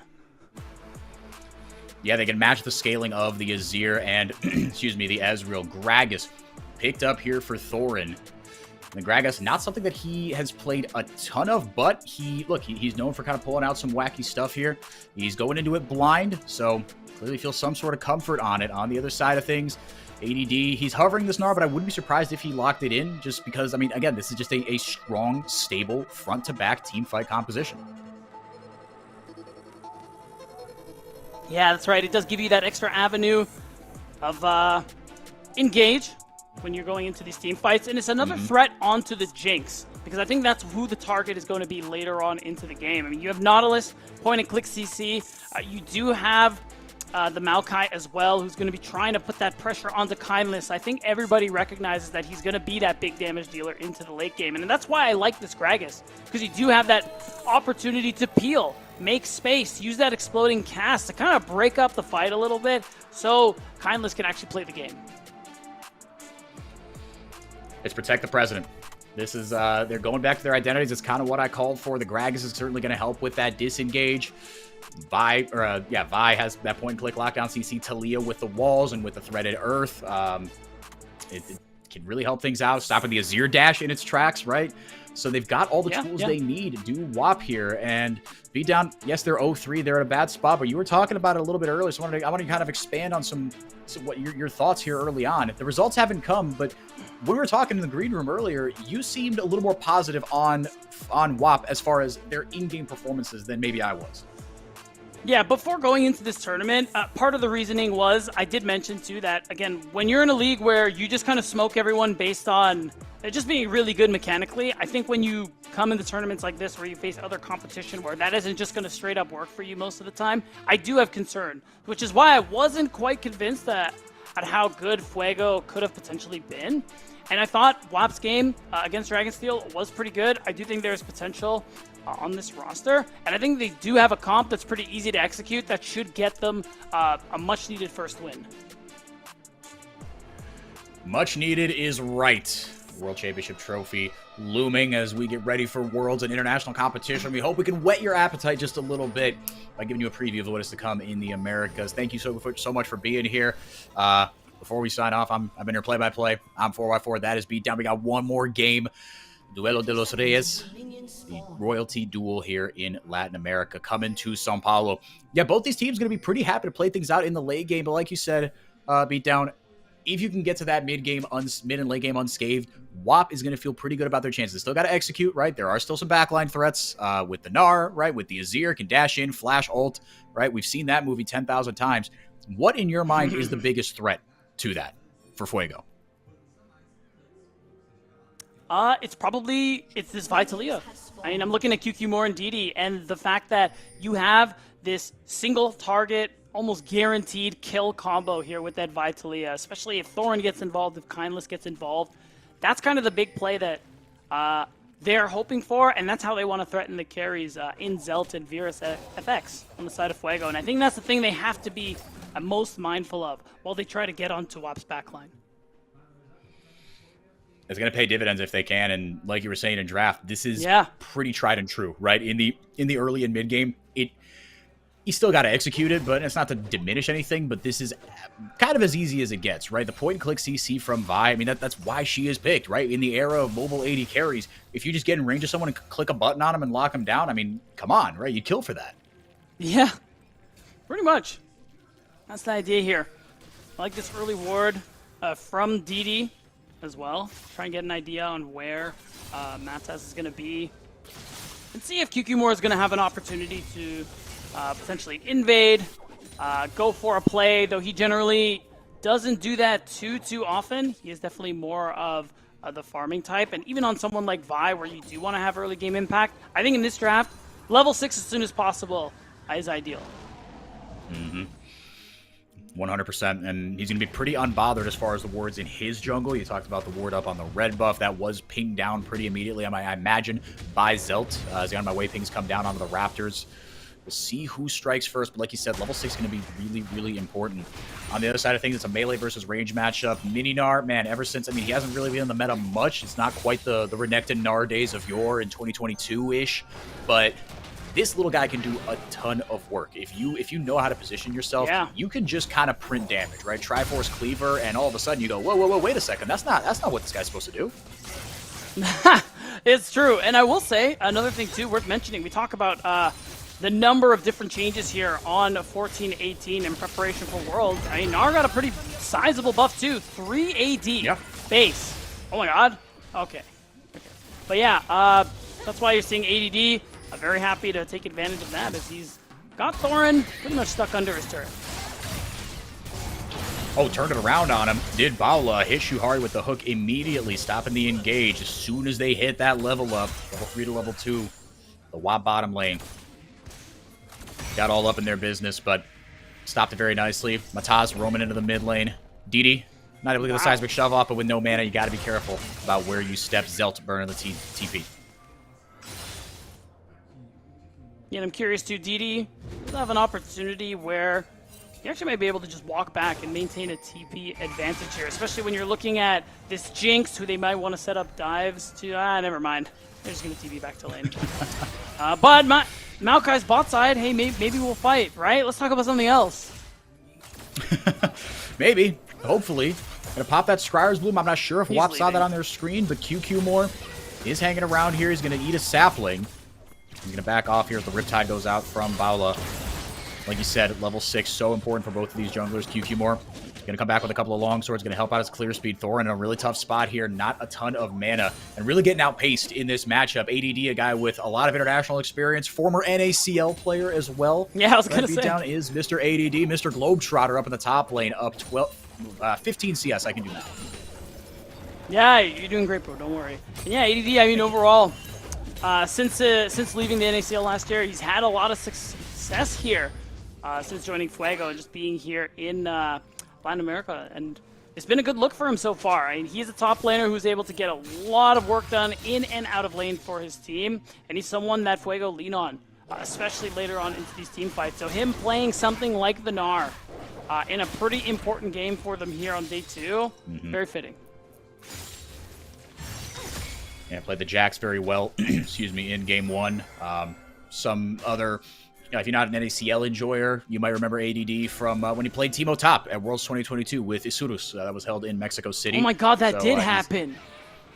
Yes, that did happen. It really did. And it went about as well as you think it would. But look, they got out of there with a win. I don't think in that game. Virus had to flash away. It's a tough look there for the Ezreal. But again, Shuhari and Kindless a level up, and they are making it Virus's problem. Up 7 CS, not a substantial lead here, but still got a pot to roll with, and 2 biscuits as well. ADD hitting level 6 here pretty early. He's got a call to cash out as well. The Darkseal and the Tear have come in for Thorin. The tempo in this top lane is going to be really interesting to watch here. Who's kind of going to get this better back here, as it looks like the junglers are training their eyes on the Void Grubs. And the mid laners as well, kind of struggling to get that push that they want. Yeah, I will say, because Zelt was forced to back and TP on an awkward timer, he's only working with boots, while DD has the Amp Tome and the Tear. So I am wondering if WAP want to try and force the situation here, especially because they do have that roam from Shuhari. Baula is here to match. Oh, you know what? Virus FX is also here, so I think Fuego are just going to get this. WAP going to throw out the Weaver's Wall. ADD has to burn the flash. So does Mataz. Big Emperor's Divide. Well, you don't need damage to do that. The R button kind of presses itself. First blood for Mataz, and they've got full reign on these grubs. Shuhari is on the wrong side of the train tracks. I gotta say, this is just an unnecessary engage here from WAP, especially when you have the Jinx alone on the bot side collecting plates. I think you just let these grubs go. There's really no reason, especially once you get the flash out of ADD, to really try and fight for it. So, I mean, this is still really good for you because of the waves that are being shoved into the bottom turret by Kindless, but overall, you could have gained more from this as well.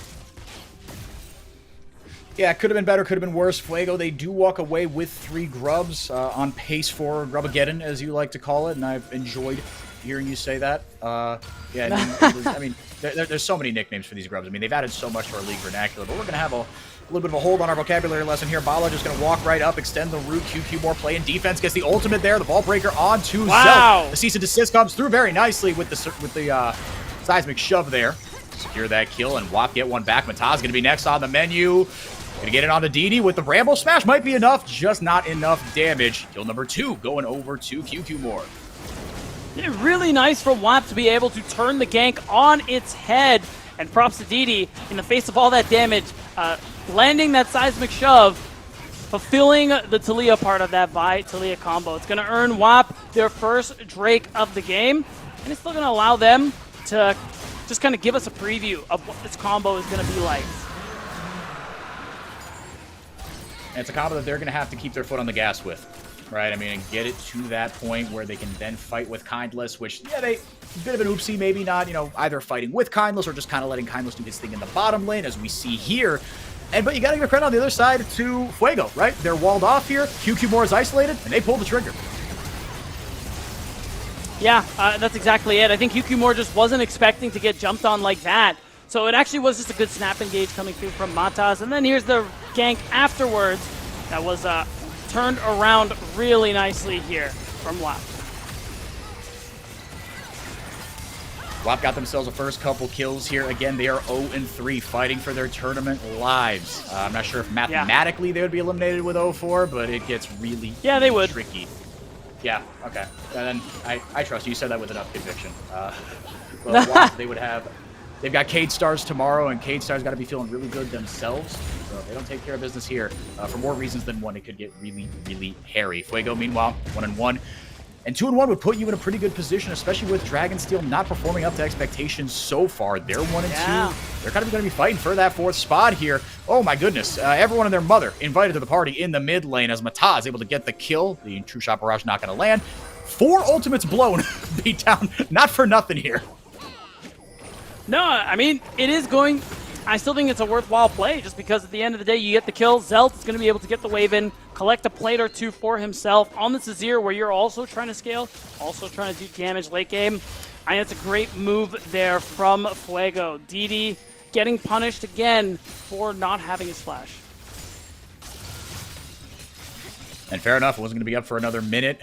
These are the kinds of things that with like a Talia, right, relatively immobile. You've got some oops buttons, right, with the seismic shove. You could throw down the Threaded Earth, etc., the Weaver's Wall, but those things are not quite as reliable as just a good old-fashioned flash here. And well done by Matas as well, just kind of hiding, you know, kind of around the fog of war there. Baula not chancing if there was a ward down there. Just a very clean gank here pulled off by Fuego. Right. I mean, in terms of CS, this isn't going to add really much for Zelt overall, but it is still a kill going over to Fuego. It is part of why they have this 1K lead. Another big part of it, of course, is this top lane that we're looking at, ADD. Again, just constantly getting that pressure, constantly getting a lead over Thorin. I will say, Thorin still will have a lot of utility that he can offer for the team. So it still sucks to go down 20, 30 CS, but it eases the sting a little bit. Yeah, and to your point, right, it's the explosive cast, right? That's half the reason you draft this champion. The body slams is good, CC as well, but the explosive cast can turn the tide of a fight and therefore a game. WAP, they've got to get at least 2 rubs here to prevent things from going haywire. Well, actually, no, that's not true. If they get 2, then Fuego can still get 4. They need all 3 here beat down. Mataz, encroaching. With the TP coming in here, Fuego, they're definitely going to try to contest this. Zelt's coming in. TP coming in from ADD, and they just took WAP's lunch money. WAP could not defend it here, but QQ maybe looking for something on the re-engage, looking for an angle. Goes over with the blast cone. It will be 4-2. Potentially the hook not going to land. There goes the Weaver's Wall. ADD and Matas separated from the rest of the fight, and that's the trigger that they need. Very nicely done. Matas able to get away, but not for long. He gets taken down by Thor, and a much-needed first kill for the Gragas up top. Yeah, and you're already seeing one play where Thorin's exploding cask, again, that utility, that value he offers in the team fight, sets up the kill onto Matas really nicely there. And that's basically how WAP won a lot of these team fights to go 4x4. Just that kind of breaking up the fight, allowing Kindness to get excited. We're not done just yet. Wow. CC chain and sent right into the gray screen is ADD. Great pick by WAP on the back end of that. Oh, they might not be done just yet. Virus has to arcade shift away. Blew the flash, blew the barrier, blew everything. With the Super Mega Death Rocket not available, it looks like Virus FX will live to tell the tale. Ooh, and it's a haunting tale at that, though, Enrique. The fact is, you get more kills, you get summoner spells as well out of Fuego, and this Jinx picking up a kill is super dangerous. Again, Kindness is going to be that big carry threat in those later stages of the game, so if he's going to be able to get ahead of the curve and get those 2-3 items on schedule or ahead of schedule, as long as WAP set him up, he's going to be the one who decides how this game goes. Yeah, locking to be on his shoulders for sure. We're going to keep tracking that as this game goes on. Another thing we're going to be tracking, I mean, yeah, QQ and DD, right? This mid-jungle combo is going to be key to keeping the good times rolling here. The kills spread kind of all over the place, and everybody on one item except for Thorin. Had to take a 400 gold tax to get that tier going early on. Mataz going a bit more of a supportive build. What was that? I know, I just said it happens. Oh, Sometimes yeah. you gotta pay your That's taxes. That's the price of doing business, exactly. And ADD, he hasn't really minded it too much. I mean, when this is a 1v1 with pretty much anybody, again, ADD really has been holding his own, and he's got a call to cash in, to be fair, as well. Gold dead even here. Second dragon of the game is started up, and it looks like it's going to be taken pretty much uncontested by WAP.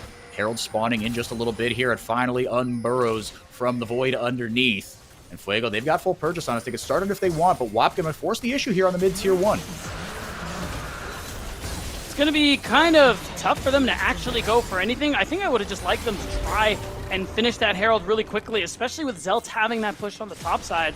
But instead, they will at least be able to make space for him to take a turret. I will say Zelt been very quietly farming up the Storm this game. He's 10 CS up on DD, but I think what isn't showing here is the plates he was able to get bottom side, just the waves that he's been constantly pushing. So he is still getting himself up there as a big carry threat, and he has the Nashor's Tooth looking for item number 2. So he is someone that Fuego can rely on later on.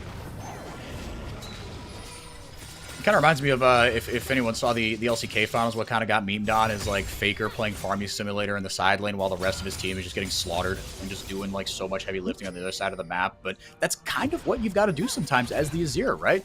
If things are happening on one side and you're not there to make a play, you've got decent turret taking ability and you've got turret creating ability. You can wave clear decently well, and you are going to be the main carry, the reliable source of DPS as the game goes on. Talk about the price of doing business. Zelt is going to have his rewards reaped very, very nicely if Fuego can keep this game within arm's reach.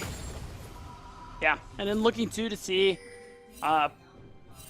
there's another angle too for Zelt to be able to be a big playmaker for this team. I mean, for the most part, he does want to be doing just the DPS, but there is the opportunity, if it presents himself, for him to slide and glide into an ultimate onto somebody like Kindness.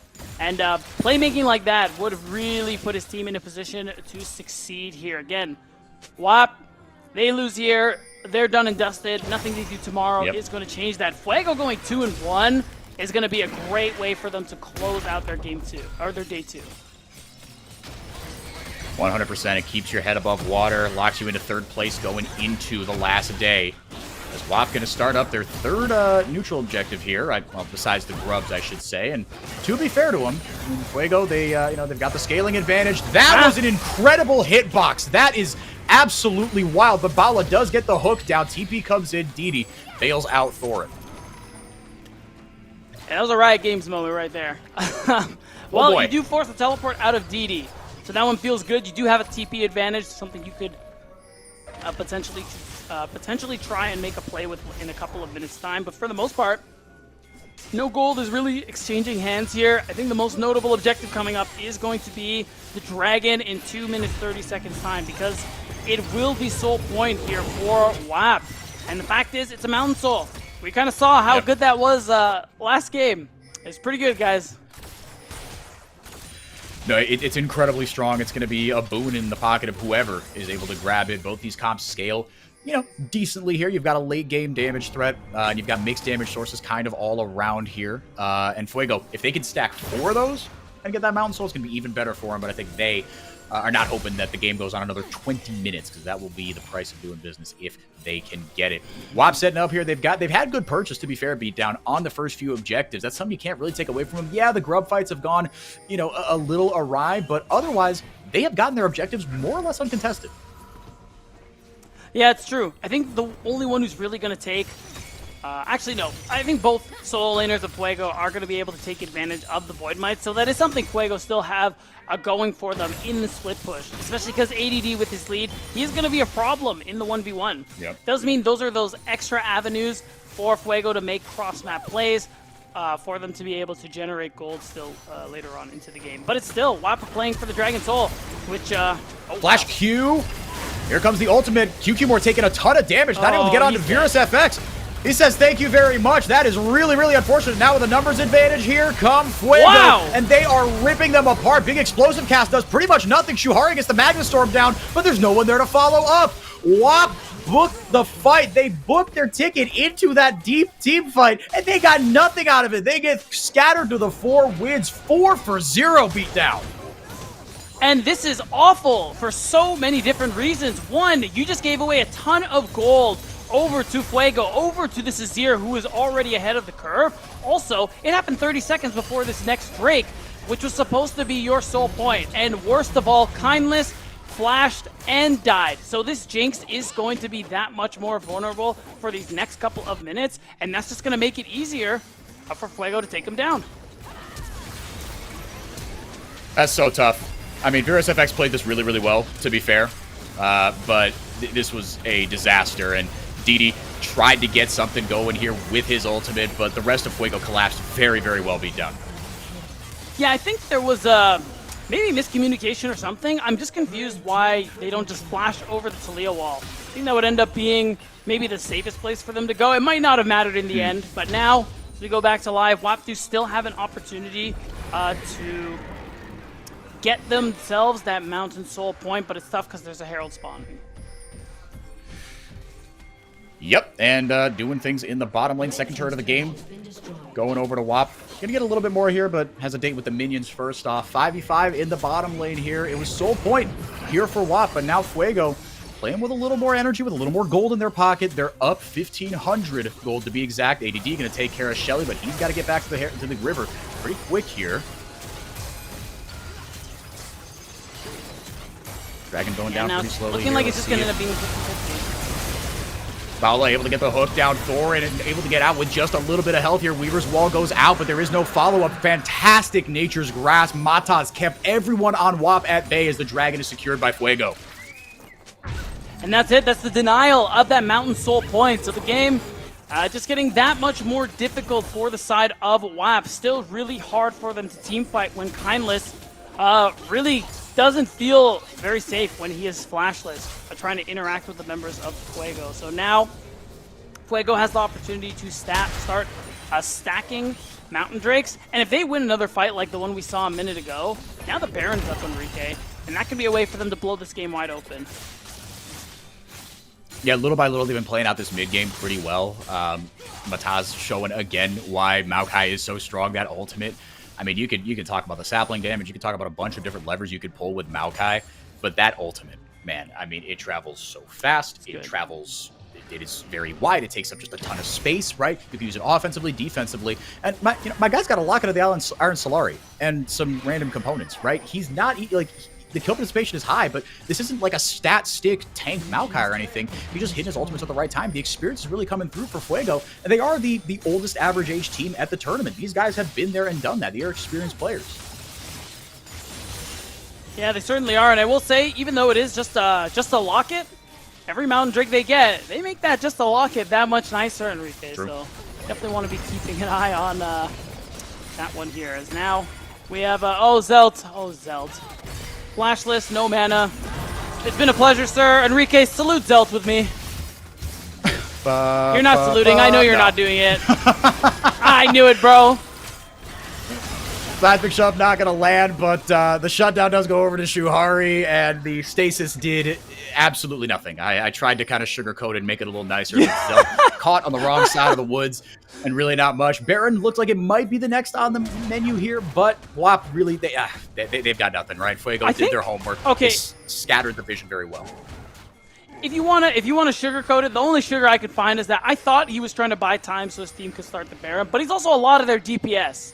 So yeah, sugar was really salt in the end, unfortunately. So he won't have access to that. But I think what matters most is that for WAP is that Kindless has his flashback up. He has hit 2 items with that Phantom Dancer.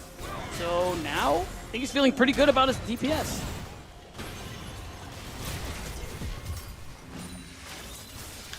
They've got them back. TP coming in here from Zelt. Getting onto that top lane tier 2. It looks like the battle lines are drawn around the Baron, but I'm going to be honest, Beatdown, I don't have a ton of confidence in the damage output of either of these teams to, with the current state, right? Just in a 5v5, be able to take this Baron down. You're playing for a turn, right? You're playing for a flip or something. And the waves aren't in a great state either, right? Bot lane is the only one that's pushing out, but I think both teams wisely not committing here, right? The map is in a really bad state to be able to take down this Baron. Yeah, I think that's especially why you're seeing WAP not actually commit. Because somebody did have to go and answer bot lane, and it was DD. The problem is, I don't think WAP's comp, I don't think they want to be in this position where their solo laners can't be with them for this objective fight, because they both serve very important functions here. I mean, you have DD, it's that combo with QQ more that's going to get Kindless's first takedown so he can start resetting, and Thorin is the sole peel for WAP. So I think they both need to be there to defend this Jinx, set him up for success, so that Kindless can actually have that carry performance we were kind of alluding here to. He's got it. I mean, in the late game, it just comes down to the Jinx. They got to set him up for success, but they've got a lot of ways to get into the backline. ADD with a big flash ult. Mataz can lock everyone down from a screen away. Zelt with a flash, slide, and glide. Shurima shuffle. They've got a lot of options to be able to get back in there. The priority right now, especially for someone like Thorin, right? I mean, he hasn't had that big game-changing explosive cast, to be fair. Not in a great position to be able to really impact the fights here, right? QQ more with a little bit of an oopsie in that mid lane tier 2, but in a pretty good spot here now. They've stabilized it. They've stopped the bleeding. WAP fighting for their tournament lives right now. They are 0-3 against their regional rivals. They need to get something going here. They've retaken control of the vision here, beat down on the top side river. And until the dragon comes up, these are the battle lines that are going to be drawn. And so in 30 seconds here, ADD doing his job and try to set Fuego up to maybe potentially have a contest on the dragon. But now just as I say that, WAP going down to try to get something going here in the bottom river. Maybe Baron will be the prize after the fact. Yeah, I mean, they just wanted to get the wave set. They wanted to push the wave as far as they can, which is not very far, and set up some of that neutral vision around the Baron so that they can play for this Drake. They cannot let Fuego stack Mountain Drakes, and they still need this Mountain Soul that they've been trying to stack towards. Make themselves a little tankier, a little harder to take down, and now we'll see if they can actually secure. ADD, maybe looking for a flanker. Shuhari's going to jump into the pit. Weaver's Wall goes out. Matas on the good side, though. QQ more able to slide it. We're able to get the smite down here. Thorin into the back line. Doesn't get the explosive cast off, but really doesn't do much. Into the back line. He goes, but he goes down. Kindless able to flash away. Now Baula going to get the hook down. DD trying to rip out damage. But Shuhari isn't giving him a good spot here. Kindless, he gets wrapped up here. Matas into the back line. The Shurima shuffle goes out here. Zelt and company try to do what they can here for Fuego. Shuhari trying to get some CC down. Maybe QQ more can get it done here. But finally Zelt goes down. I can't believe it. But WAP might be turning this one around. But not if VirusFX had anything to say about it. Fuego turning this around actually all right here. As long as the Ezreal's alive, you've got a shot. How about the hero team fight staying alive and pumping out the damage from VirusFX?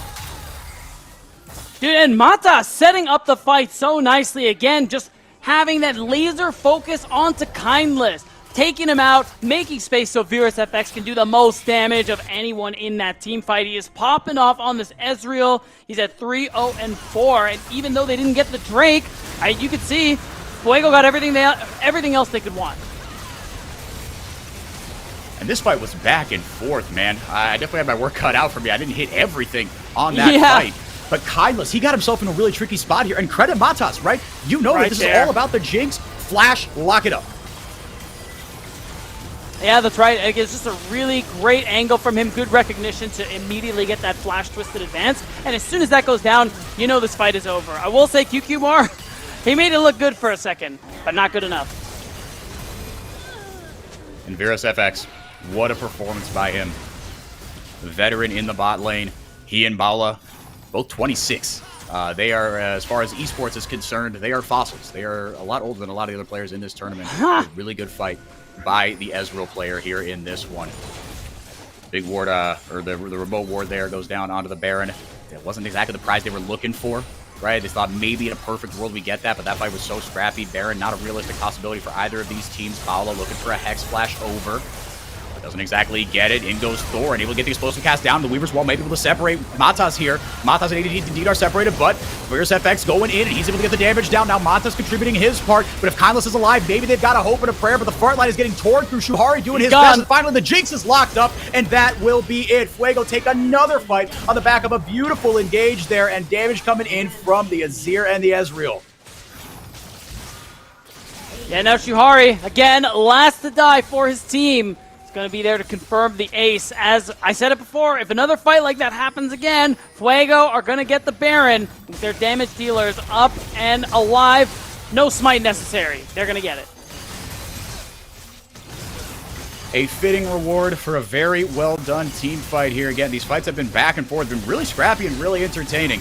But how about that damage? I mean, Zelt and VirusFX with almost identical damage numbers here. 8,500 between the two of them. Very nicely done. Let's get another look at it here and see who actually started this off here. It got split up here early. Matas with the Nature's Advance in, and Thorin is kind of stuck in a bad spot. Yeah, it's happened 2 fights in a row, actually. Thorin is trapped. He can't actually break up the fight and continue making space for Kindless. So when he's out of the way, it's so easy to jump onto this Jinx. Again, he's the sole peel. So once that goes down, as soon as you lose Jinx, fight is over.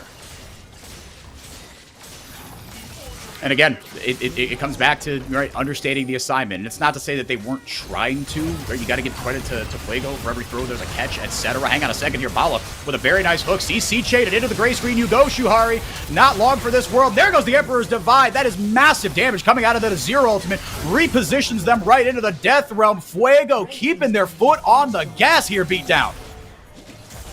And why not? You're already so far ahead. You still have the Baron buff for 2 more minutes. Just keep on fighting, keep on winning, and now they're going to knock down another turret. They're just going to continue to cash in. They are getting a lot out of this. The Baron power play, see there on the top left, 4,000 gold and counting. It's just QQ Moore and Thorin. The game's not over, right? This won't be an end here as long as QQ Moore and Thorin don't get caught here. They're going to do their darndest not to do that. But again, Kindless is everything. They couldn't protect him in the last fight. You saw how it went for them, and Fuego, to their credit, keeping their foot on the gas, and they've got a Mountain Drake to reap as a reward, while WAP left to pick up the pieces here. Not many pieces for them to salvage, Enrique. It is a tough spot to be in. Really, only saving grace is that Kindless has his flash back up. He has finished the Infinity Edge. This Jinx is very strong. Potential to do a lot of damage. So far, WAP have not been able to protect him and keep him alive. Maybe this next fight is going to be that difference maker, especially with... Oh! Zelt with a great flash EQ ultimate gets another pick. Blew a lot of resources for it, but you take away one of the main sources of keeping that Jinx alive, and that is well worth it. Now with 2 inhibs down, beat down as the Super Mega Death Rocket. Noble effort, not going to get anything done here. Another Dragon over for Fuego. Little by little, man, it's just death by 1,000 cuts here for WAP. Maybe like... Maybe less than 1,000. They're not very small cuts. I'm gonna be honest with you. These are pretty big fight Fair wins. enough. You know, we'll say like 20 cuts. All right. Is that fair? I think All right, we'll agree. 20. Death by 20 cuts, and I'm pretty sure cut number 20 is coming any moment now. Even with the Baron about to expire, it's a 5K Baron play, and you can see it shown in this 8K gold lead that I think Fuego are ready to use to probably close this one out. At worst case, they get a 3rd inhibitor. And if that's your worst case scenario, you are in a really, really good spot. QQ, you see, he's just trying to find an angle. He's trying to find something creative here. Because if you telegraph this fight, the level advantage, the item advantage, it's not going to go well for you. Supers charging down the lane, and now QQ Moore, he's going into Narnia. He's got to be careful here. He's still got to wait into this fight. Charging up the Vol Breaker, goes over the wall. He gets Virus FX, and with a big explosive cast, they split the fight into 2. Ezreal is gone. He is history. QQ Moore goes down, but he might have made the play of the game that saved WAP in this one. They've got a numbers advantage, and they live to fight another day. That's a huge shutdown that they pick off Virus FX, and that's the save at the Nexus going on here. But this is tough. Even though this happened, you are still down a 3 inhibitors. You have so many super minions walking into your base. You can never leave. You are trapped on wave clear duty until one of these inhibs spawn, and that means that you're not going to be able to get this next Baron. You're not going to be able to get this next Dragon, and there's still that potential for Fuego being able to use those resources to close the game out anyway. WAP! Tournament lives on the line. They're still fighting tooth and nail. They are not dead just yet. A hero play from QQ Moore. His 2nd time in Brazil, playing an international tournament, played here at MSI 2017. They can keep Kindless alive. They've got a shot here, but the damage, it just might be overwhelming. I mean, there are so many things in Fuego's favor right now. Most of all, Zelt. 10 kills right now. He's on 4.5 items. This Azir just hit level 18. He is monstrous, right? And that's the other part of it. So much has to go right. QQ Moore, he got that pick there onto the Ezreal, onto Virus FX, but Thorin able to keep Azir, keep Zelt away from dealing even more damage, because there's multiple threats coming in from Fuego. Yeah, absolutely. Multiple dive threats, and more importantly, again, ADD on the Gnar. He's been finding really good angles for those ultimates. Zelt has been great with the Emperor's Divides as well.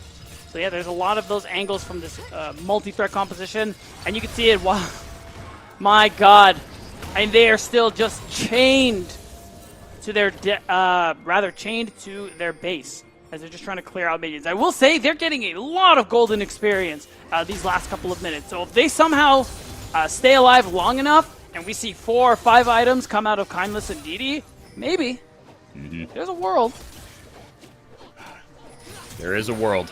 I'm not sure which one it is. I'm not sure we're in it, but there is a world out Yeah. there. Yeah, they are getting a lot of golden experience funneled in here, but I mean, again, it might be a consolation prize here as Fuego. They're going to try one more time. Baron up in 10 seconds. ADD will be okay. He'll be just fine. And now the On My Way pings coming in to the Baron again. Try to make it the final battering ram, the final nail in WAP's coffin here. Mataz is going to start that bad boy up. And at this point, what do you have left in the tank, WAP? Again, all you have. This is your only chance to potentially stay alive here and qualify for playoffs here in America's Challengers. So, do they have it in them? That's going to be the question here. They still have ways to team fight.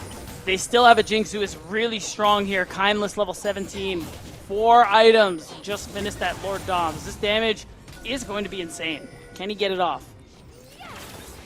$1 million question as WAP playing for their tournament lives right now.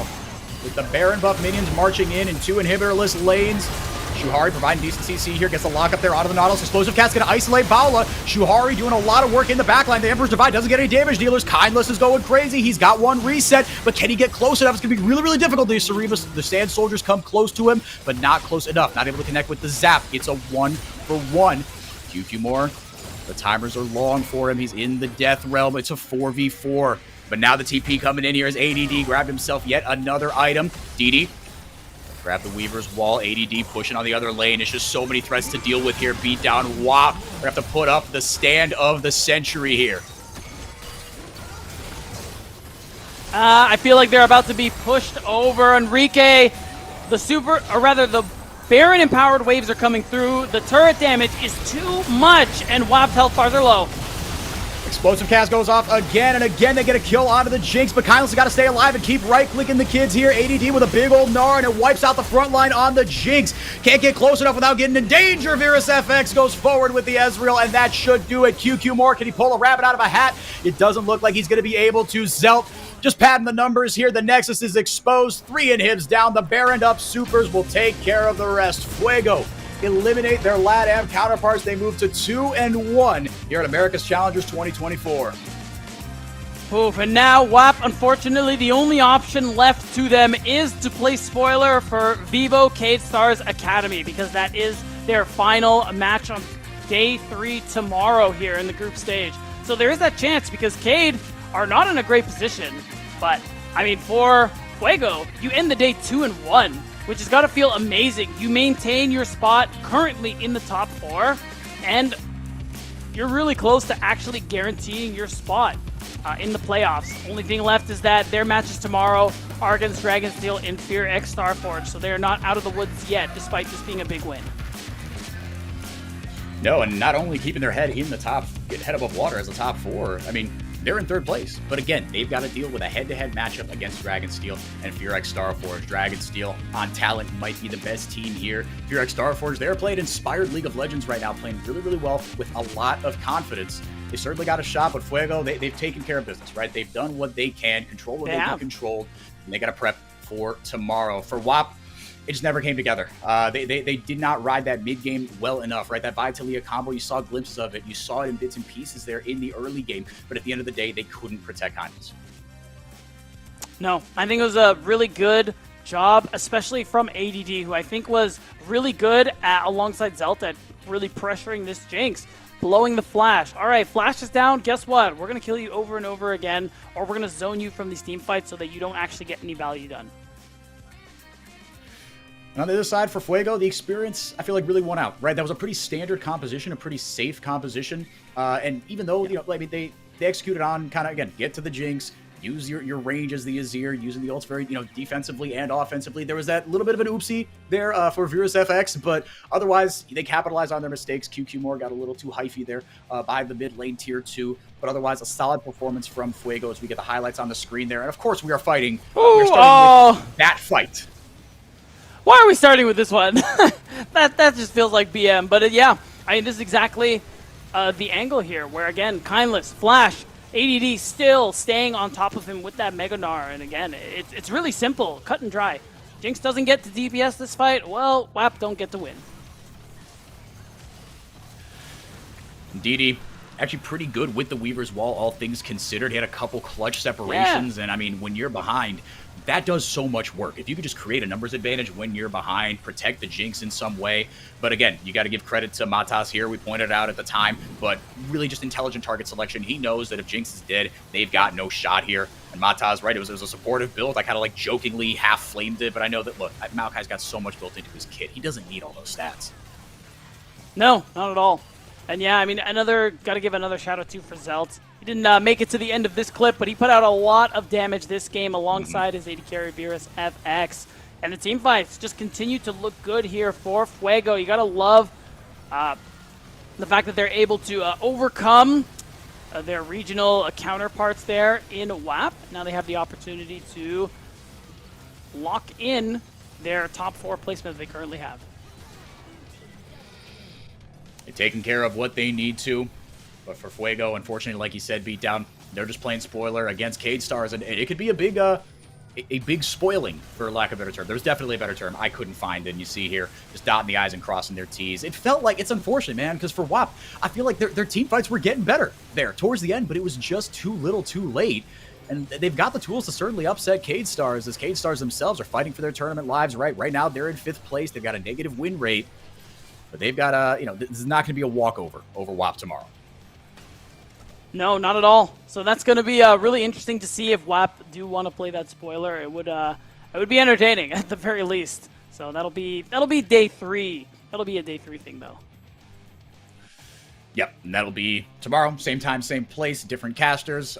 For better or for worse, I guess, depending on what you thought of today's show. But give the post-game breakdown numbers on your screen right now. Zelt, I mean, my goodness, Zelt and Virus, man. Look at him. I've got no words, man. These two champions, we called it out in draft. Everyone who's watched competitive League of Legends knows these two champions, when they get out of control, they can do a ton of damage. That's exactly what they did at near 60k combined.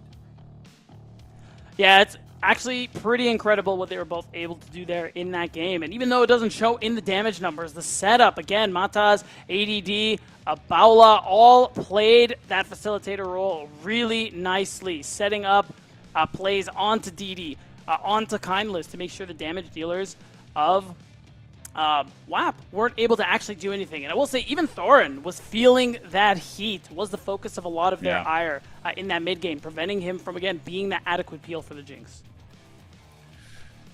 Yeah, and it's unfortunate, 'cause I mean, especially when you don't build that kind of big tank. Gragas, right? He went a lot more AP, got the tier early, the Dark Seal, etc. You are going to be when that ire, that aforementioned ire, does hit you, it's going to hit real hard. And knowing that you had to get that Gragas out of the way because he was really your main front line in that explosive cast. Once that went haywire, Shuhari, he was doing his darndest, right? You saw all the effort he was putting in, trying his absolute heart out, but it wasn't enough. Rel, I mean, you're a support, right? These things happen. We're going to have an interview on the other side of the break, but before that, Beatdown, any final thoughts before we crown our MVP? Just kidding. We are going to get that on the screen for you, and I think we both kind of came to an agreement here. It is Zelt. Put on that crown, King. I love that What picture. a performance on the Azir. Yeah, I mean, it was a really great look. Even when he wasn't part of the fights, he was still earning gold for his team by taking turrets in side lane, pushing out these waves, and helping with that setup for these neutral objectives. And then when it came team fight time, this guy slided and glided with the best of them, man. So he definitely is deserving of this MVP.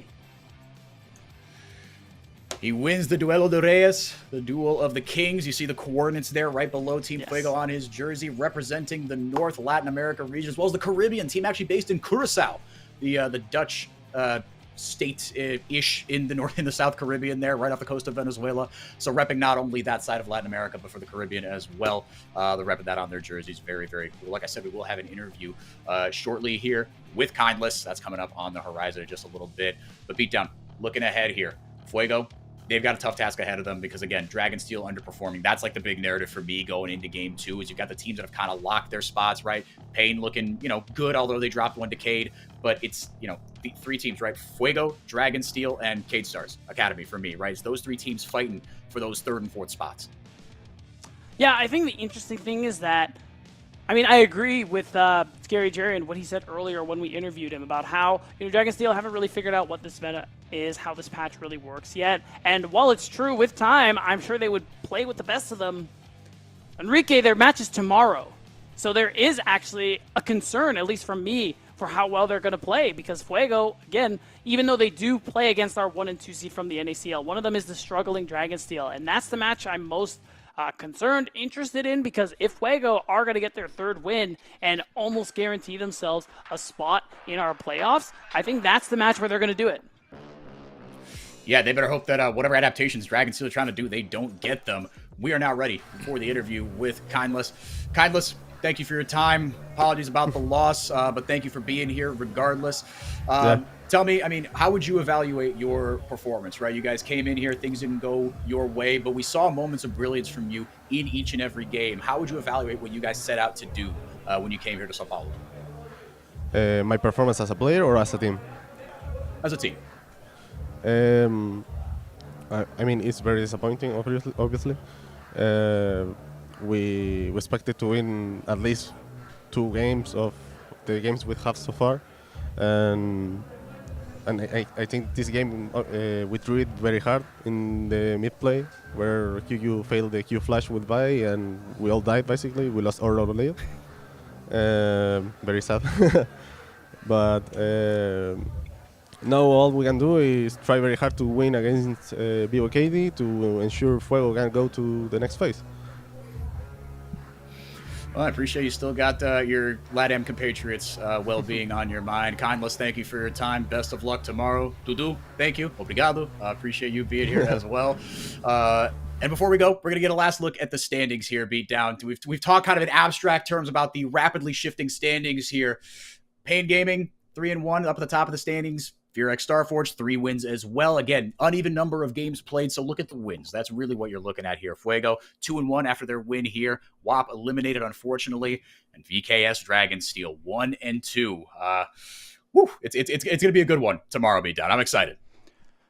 Yeah, I mean, the games, none of these things are locked except for probably Pain and Fear being the ones to make it into the playoffs. But Fuego, Cade Stars, Dragonsteel, as you had mentioned it earlier, Enrique, are the ones fighting for those last 2 spots. So that means tomorrow is going to be really interesting. I love, too, that Kindless is saying, yeah, we're going to beat VKS so that WAP can make it through instead of them. And, you love to see it. Yeah, really, really good. But yeah, that's going to do it for us. I think, we are all done. Guys, thank you so much for being here, for Beatdown, for Gachi and the whole crew down in Brazil. I have been 4x4. Thank you so much again for your time. Back here tomorrow, see how the rest of this group stage shakes out. It's sure to be a lot of fun, a lot of storylines, narratives, etc. Abounding. Support the players, support your region through thick and thin. That's what makes this fun. We hope you've enjoyed the show. I've been 4x4. We'll see you real soon.